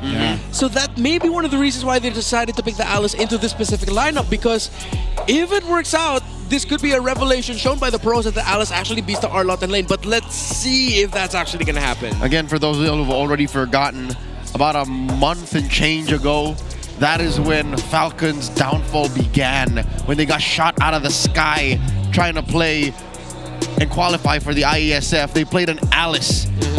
And that was one canon event that led to where we are now with them at 8th place in Season 16. Welcome to game number 2. Match point for the Falcons. If they win this, the dream continues. If they lose, we go to game 3, and it gets just much harder for them to come back. ONIC PH up against the ropes. FlapTZ needs to item build the hell out of this Alice. The theoretical approach would be a dominance ice rush with all the healing provided by the lineup and the abilities, even the battle spells of ONIC, that might actually be the right course to go. And see, the Arla's actually having difficulty in lane against the Alice. FlapTZ is now pushing Kirk out from the range of his own minions. It's making it uncomfortable for Kirk. It's not an easy time for this Arlot. Yeah, Flap should genuinely be fine in the lane too. Like you saw, even with the emblem that he's rolling out with here, he's got plenty of sustain, but I think one of the most things that I wanted to see when Alice was available, especially last week, but we just didn't see it played, was how does she fight in the team fights? We know the Throne of Ruin, Kara and Super Marco, he should be fine. They'll just take a couple shots here. But again, that Throne of Ruin that she has, that ultimate, could play a big part in the team comp that they have here to win team fights around objectives later on. Yeah, which is why it's a lot of flickers on the side of ONIC, lots of dashes too. It could actually be really hard for FlapTZ to get a big Throne of Ruin and crowd control a lot of members of ONIC, because they'll be spending their battle spells just to get out of it. It's not like it's an instant cast. You know that the Throne of Ruin is going to be coming out of that Alice. And it's going to take time. Luckily, Falcons lineup likes long team fights, and I'm seeing like maybe mid to late game, you're gonna see 2 feathered airstrikes off of you if things go well. Yeah, part of this mid lane action too, you're seeing the pressure. But how does this play into this first turtle? That's where we're gonna have to see this in action. Few doesn't have the level 4 yet, so waiting for that feathered airstrike. Should have it here in a second. But Turtle's up, so they'll get in position. Flap as well. All right. These are crucial here. Super Prince will be holding on to that feathered airstrike himself. This is a dance that Brusco's doing. Feather, final slash! Final slash going to be used. Few firing off with the feathered airstrike in the backside. A couple shots. KyleTZ the first to fall. Flap will take on Brusco. There's a flicker forward from Super Prince to force Few back. They're just gaining space here for King Kong to go ahead and secure the turtle, but Flap's going to force him off. It goes for a reset. They're going to engage anyway. Oh, Flap can't escape Kirk, and Super Prince will be able to scoot on out away from Ogwin. They delayed the turtle, though. Ogwin should be able to get out, and Kyle is back for this. Okay, we're seeing some symptoms of why Alice hasn't been as openly picked despite her strong rework. She's immobile despite the shadow. What are they going to do here? Ogwin back. Should be fine. Has plenty of bushes to work here. Oh, he's back. With Hilda, he's back. Feather airstrike again. Drop down. King Kong gets to the turtle in time. Will secure it. Now Kirk on the run. An AOG to collapse down. Brusco could be in trouble here. KyleTZ wants to go in. Gets the Appraiser's Wrath, and Brusco the one to fall. The final slash going to be used, but Flap and Kirk will just battle it on out. Here comes King Kong. Mount Shocker going to be used too. He's so tanky. There's the Throne of Ruin. And now waiting for Ogwin under the turret. Throwing out the Gleam. He's going to keep going, actually. Now King Kong dealing with it. Ogwin, what's he going to go for? Kirk now deals with a lot of damage, and this is what the Alice can do here. A Gleam thrown out again. King Kong will be able to get away with the traces. Wow, the mechanics shown by these two teams. Okay, first and foremost, KyleTZ was not able to hit Retribution in that turtle, unfortunate. But FlapTZ showing off what this Alice can do, giving a lot of difficulty for this YSS. And I think this actually approves the theory of Vomi that he was talking to me about. The Arlot can only do so much against the Alice. It doesn't help that Arlot is a melee hero that has to sit underneath Alice's skills. Yeah. And that helps her all the way. That's all her. Yeah, he has to eat up the Doom Waltz, which is fine for Alice. You might not get the kill on the Arlot, but in the long run, it's like a new version of Esme versus Uranus. It's fight forever up until you realize that Uranus actually just loses. Oh no, FlapTZ is so brazen. He's even bullying King Kong out of his own farm. I mean, look at this. The pressure on this side of the jungle. Flap leading that charge. You never know exactly where he's going to go to with the Gleam, but they're going to go for Kirk. He has to burn the final slash and AOG to help him follow through. Super Prince has his own feathered airstrike. What are they going to do here? Few will drop his first, and Super Prince fires back at Few. Kirk trying to get away. Flap, they go in anyway, burning the flicker. They pick up Kirk. Team Falcons looking for more. Brusco trying to get out of the jungle here, and Ogwin forces him out.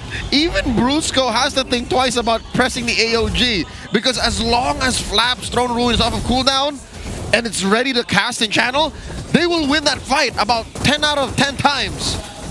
And the longer this game goes, the problems that ONIC are facing with this Alice of Flapteezy is progressively gonna get worse.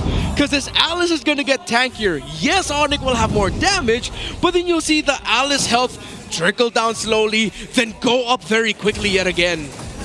Yeah, that's what we're seeing here too, man. And you gotta remember, like, Flap just wants to be a part of this fight. You know, he throws himself, the more skills that he's landing because of the passive, that Crimson Blood Banquet, he does continuous damage to everybody around him too. So if the combos it correctly, using that Throne of Ruin, keeping people there, like, this is a great tool to have against someone like Kirk, who's going to be final slashing people together anyway. So Flap just wants to be a part of the fight, and he's a big distraction against ONIC. And how do they get past that? Okay, interesting choice.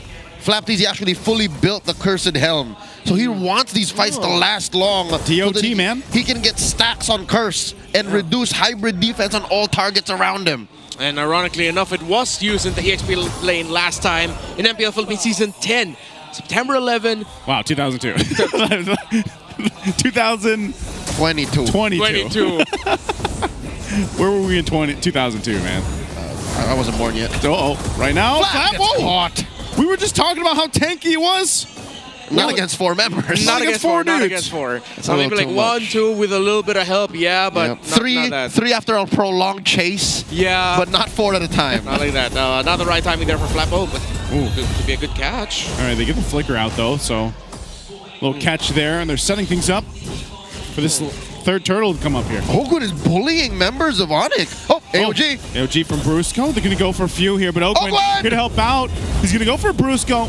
He does disengage, so neither team able to cap out a kill. Yeah, it didn't look like ONIC were ready for the jump of Brusco. They jumped in and there was like a lag moment of like, oh wait, we're doing this? And then they just weren't able to actually make the most out of the AOG. That's an ultimate wasted. Either comms issue or Flap. They were really just trying to buy time. Flap pushing back 2 members single-handedly. This is what he, this is the whole part of the plan, you know? Like, think what he's doing. Team Falcons are essentially getting these objectives. By the way, Super Marco has had the gold lane experience now. Like, where has Super Marco been? Well, he's been farming up. He's still farming up, and eventually the 1-1 is going to be the problem. Look how much gold he has. ONIC needs Kelra to put Flap down. The rest of them don't deal the right kind of damage. King Kong, not yet. Okay. It's like a slow war of attrition where Falcons are just very, very slowly, agonizingly taking away the resources of ONIC, taking this game away from them. Kelra is still getting farm, yes. King Kong has been delayed somewhat, bothered, but it's hard for them to contest the objectives. ONIC did get 1 turtle, but if Falcons don't lose a member before this Lord, I think this might actually be a difficult Lord 1 to fight and contest for ONIC. In relation to Kyle Teasy, who is a utility jungler, Fredrin leads less items than King Kong on the Yusen Shin, and Yusen Shin has less money. So just put that into consideration. King Kong isn't ready yet. King Kong is not in any shape to carry ONIC PH. Yeah, and in a way, the utility brought by the Cursed Helm, it's not a lot of hybrid defense being reduced, but anyone with the Cursed Helm procs on them actually lose a bit of hybrid defense, and that can stack up to like 3-4 times if I'm not mistaken. 9 times? Yeah. No, total 9. Total 9, because 3 stacks. Yep. Yeah, it's like 3 each, which means that's more damage for the 1-1 for everyone in the side of Team Falcons. I wonder if they know Kirk's here. Oh wait, no, now they do. Plus, if you get immobilized, like if you get caught in that Throne of Ruin, like that's the worst case scenario for ONIC, because then you can't really get away if Super Marco's got airtime with that the ultimate. Like, imagine how poetic it would be if Falcons shows to the world, shows to MPL PH, like, huh? Sir, you what? Brusco, yo, tilt or what? Some of the AOGs have been questionable here. Flap, jumping in, already used the Throne of Ruin. He's actually going to get caught, tries to get away, does get bursted down. Error. Not as tanky as we thought, so with Flap gone, even burning the flicker, all this as the Lord is up. Different approach, same result. Yeah. With that AOG from out of nowhere, ONIC still got to pick off. Flap's like, I see that, let me do it. It's a long-term part of the plan, but yeah, I think those were both missed calls by Brusco and Flap. Oh, Super Prince. Burn the flicker. Kyle's jumping. Whoa, he gets final slashed into the turret, and now Kyle Teasy is gone as this Lord is up. And Team Falcons down a jungler will just set up around the Lord. From Axiata to the MPL Arena, he did it again. Yeah. Stole the energy eruption and taunted Kyle Teasy to his death. Yeah, that's why I didn't even bring up the Feathered Airstrike earlier. If it's Super Prince and he plays Valentina up against the Fredrin, you know what ultimate he wants to get. Especially when he sees now he has the Throne of Ruin. And that scales with magic damage, so yeah, this might actually be a more deadly Throne of Ruin. Well, let's see how he plays this out. They're already burning it. Mount Shocker going to be used too. He pops the Throne of Ruin from him. Brusco could be in trouble here, but King Kong will secure the Lord at the cost of Brusco. Now they're still going to go. Ogwin will bomb and weave out of there, but ultimately objective secured here for ONIC. Yeah, they used that Throne of Ruin on the hands of Super Prince defensively, while Flap TZ was just the unfortunate casualty of ONIC's slow front to back. Because of the defensive use of that Throne of Ruin, it forced Falcons to stay where they were. It looked like they're already keen on diving forward, but then suddenly it's like, oh no, we're stuck here. Let's just hope Kyle TZ wins the rescue battle. Nope, he didn't. Sad for us. I got a cause and effect situation for Falcons. Given that they have a lead, but we don't feel like they have a lead, have we seen Marco take to the skies? I feel like I've not seen a crossbow tank We just haven't yet. seen a COT just yet. Yeah. So with that said, something tells me maybe Flap needs a little more chunkiness. Yeah. He's built the Oracle. Helm, yes, and the Oracle, but what else? He's not as hard, so the Super Marco can fly. Oh, okay. They did spawn out King Kong here too, and yeah, that might be the end game plan. You know, let Super Marco fly against. That's why you want this Wan. Part of that, I feel like the Malefic Gun really helps Wan in general to go ahead and get that little bit of extra range to get those weakness points off. The final slash going to be used. Super Marco was the target. You're going to force a fight in the mid lane anyway. Kirk going to be in trouble. Cut off from the team. Ogwin as well has to flicker out. Oh, the stun! Let's see if Super Marco is able to get it now.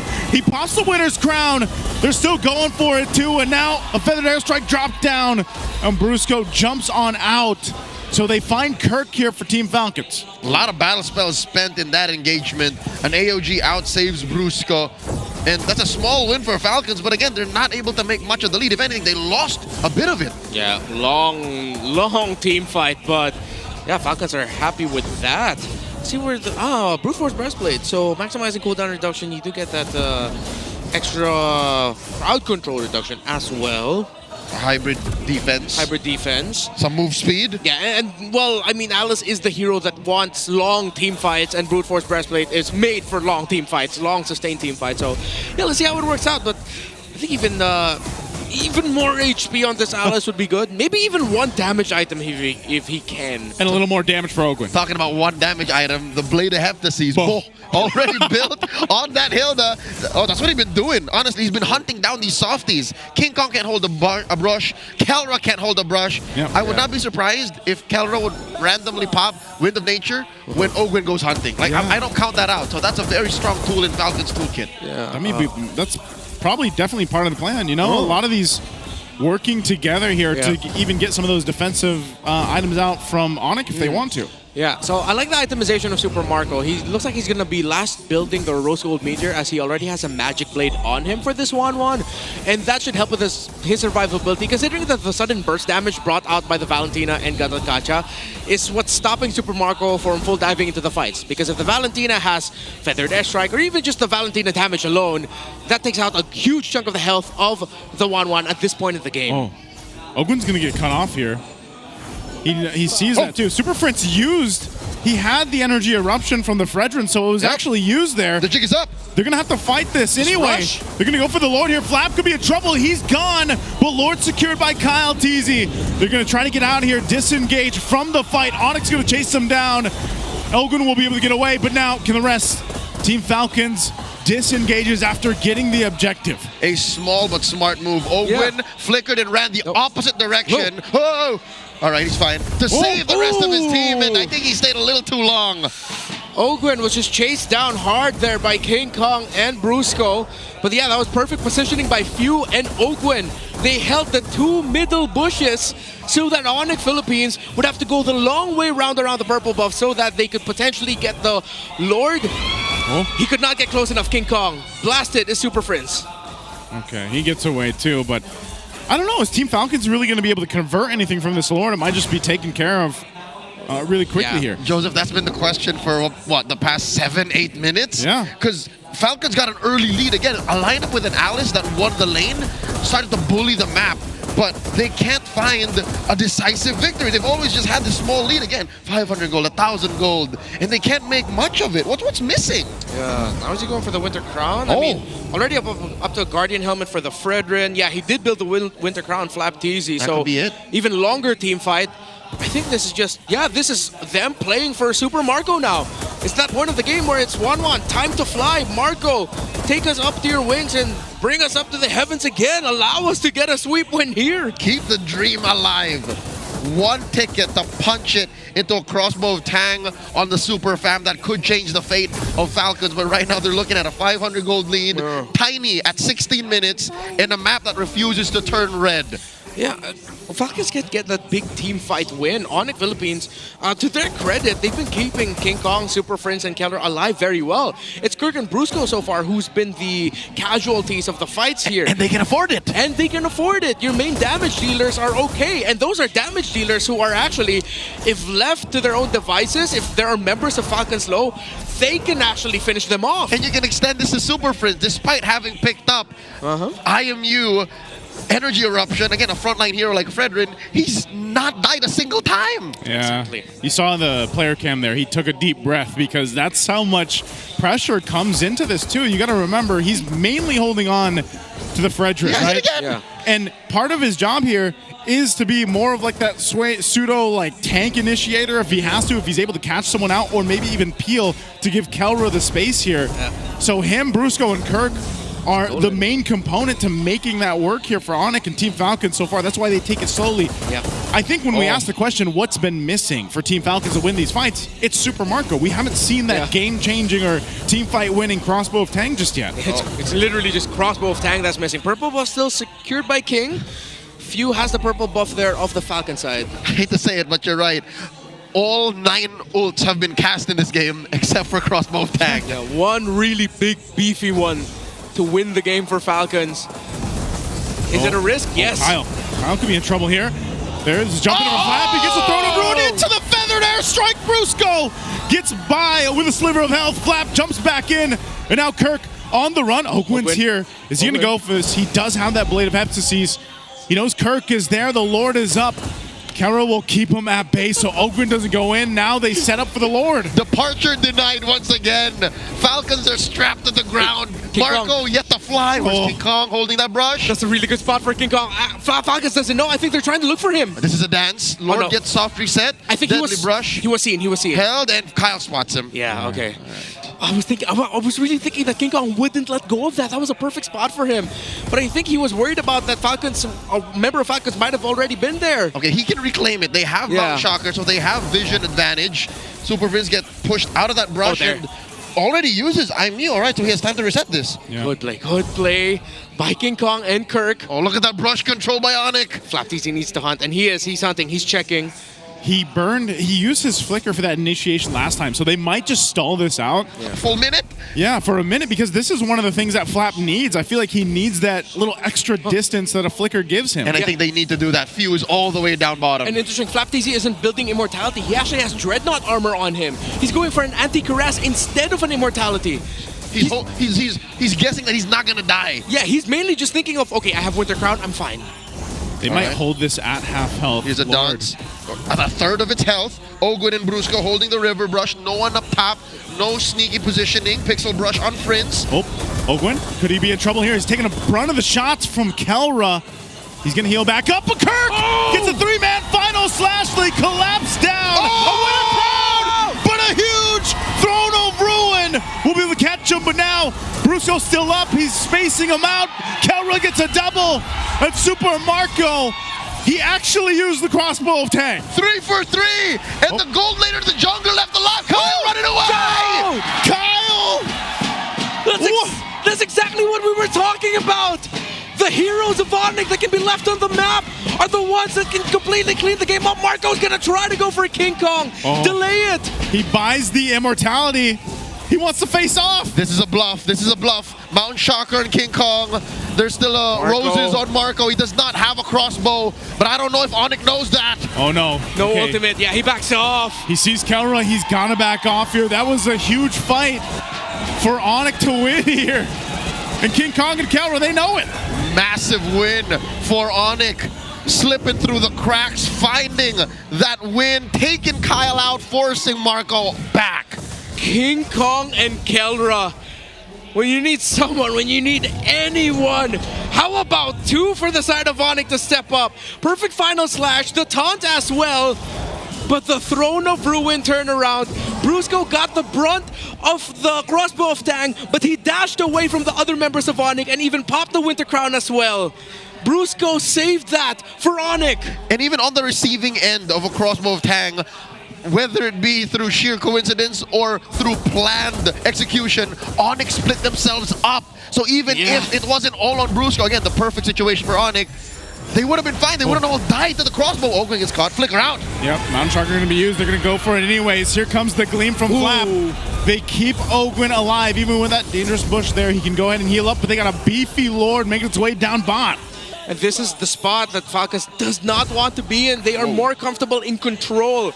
But now it's up to the Capitan to Few to maximize his Feathered Airstrike. A Feathered Airstrike the Super Friends also has stolen away from the Farsa. Our Feathered Airstrike. This Lord coming in. Marco gets blasted. Oh, there it is. Super Friends is going to drop it down. The base turret in the bottom lane falls. Flap trying to buy time, but Kyle's in trouble. Ogwin shows up a little bit too late, and the Lord is still up. ONIC might be looking for the end angle. There's the AOG from Brusco. Super Marco jumping forward, pops the Wind of Nature. Kelra pops his too. He takes too many shots, and now Super Marco's in trouble. Whoa! The Terrify is too good from Super Prince. And another looking for more, but they'll lock onto the base to clean it out, and Few has to go back. And we're going to Game 3. The Super Fam deny the sweep. They ain't going down so easy. Game 2 goes to ONIC Philippines. 2 champions in their own right who refuse to go down. I went into this day thinking that Falcons would easily get swept. They already proved us wrong. They proved me wrong yet again in thinking that Falcons will run away with this. It's 3 games and we deserve this. This has been an epic series. We got denied the expectation and the expectation twice in the same night. Look at the highlights here brought to us by Smart. More than once, it looked like Falcons were going to wipe ONIC, but ONIC just find a way to just not take it like that. It was a mix of like Kirk getting these final slashes. They had to buckle down though in the early game. Like Team Falcons and this Alice did so much, but you're gonna see a lot of these final slashes play a big part of this. But I gotta say, even for Super Prince, man, the amount of juggling he did with different ultimates throughout this game, between the Fredrin, between the Farsa, was amazing, and it's what allowed them to make this work. And Kirk, the MVP here for Game 2. Yeah, the final slash saved it. But that should not have been the play by Super Marco to go out of base like that. That was a desperate move. And Kirk punished him for it. The rest of ONIC punished him for it. A Terrify as well from the Valentine. Everything layered on that 1-1 to make sure that Super Marco will not be able to help defend. And the final slash was crucial. 2 games in a row, we see why the Arlot is getting prioritized here for ONIC. In Game 1, it was a nuisance with an Angela, and those final slash were big. But in this game, you also even see more final slashes, as it was Kirk who set things up for that long Lord fight that ONIC eventually won to eventually win the series. I'd hate to point fingers and look at the downs of this matchup, but Falcons once again put themselves in a position wherein it's all on Marco. It has to be that 1-1 that gets the job done, because we've seen throughout the first 15 minutes of the game, without Marco's crossbow Tang, Falcons weren't going anywhere.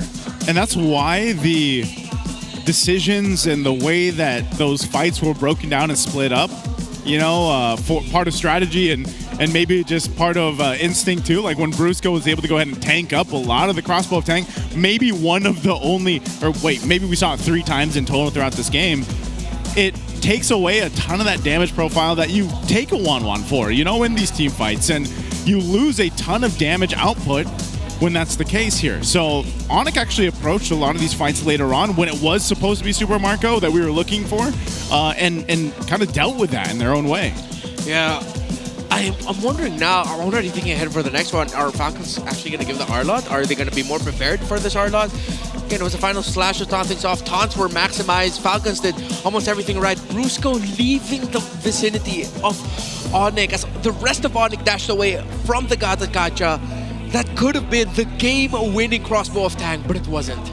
So, are you more convinced now that it was planned out? It must have been Brusco or someone saying, Brusco, you stay there. You go this way, we go that way. Yeah, hopefully we'll get to hear the call later. If at least someone shouted out, like, back off, get away from me. Delta split. Yeah. You know, that's my headcanon. Hopefully one of them just yelled out, Delta split, out of all the Tagalog shot calls happening. Yeah. And again, Marco, this was desperate, man. I feel like this was frustration pent up. I don't know whose call it was. Maybe it was a Marco solo call, but that should not have been it. Dude, even that, the Super Prince, like he knew he was going to die, but just to get the Terrify off, to allow them to go ahead and capitalize that, and then you saw the swap there where Kirk used the Win a Crown, and then he picked up even Immortality. That was good, man. I mean, that's what you expect in those crucial team fights, and maybe that was more of like a last-ditch effort from Team Falcons to not lose that game. Yeah, 22 minutes of a monster game. This Alice experiment didn't work out. Too much utility. Even the damage of you, though respectable, King Kong and Keldor were just too fast to dash away out of the range of the Feathered Airstrike, though they'll be able to take down Kirk, Super Prince, the YSS, the Granger, and the Gata Gacha are a whole nother story for that. And Super Marco, it was just the big story of he could not get the crossbow of Tang to catch. Credit to ONIC, the one time that he could have gotten the big one, they did not give it to him. But this needs to be a change up in the thinking here of Falcons that yes, they do have the Farsa to supplement this 1-1. It's not just based on the 1-1 alone, but I think this is the reason why this is the meta of triple cores actually thriving. Too much utility, not enough damage. It's too difficult to win with it. And even at too much utility, this is just me, I think Falcons did not use Ogwin as much as they used him in game 1. I felt like he was just doing 2 things mainly. Flushing out brushes and threatening kills on softies. At the end of the day, those softies are King Kong and Keldor. If he can't find either of those guys, he's twiddling his fingers. Yeah, and like he tanked up a lot of damage. You know, he was able to utilize some of the dangerous grass, but ultimately, yeah, like if he wasn't able to do what he wanted to do, I feel like. He was a really good striker with great cardio, no grappling at all. Yeah. He's like just running around. Yeah, and the one time that I felt like, you and I made eye contact when it happened. When Ogwin was just standing in front of the second tier tower when ONIC ran away, it's like, am I gonna do this? I have conceal. I don't see anyone there. Is no one gonna help me out here? No one? Okay, I'm just gonna stand here, reveal myself, and then run away sadly. In hindsight, my theory there is we're winning from this position. I don't need to add anything. I just have to be a sentry. I just make sure that this exit goes off. Yeah. But in reality, I think it was much worse. It was them not knowing what to do with it. Regardless, he is our sandbag, taking 222K, almost 223K, and our BPN Rich guy is still 1/2 of the KK connection. Yeah. Well, the other one is also the carry. It's Calra. I was thinking about to say Cooper Prince, but what? Koopa? I'm never repeating that joke again. And Cusco, Criota, Crate. It's all of them. Yeah, I'm the super fan now. I mean, that's a sad thing about a Hilda. The longer the game goes on, the more you start realizing there's not much this Hilda can do anymore. Yeah. She's really the tempo guy, tempo lady, tempo woman for the early game. A lot of women. And then the hope is, she's an Amazon. The hope for the Hilda is that you get to blast someone late game, but with a really good positioning like that, it's really tough to do that. No, not when they're like, you're not gonna get that all clumped up together. You're not approaching that. You guys know. You would know. You can't approach a big group like that. It just doesn't work. Yeah, at that point, your ultimate is just like a stun. That's it. That's it. Folks, before we go back into the match, showcase your esports skills and passion for gaming by organizing your own local tournaments through eProject, esports for everyone. Participants in this program will be provided with special access to the tournament modes, in-game items, diamonds, and much more. Visit the MPL Philippines website for more information and how to apply. And I will also plug in the MPL PH Casters Community Show Match that we do twice a week with members of the communities of each team. So if you're a fan of any of the teams, join the groups, find details on how to join so that we can play some quick little tournament-style tournament games. It's fun. Very fun.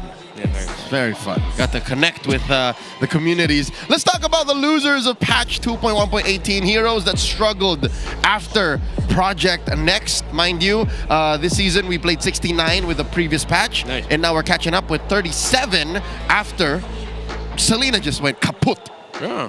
Even the Kagura, I realized, like there were times throughout the day I was like, where's the Kagura? But it seems like Kimmy, Juicin, and the Rubes. Yeah. Farsa are the priority. Ruby even, like barely seen now. We did see it get banned out earlier, considering it is a mega flex pick, but I think the times have changed. Well, here are the winners of the past. Look at Chip. Now, of course, because of the adjustments of the map, no matter what map actually you end up with, it's like, no, we don't want to go up against the Chip. Everything is good for the Chip. Everything is good against the Chip even. Some map enhancements are actually overkill. Yeah. Like Chip with flying clouds. Yeah. Yeah, he's already got shortcuts, man. Like he's everywhere, man. Why walk when I can fly? You just have nightmares of Chip just everywhere. Chip here, Chip there. I wouldn't mind. He's kind of cute. He's got chips. He does. We can share. Yeah, we can share. Yeah, he does have a catchy theme song as well. Does he? Yeah, you should look for it. And look for it. Of course, understandably so, because of how difficult it is to jungle. Fredrin suddenly back as like, hey, you guys want a safe jungler? Yep. Why the hell not, right? Bring me back in. He's baby's first utility hero. But I'm very glad it's not the always Fredrin meta. It's the think about the Fredrin meta. Maybe Fredrin. Maybe Fredrin. Also, Novaria has seen more play in the second half of the season after Project Next, so I'd like to see more of those heroes come through, and maybe that's the ace in the hole Coach Treb and Coach Moody might deploy here in their efforts to make it out of the series with the hopes of playoffs alive. Again, it's not a 0% chance, but it's very slim.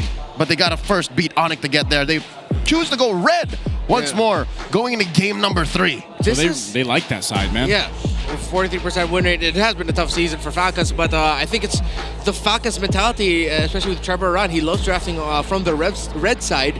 And this is confirmed the 7th straight 3-game series that Falcons will be playing in. Again, the 7th straight? 7th straight. The last time they were swept was by ONIC PH. After getting swept by ONIC PH in round 1, week 3, they just went on 3-game series nonstop. That's crazy because that's like, you know, they go the distance, but they just can't finish the series in their favor. Yeah. Like that's so unfortunate. Yeah, with it doesn't help the story that's been being built around Falcons that they're just gassed out after playing together for so long, going around the world, the hectic schedules that they played. Yeah.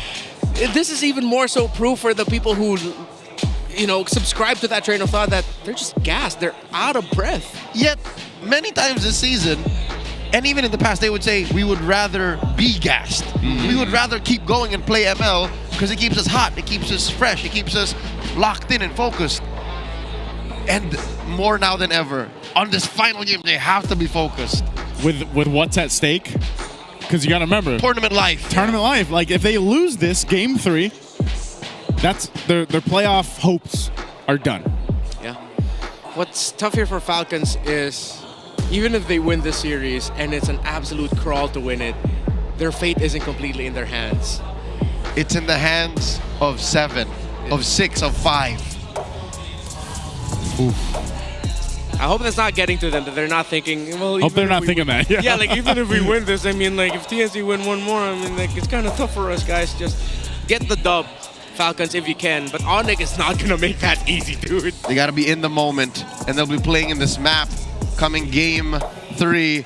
It's river expansion. ONIC hasn't really won their fair share of river expansion maps, so that's some semblance of hope for Falcons. They played it 7 times. That's crazy. Once. Yeah. They finally took the Fredrin away from Kyle TZ. That's too much. And Kyle. the Baksha. And the box shot. So they want him to play. I don't think Akai. Or an Akai. Yeah, I was going to say, or an Akai. If I could, Falcons just go Akai, make sure the Vanti's not available for Prince. It's going to be an R-Lot here. Dude, it's going to be the same thing. It's going to be R-Lot, YSS, Gatakacha. Yep. And then whatever's good in marksman lane, and then... Because I feel like even if they go Lance here, it's not going to be easy. Definitely, I don't want to see a Hayabusa at this point. There's the Isan Shin stealing it away from King Kong, and they keep the Farsa. All right. Fuse Farsa wasn't bad in game 2. Yeah. It was a role player. Yeah, and ONIC PH, to give them credit, every time they saw the feathered airstrike, they were like, all right, let's get out of here, dude. I don't care if it ruins the flow of the team fight. I don't care if you guys wanted to fight. Let's just get out of the feathered airstrike. And Fuse just standing there like, oh, man. So does this suddenly make Valentina a first phase pick? Do you see it blue 2-3? No. Banish all darkness. I don't think so. I think they can still save it for later. Because then Falcon should ban it. Yeah, because the utility of Super Friends, it's so wide. You can go Lo Yi, you can still somehow shock and go Selena if you're really vibing with it. So they can save it for the latter half. Their priority is the center of the map. Right. They're looking at the trade-off there. So they get their carries first, and that's safe. These are safe up against a YSS, up against a Farsa. You're just going to be looking at, okay, what are we going to give Brusco to defend our jungle more if ever this is going to be a high invade lineup by Falcons? They keep taking out the juice in. I think they still really have to consider the Khalid here, because that Khalid gave a lot of difficulties for ONIC last time. They go for the Uranus, which was a little bit more of a passive EXP laner than I expected. Yep, in the face of the hyper-active first 3 picks of ONIC, Falcons pick a shield. They do take away Brusco's Gatot from game number 2. Good ban. ONIC, let's see who they attack. Do they attack the gold lane, since Kelra already has the Granger? Or do they lock down on the lockdown of Ogwin, take away the Franco and Kaja again?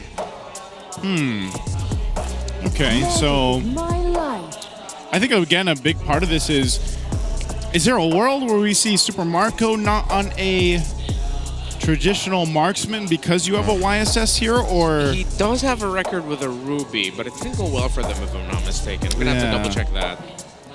And as you saw, Ruby's fallen off since the patch, like we saw from the previous graphic. Good read, could be. Super Marco, the one Ruby game that they got to play didn't go well for him. He does have a win with the CC, and I wonder if we take it way back. What if they go Bruno in the gold lane? Because they need more speed. Yep, that would be a very fast draft. Yeah? And then, okay, you're not going to go Mathilda though, so it can't be a Mathilda Bruno last pick for Falcons. They can go Bruno last. They pick up their roamer here. Yep. It needs to be tanky. It needs to be a lot of crowd control. Gatot gone, Uranus gone. Are you going to go Kufra again or Badang? One of those two? Even the strongest wow. There's the fighter. Oh, I was thinking burst. So Angela's back on the board for ONIC. Sand rises. There's the Khalid. They are so fast. Again, the smile on Prince's face. Coach, I get one more go with the Angela. Let's make it work this time. I am the power of light. And Falcons pick the mystical Falcon with a whip. That's the Kaja coming in. ONIC banned it in game 2, but now Ogwin gets his hands on it. That means ONIC knew that this was coming for them. The last time we saw Kaja, Twisted Minds used it against Aurora earlier this season and won with it. At that time, Aurora had a mid lane Angela. This looks good for Falcons if the precedent should be considered. But my question is it good enough to go against ONIC given that they don't have a front line? Falcons has an almost non-existent front line. I have to correct myself. It wasn't a mid lane Angela that the Kaja was facing. It was a mid lane Kimmy, but yeah, pretty much the same theory here. But I feel like if they wanted to go Kaja, they could have gone for a more active, heavy damage, heavy crowd control EXP laner, not a Uranus. That's the weird part. It seems like this draft was cobbled together in the final moments of the draft. Welcome to Mobile Legends. One final go for Falcons to keep the dream alive. Game 3 between ONIC PH and Falcons PH. I'm wondering how this Bane's gonna work out too, man. I feel like he works really well on this map. The expanding rivers, especially when he's in the gold lane. So helps with double laning. Yeah, I think this is what we're going to expect from Super Marco. Like he's going to have to be proactive in this one. That's unique. It's not a mage emblem set. It's an assassin emblem set. Huh. And we don't know exactly what kind of Bane this is. It could also be a Bane that's Assassin Emblem, but it's actually still built for magic, because he might be chasing the more adaptive pen. You can do either way. Yeah, you can go either way, but let's see. There is still a chance that it's actually a swerve to the physical, but they'll be lacking damage. Oh, whoa, Flap. You are Uranus, but okay, he's going to be fine. You can only take so much punishment. And that's actually an important part of the laning phase up against the Uranus. You can't allow the Uranus to just stack through the crab. You're going to have to contest him for it. And Kirk will be able to get it with the help of Brusco. Oh, confirmed it is a Mage Bane. See that basic book that he's building. And again, as expected, he's doing well against the Granger in lane. Yeah. He's much more sustainable. See, this time around, we'll see Super Marco pull off that flicker deadly catch right into the face of Keldra, similar to what he did to him. It's the same matchup, but reversed. Yeah, and I think that's what they're going to rely on here, too. And if they don't have that, then they at least have a Kanja that can go ahead and go for pick-off potential. But, you know, you sprinkle in the fact that you're going to be dealing with an Angela like we saw. Oh, Flap. He was trying to bait them out. Now he's going to be in trouble. Does pop the flicker, but it doesn't matter. King Kong getting the first blood here, right in time for this turtle to come up. That has to be a concession there for Falcons. Unless Few pulls off some magic. Oh, nice that's feather big. airstrike. King Kong's really low. They should be able to do something. Few trying to get away, but Kirk will clean up that kill. Yes, the turtle reset. Ogwin on the hunt. It looks like he went with Divine Judgment anyway. So we caught King Kong out. But now they're going to go for Ogwin. He tries to get away here. Stuck in the wall, stuck in a hard place, but can't get away. And now Flap just had to watch him go down. It's like multiple times here, I'm looking at Falcons and thinking, don't you wish that EXP laner had more crowd control? It has massive sustain, but ONIC are nullifying that by bursting him down, shoving him into the ground. I don't think Falcons should contest this anyways. ONIC get the first turtle clean. That was a good attempt though by Falcons to try and drag things out. But at that point, it seems like they just overheated. You delay the Lancelot a little bit, but then he got the turtle, so it's like, what's the point of losing your roamer? You just balance things out with a slight lead for ONIC. See if Falcons can find a turnaround through. They should try to commit the play before the next turtle. They shouldn't try to just play around the objectives alone.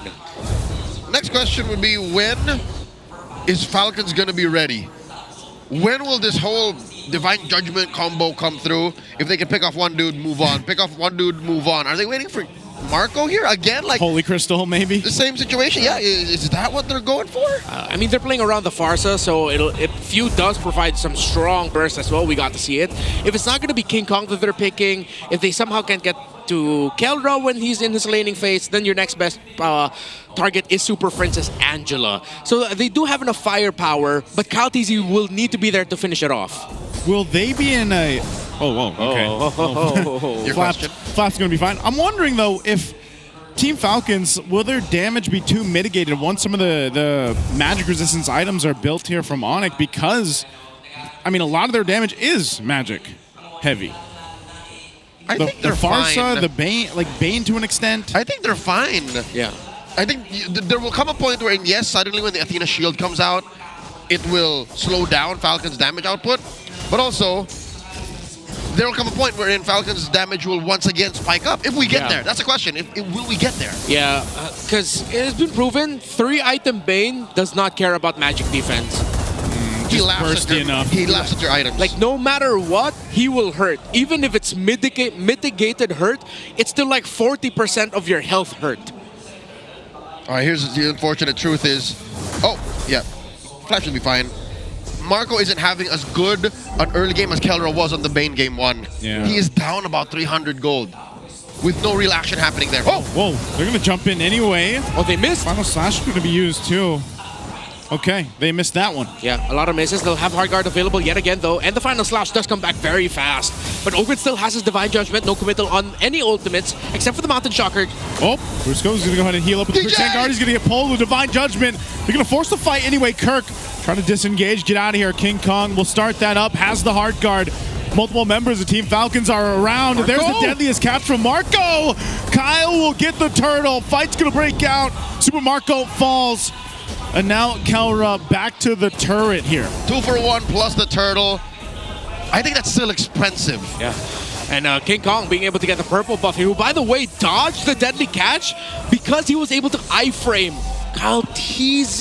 Did he? Yeah, he secured his own purple buff, it looks like. So no steal there for King Kong. Oh! What? King Kong, okay. Does he get out? He already used that Mound Shocker here. I think they're going to chase him down. Few does have a feathered airstrike, but they're just going to put pressure here on the bottom side. Yeah. All right, I think we're starting to see the pain of this Uranus, actually. It's annoying because Flap keeps cutting waves.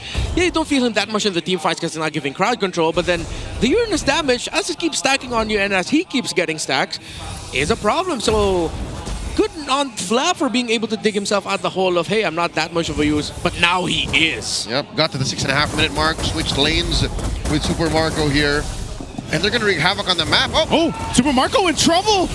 Good final slash into the Raging Sandstorm, and now feathered airstrike on the response. Brusco is going to be fine. Will heal up himself alongside Super Francis Heartguard. A good pickup off on Marco. And now we see one major weakness that Falcons have. We did not account for this in the draft. Brusco's quick sand guard is only really stopped by 2 things. 3 things if you're counting Parsa's passive, and 2 of those are ults. Yeah. There's nothing to stop him from just healing in your face. Especially with a heart guard on him, you know? Like, it just makes it even that much harder to deal with. Again, a final slash. Goodness, Kirk. Oh, he'll get the flicker out from Few. Man, Kirk is looking to make it the same case he did in the previous game with the MVP performance. Yeah, 3 straight games on the R-Lot. And I like this idea for ONIC. It's just like, you know what, Kirk, let's put you on a hero that you can play very well, that makes you active, we can feel your impact, and let's just keep doing it over and over again and draft around it. Oh, now they're going to have to fight this turtle. Last one of the game. Again, a final slash is available. There's Divine Judgment. They're going to go for Brusco. He's gone. Deadliest Catch was used as well. Heartguard to follow. Kirk jumped in. Kyle will get the turtle. Fight. They're still looking for more. Team Falcons will go in, forcing back ONIC as King Kong barely gets away with his health. And Flap leading the drive. They'll see if they can get this tier 1 down in the mid. Flap TZ is such a scoundrel. He literally pushed back 4 members of ONIC just by existing. Whoa! Whoa, Kirk. Again, the final slash is going to go for Few. He has the heart guard here. I think it was just to save this turret. Yep. Angela R-Lot yet again. What a menacing combo. And for ONIC, well, I don't think they'd be so hurt about what just happened there. They can still fight, but the problem is now Brusco, he's gonna think twice about just even getting vision because Ogwen and Few have their timing on point. Few actually used the first hit of the feathered airstrike max range and trusted that Brusco will just be able to drag the Kyle lead in time for the first hit. Yep. Landing the second, landing the third. That was perfect timing there by Few and Ogwen. So far, all right. So far, these kills on ONIC were off of coin flip engagements, and I think Falcons have read them. Falcons aren't allowing it anymore. Key example as to why is Super Marco's keeping himself more in scarce. He's just not showing up. Yeah, kind of has to too at this point, man. All he has really is the flicker. Heartguard's going to be used. Or are they going to go for Ogwen? Raging Sandstorm collapsing down. Ogwen's going to be gone now. Few has to pop the flicker again. They pick up 1 in the mid lane. Super Marco's just around the corner. Yeah. Not sure if they're going to go for much. They'll conceal on out. Kyle's here, pops the Mountain Shocker, but still, all this in the mid lane to be focused on. King Kong leading up in the front. Flap and Kyle are fine. You saw the slow approach that ONIC did to making sure they pick off Ogwen and even almost landed a pick onto Few, is that they were watching and seeing, okay, it seems like no one's quickly responding to this. Then they go for the dive, then they back out. So appreciate the patience and the execution there by ONIC. And in response, Falcons are also being patient. I think Marco was contemplating the flicker deadly catch once again, but again, they don't have a front line, so it's not as easy to take advantage of that. They have to really go off of Ogwen's Divine Judgment, full combo, and pick off 1 more after the initial. Flap TZ gets hit with a final slash, he's fine. Yeah, you're going to need a lot to overload Flap TZ here on this Uranus. He's built up, scaled up pretty well. Glowing Wand and the photo for friends. He's such a pain to deal with. King Kong, though, every time he enters, he loses a lot of health. So even more so now, it's a lot of mechanical pressure on him to maximize his dash. Final slash again. Great timing that time to take out Ogwen. Yeah, great combo there by ONIC. They made the most out of the Raging Sandstorm and Final Slash. And because of that, I think they read the map. The coast is clear. That's a man down for Falcons.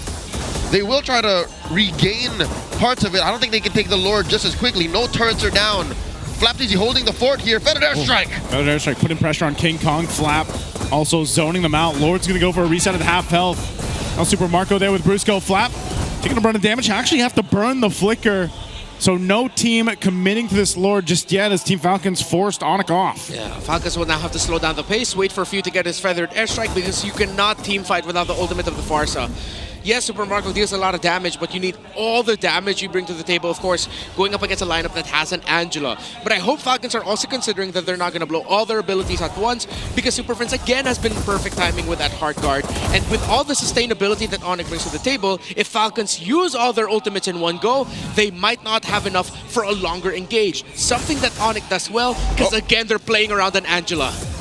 Oh, they're going Divine Judgment on Brusco. He's gone out of the picture with the deadliest catch to the heart guard for King Kong, forcing him under the mid turret, and now Ogwen's the one to follow. They're going to fight under tier 1 in the mid. Few takes some damage, but they still stay together. Both teams losing the roams. All right, those are two frontliners that they had to sacrifice to get each other. And here's the painful truth. Falcons spent more battle spells, but they do have the damage advantage, and they're going for the blitz here. Yeah, they can. King Kong still at the purple buff. They have the information, but Super Marco helps secure it in.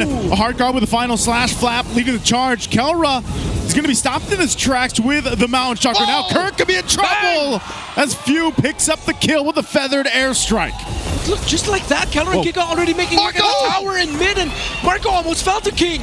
Oh, the rum, the ale kept them alive. Falcons, an amazing dance around that Lord. Does lose the mid lane tier 1, but they get the big one. Yeah, ONIC are doing really well with the trading though. It seems like for every little win Falcons finds, ONIC finds a win elsewhere through the map. Now Kelra with the Sea Halberd. Ooh, okay, this might not be good for Falcons, but they do have the damage already. They just have to make sure that Kelra and King Kong are accounted for. Gonna push this one in the mid lane. Oh, they go in anyway. Super Marco's gone. He dropped down the deadliest catch. Again, and Brusco made the choice with the flicker, and they'll take out Super Marco. That was double point blank Rampaging Sandstorm. He relocated via the flicker about an inch just to get in Marco's face. That was perfect. And that's what they needed. Yeah. Great initiation, great call by Brusco. It was a shotgun initiation, but hell, it worked out. And good stop by Kirk. They're not allowing the Lord to charge, but I think it's about to load it up. There it is. Yeah, it does get that one in. Mountain Chakra used with a Feathered Airstrike just to push him off this base turret. Hard guard's going to be used as well. Conceal. They hold on to the top base turret for ONIC's base, so Team Falcons not able to open it just yet. Falcons have been approaching this late game ramp up surgically and with such discipline. Again, shotgun approaches are what caused Marco to die, but 5,000 gold up. For the first time in this series, Falcons are calling shots. This reminds me of their late game in Game 1. Yeah. Just sitting outside ONIC's base, asking them, what are you going to do now? Again, besides Marco, they still have Few and Kyle TZ to play around. Although, how well they can counter a fight once the hard guard is up, once King Kong is there, once Kelra is there, it continues to be the question for Falcons. So far, they've been answering it well. That even Kirk, who has been stellar on this R-Lot all series long, has now hit a point of diminishing returns in terms of what his final slash means. Yes, he's getting a lot. Yes, he's making it work. But Falcon seems like, all right, you final slash us, we can still recover. My God. In case you missed that last item check, Kyle TZ is almost 2,500 gold up from King Kong. Folks, quick reminder, King Kong is #1 gold per minute average this season. So that's how hard it has been to farm as a Lancelot. Yeah, Kyle TZ is actually full built already. King Kong, bit of a chop suey there in the end. There's the Fury Hammer and the Legion Sword. Approaching 3,000 up. Yeah, this has been a great game for Team Falcons to, you know, kind of buckle in and make things work in their favor. Yes, Super Marco struggled a bit here and there, making this Bane work, but Seal. The team's making things happen. They're going to fight for this Lord, though. Divine Judgment on Brusco. They cancel. They keep him at bay. He heals back up with a quick sound guard, and now Flap had the burden to flicker himself. He's going to be the one in trouble as Kelro picks up that kill. A final slash to clap down on Kyle. He's gone too. Marco! And it's gone so bad for Team Falcons in this fight. Super Marco in a troubling spot. He might just try to take someone with him, but he can't even with the deadliest catch. What happened, Team Falcons? A miscommunication. Marco was miles away when Falcons had ONIC right on them. Falcons was not ready for that. Marco was not ready for that. And Marco tried to make the hero play of single-handedly picking off King Kong, but it didn't work out. ONIC gets the Lord 16 minutes in.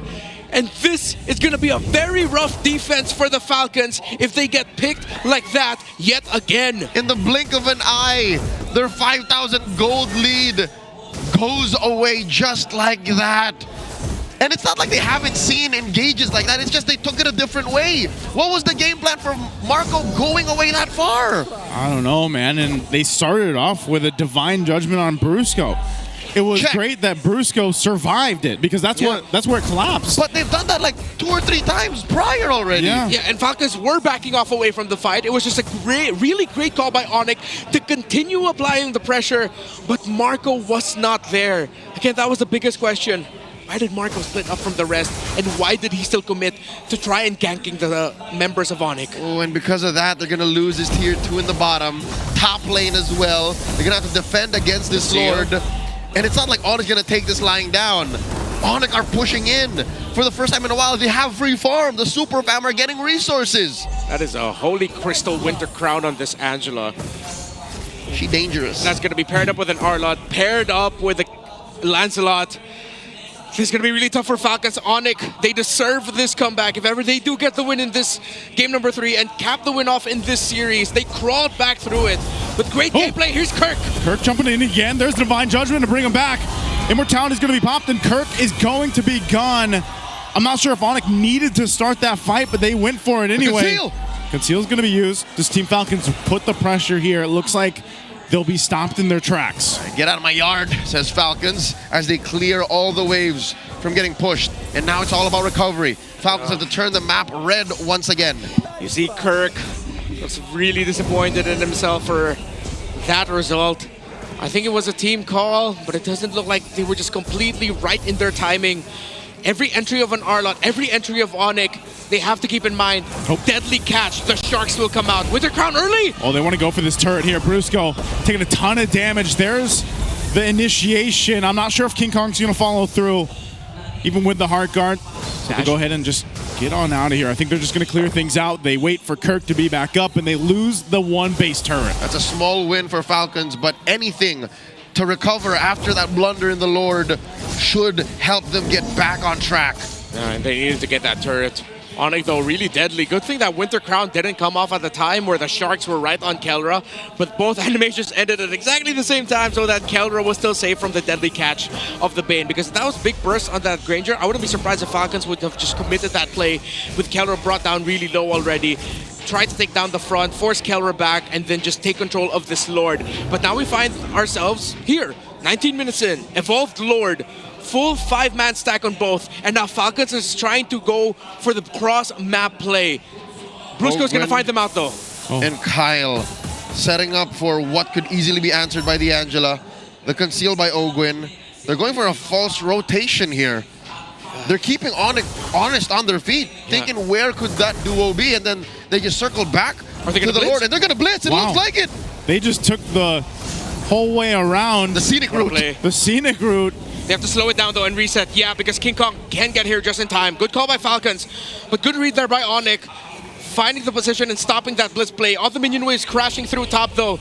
Tough for Angela to deal with alone. They have to keep sending Kelra back. Yep, so it's not all in for the Super Fam. And then the blitz resumes. Ogwin holding this long brush up top. Flapteasy against 3, against 4. Marco and Few holding the river brush. Yeah. I think the coast is clear. Ogwin needs to hold this. Ogwin is in the perfect spot. Oh, Ogwin, what's he going to do? Is he just going to try to grab King Kong here? But the Lord's going to reset again, at least. Went too far. For now, it doesn't go for the full reset. How does ONIC play this? Brusco taking a ton of damage, half health, has an immortality though. Yeah. And now ONIC might look to go ahead and capitalize in. Heart Guard's going to be used on King Kong. They might just come down to a retribution battle here. A feather airstrike, but Kyle will get the Lord. The fight's going to break out, and Kirk is gone. Team Falcons still looking to capitalize on it. Super Marco falls again, though. And now Ogwen could be in trouble here. Flap on the run, but he's taken out. It's a double for Kelra. Team Falcons will disengage, but they got the Lord. 2 for 2. Prince and King Kong flushing out these brushes. They have to defend. Ogwen has his DJ back again. Few has his feathered airstrike. Kaltizi coming for the back. Oh, a feathered airstrike. They'll be able to get Fritz. Fritz. And Kaltizi get a double. He shuts him down, and it's only King Kong. What a play from Team Falcons. They have the Lord. They held on to their hopes for the playoffs. What an amazing play. Team Falcons will win Game 3. More airtime for the Nest in Falcons PH as they take down ONIC 2-1. The Falcons refuse to completely fall. Kyle Teasy through the turtle ship with a perfect prediction landing on Kelra. That only was supposed to be a kill on the Angela, but it became a double kill for Kyle Teasy on that YSS. You could see it, man. Marco at the end there, he hugged Flap because he's like, oh, because I'm sure Marco just had a tough game, man, on this Bane, and what a turnaround in the last, 1 minute of that whole exchange. GG well played to the Super Fam. They did try, and there were honestly moments in Game 3 where it looked like they were going to run away with it.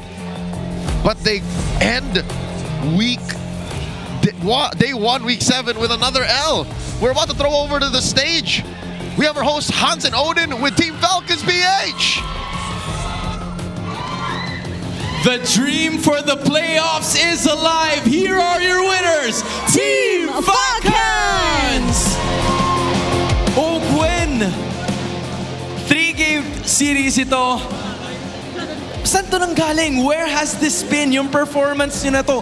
Ang daming naghanap nito for quite some time. Saan nyo hinugot to? Paano nyo nakuha? Siguro, nasa brink of na kami. Brink of death na kami, kaya kailangan namin labas yung namin. Nalalaro namin sa scrim. Kaya, yun, medyo na rin kami. Nating tulos na rin kasi kami. Kaya, kahit anong ginagawa namin, gagawin namin. Ogwen, it's never too late for Team Falcons. Nakita natin ang ganda ng performance mo. Game 1, Game 3 with that Franco. I would have to commend that performance. And yung game number 3 na Kaja. Ano ba yung pinag-usapan nyo bago kayo pumasok dito sa match na to? Pinag-usapan namin, enjoy na lang namin eh. Parang wala na rin eh. Parang ganun din. Nisip lang namin talaga, enjoy na lang yung moment na sa last stage na maglalaro dito. Ganun. And this was such an incredible way para ipakita na talagang ine-enjoy nila yung laro. I want to know more about one of the newest additions, Coach Moody. Hello? Hello po. I'm sure that you're very ecstatic with this first win. You were also one of the people na nagsasabi sa boys kung ano yung kailangan nilang gawin and how they would approach this. How was it, being added sa gitna ng season?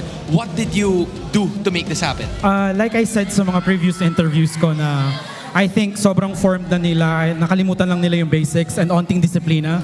And I'm more of an addition, or ako mismo yung nag-a-adapt sa kanila eh. So, onting addition lang din sa kanila. Pero sobrang galing pa rin nila actually. Kaya nilang sumabay. Kumbaga pinapaalala lang eh. Now that you mentioned, kaya nilang sumabay, Odin. Gusto ko din yung sinabi ni Coach Moody na pinaalala niya yung mga dati nilang dapat gawin. And gusto ko dapat si Few yung sumagot nun. Kasi ikaw yung for the longest time ay nakasama namin dito sa liga. Ano yung masasabi mo doon sa sinabi ni Coach Moody na kailangan yung alalahanin kung sino kayo?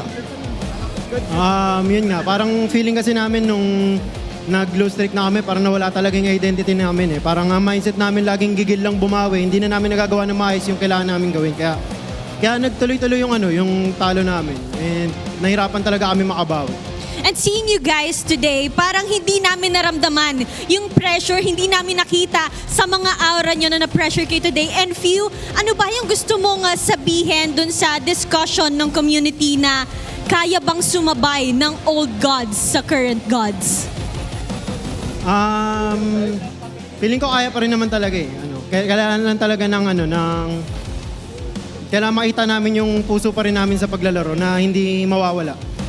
Few, hindi magiging madali itong magiging takbo nyo towards the playoffs, but you are still running and your fans are here to support you all the way. Manalo, matalo, you've already said it. Ano masasabi nyo sa lahat ng supporters nyo? Salamat sa lahat ng fans namin na sumusuporta, manalo man o matalo, nandiyan kayo palagi. Still in the running for the playoffs, once again your winners, Team Falcons! Flying high are the Falcons in this one. And you have to give commendations. Nandun yung puso to be able to continue. Talaga namang still alive and still soaring at pinapatunayan lamang ng Team of Falcons na kapag may pusong kampiyon, hindi basta-basta natitinag. Never backing down. That is what the song said. But as of this moment, we're gonna throw it back to our casters. The song that Hans and Odin were referring to, I don't think that was for Falcons or ONIC. Never say never. That's a different song from a different artist. But once again, thank you so much to our hosts. And of course, it's great to hear from Falcons. And of course, their newest addition, Coach Moody. Coach Moody. He took his jacket off, you said? Game 3, was it? Yeah, he took his jacket off. It's like, I'm locked in right now. Brought it back on. It's like, yeah. That's the secret. I like how, again, the humility of like Filipino players and coaches. The fact that Coach Moody just said, hey, they just forgot who they are. And it feels like Caltese remembered who he was and what he could do. I'm him. I am him. The Lord Retry win.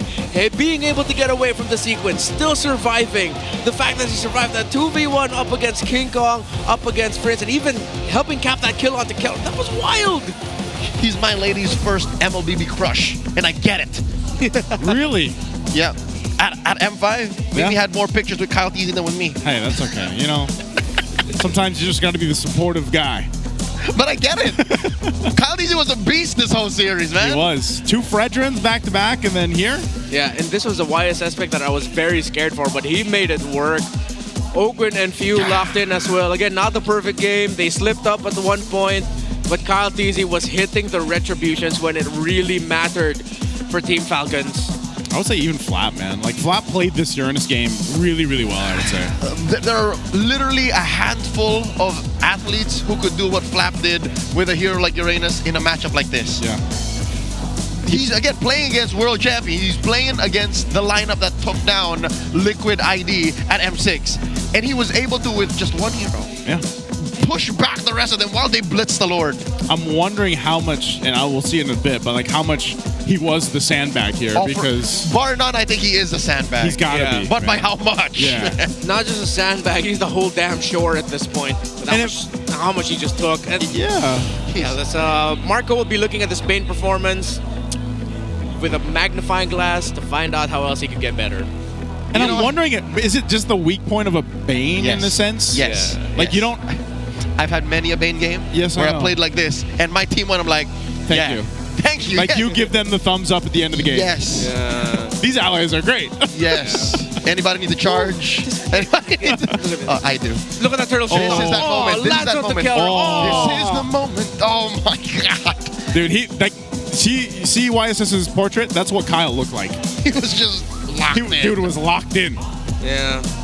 Like, put a headband on Kyle Teasy the next media day that we have. Have him grow his hair for like 6 months. Yeah, keep it on there. That's him. Little baby mustache. Kyle SS. Kyle S. Kyle Sunshin. Kyle Sunshin. The Opa from Manila. That was a 21-minute game, folks. It did feel like it, I'll tell you now. Yeah, there was a lot of action. I love how active the two teams were with taking care of the map. Yeah. Of course, playing around the Kaja Farsa up against a Angela, Khalid. Add to that the Arlot as well. There was just a lot of movements, and I like how we didn't see a lot of static moments from these two teams. They were always playing for something. They were just non-stop playing with really good position, playing for slight minion wave advantage. That's really top tier MLBB that we saw. Then it all boiled down to not the absolute 100% perfect best execution, but you saw how those little right things but little wrong things had big effects. What? Little wrong things and little right things. What about the big things and the right things? The little details had big consequences, big effects. For the right team. For the right team. This also Short king language. Get on my level. Short king language. I don't want to get on your. Yeah, I was gonna say I don't want to. Joseph, you're trying to say. I was gonna say, man. Super Prince is like the Angela right now is not doing too hot, man. There's a lot of little things going wrong here. I will say he went 0-1-14. He did not have a bad game. That game was not cheeks at all. It wasn't his fault. It wasn't his fault. I'm just saying the stats for Angela right now. Yeah. They were desperately missing that magic damage, though. Yeah. Even though he was providing it, that sheer burst of magic damage, I feel like would have helped ONIC, because it feels like playing around an Angela and with this lineup with an Harlot. But look how much damage he did with the Farsa in comparison to Farsa. That's crazy for an Angela. Yeah, that is crazy. He was down 6K. That's it. That was the only difference. Yeah, but it's also just like... That's an Annabelle, man. This is like playing on... That's not Angela. That's Annabelle. That's Chucky. What? What? Chucky? Yeah. Who's that?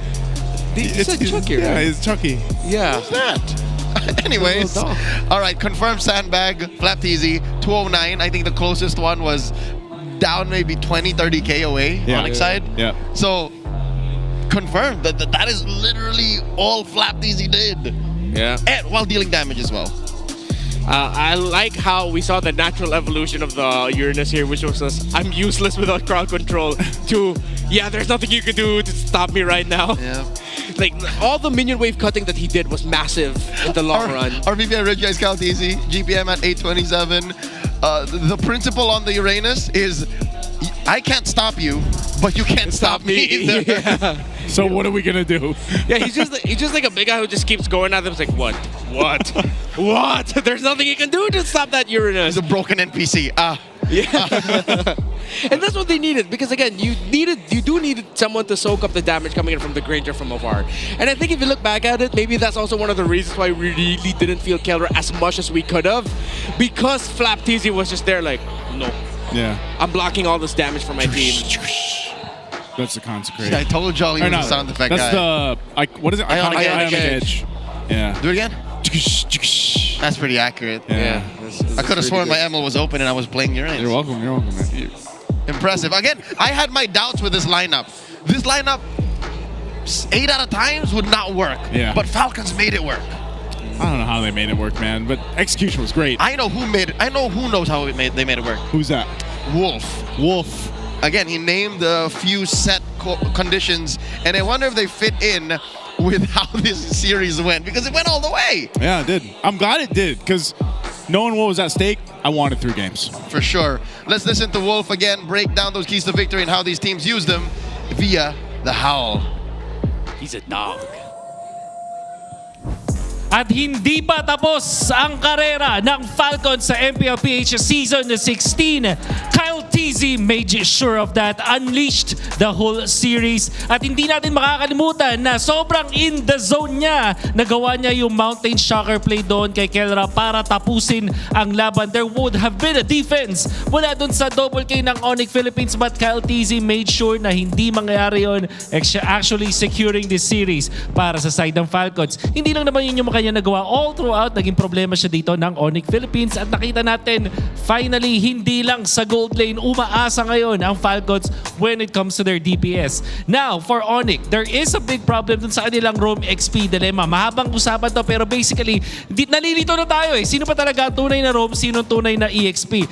Game number 2 at pati na rin sa game number 3, mas nakakalamang pa ng gold etong si Brusco over si Kirk. In fact, in game number 3 doon sa late game, mas mayaman pa yung Khalid kesa doon sa ating Arlot, which is definitely an issue na dapat ay na-solve ng ONIC Philippines. You need some farm on Kirk. There was a point in time doon sa ating laban na siya yung naghahabol pa ng gold, mas mayaman pa yung roamer. And now, when it comes to the roamer, Ogwen is key. Nung game number 2, pati naman nung game number 1, and even in game number 3, there were so many times in the first 5 minutes of the game na lamang ang ating roamer Ogwen over King Kong. And I think that was a problem, and definitely nakita na natin na naging problema itong si Ogwen all throughout. Ginugulo si King Kong, napapa-late game, at kahit sa dulo ay nagiging issue pa ng side ng ONIC Philippines. Team Falcons are still in a playoff contention. And I'm very, very curious kung ano nga ba ang kanilang usapan in-game. So maraming salamat sa pakikinig sa akin. Let's listen to their mic check. Sayang nga. Atras lang, pulo atras. May magkakakrips ha. Pulo atras, magkakaminyo. Susugal. Kaya ano po yun? Arot. Point. Kaya nyo ba? Walang dash lang. Brusko. Mamatay ka. Kaya ba? Patay Brusko. Angela. Chill ha. May crown kayo. Mamatay Angela. Atras muna. Atras siya. Magkakana. Kaya Angela? Dalawa lang yan. Bot lane. Atake na lang. Wala sa skill dad. Tower lock na ako. Attack dad. Hindi mo bro. ONIC. You were even yelling on the ONIC chat. Good one for you, but a peel back on the curtain. Renmar confirmed Kyle TZ knew he was going to kill Friends, so he threw the boat at Kelra. And that was a split-second call. He did this. Yeah, he probably just saw the Granger coming out from the edge of the screen. He was like, oh, I'll toss my turtle ship there. Just like that. He did that. He did that. If you know, you know. Shout out to our friends. He was cool, man. Kyle TZ was icy, baby. Imagine as well, like Kelra probably, like, I don't know if he dashed already to get there faster. Like, technically, he could have dashed to the side. Yeah, I think he dashed into it. Yeah, he went 1 and then 2. And then King Kong's left, dude. What is a Lancelot going to do against a Lord, Waves, and 3 members of That Falcons? sounds about right when you get this. You know? Yeah. Amazing work. Kyle TZ.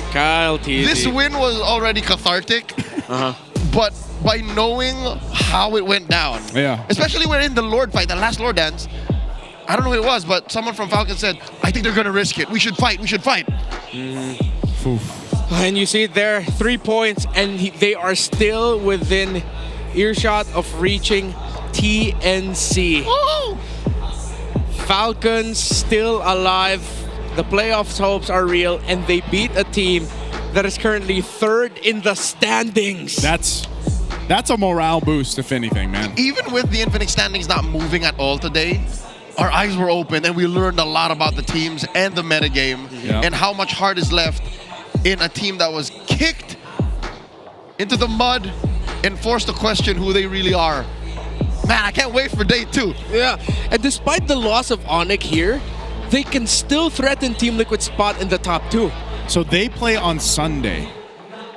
Right? I'm looking at this. Falcons play again on Sunday against AP Brand. But they will be watching intently tomorrow. If I'm not mistaken, this is upper bracket secured for RORA because no one else can reach 10. ONIC can't reach 10 anymore.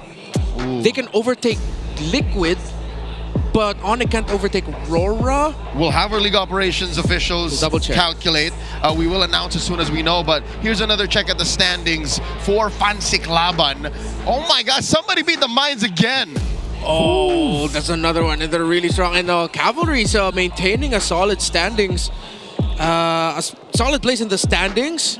RORA real close. Even in Fancy Laban, the race is tight. Despite the Mines running away with it, it's like, again, they are starting to get losses. Might get to them. Still technically, too, like if you look at that, you know, they got the 10 score there. You got the Cavalry at 8. Yeah, it's very close between the Fancy Laban. For about 6 weeks, maybe 5.5, no one could beat the Mines. And then suddenly now they get another loss back-to-back. Ladies and gentlemen, Fancy Laban is bound to be one hell of a feature at our playoffs because we now have the official prizes for the winning team of the Infinix Fancy Laban. That's right, as early as week 7, we have confirmed what these teams are going to be playing for. That's exciting. Last season, I believe it was a bunch of phones. Is it going to be the same night too? Well, let me tell you guys exactly what they're going to be winning. The champions will receive the Infinix GT30, the Metro Zero shirts, and 25,000 diamonds. Ooh, that's a huge haul. But even second and third place will receive Metro Zero merch and 10,000 and 5,000 diamonds respectively. Bang! That's pretty cool, man. Like, you can play Fansaglaben all season long, and you win a phone, man. You win the same phone that we have over here. Yeah, you win a phone, you win the merch, and you win 5,000 diamonds each from each member of the team. That's impressive. I am spent. It's been quite the day for MLBB Esports. Gentlemen, your final thoughts before we wrap it up. I'm a believer in Team Falcon's possibility to go ahead and climb and soar higher, so I'm also happy for you. Yeah. Aurora, terrifying. Falcons, still flying. Twisted Minds and ONIC, they got to find their footing. But that puts us at the end of day 1. Week 7 has just gotten started. Thank you so much again on behalf of Weebay Bros, Renmar, Naisu, and Leo. We'll throw it over to the stage with our hosts to close up the night. Thank you so much for watching. We'll see you tomorrow. Nag-uumpisa pa lamang ang Week 7 but I have to say, Odin, nag-iibang level na rin ang kompetisyon sa MPL Arena. At talagang pinapatunayan niya ng ating mga koponan. And in our match 1, Aurora continues to shine bright and continue their winning streak. And in our second match, the fight is not yet over as Team Falcons rise again, winning their series with an undying heart of former champions. Kaya para masamahan nila ang Northern Lights, pwede pang mag-book ng kanilang ticket towards the playoffs ang natitira nating 7 teams dahil 5 spot pa sa playoffs ang naghihintay para sa kanila. Sino-sino nga ba ang susunod na makakakuha ng playoff spot and which team will secure the upper brackets moving forward? Marami pa tayong dapat makita dahil sakto bukas, Super Fan Saturday, which means a triple header day. Pwedeng-pwede nyo nang yayain ang inyong mga tropahan para sa natitirang 5 araw ng ating regular season. Muli, ako si Hans Galeria. And this is your very own Odin. Sama-sama tayo muli bukas dito lamang sa MPL Philippines Season 16.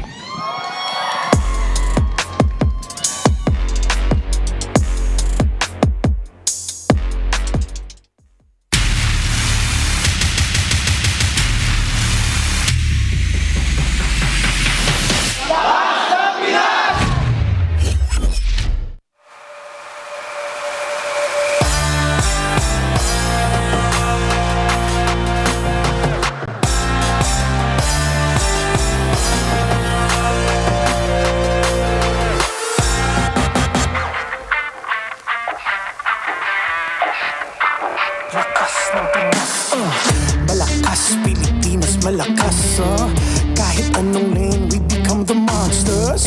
Malakas, Pilipinas, malakas, face the golden sun and repping for the 3 stars. Look at us, to the top, no ifs, no buts, winning any game para to sa PINAS. Di mo matitinag aming boses sa new level. Nasa kalye man o mobile, you know I become a legend. Listen, open fire, we unite, we winners. But with pressure, like diamonds are made of. Switching the lane na parang gera. HP racing made a setup. Look like a tank, buhat ni Hilda. Full dome SS parang Laila. Susundan ko ang iyong bakas. Kasama pataas, tagumpay natin to. Dahil tayo'y malakas para sa Pinas. Nasa amin ang alas, hindi to atas. Kinikilala sa taas kasi kami ang malakas para sa Pinas. Nasa amin ang alas, hindi to atas. Kinikilala sa taas, ganito kami sa Pinas.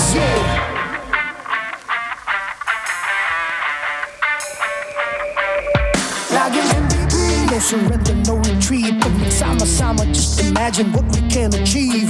Laging MVP, no surrender, no retreat. Giving 100 on my all, cause we just cannot be defeated.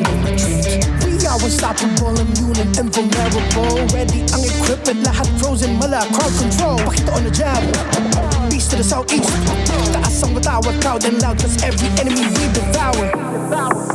Susundan ko ang iyong bakas. Kasama pataas, tagumpay na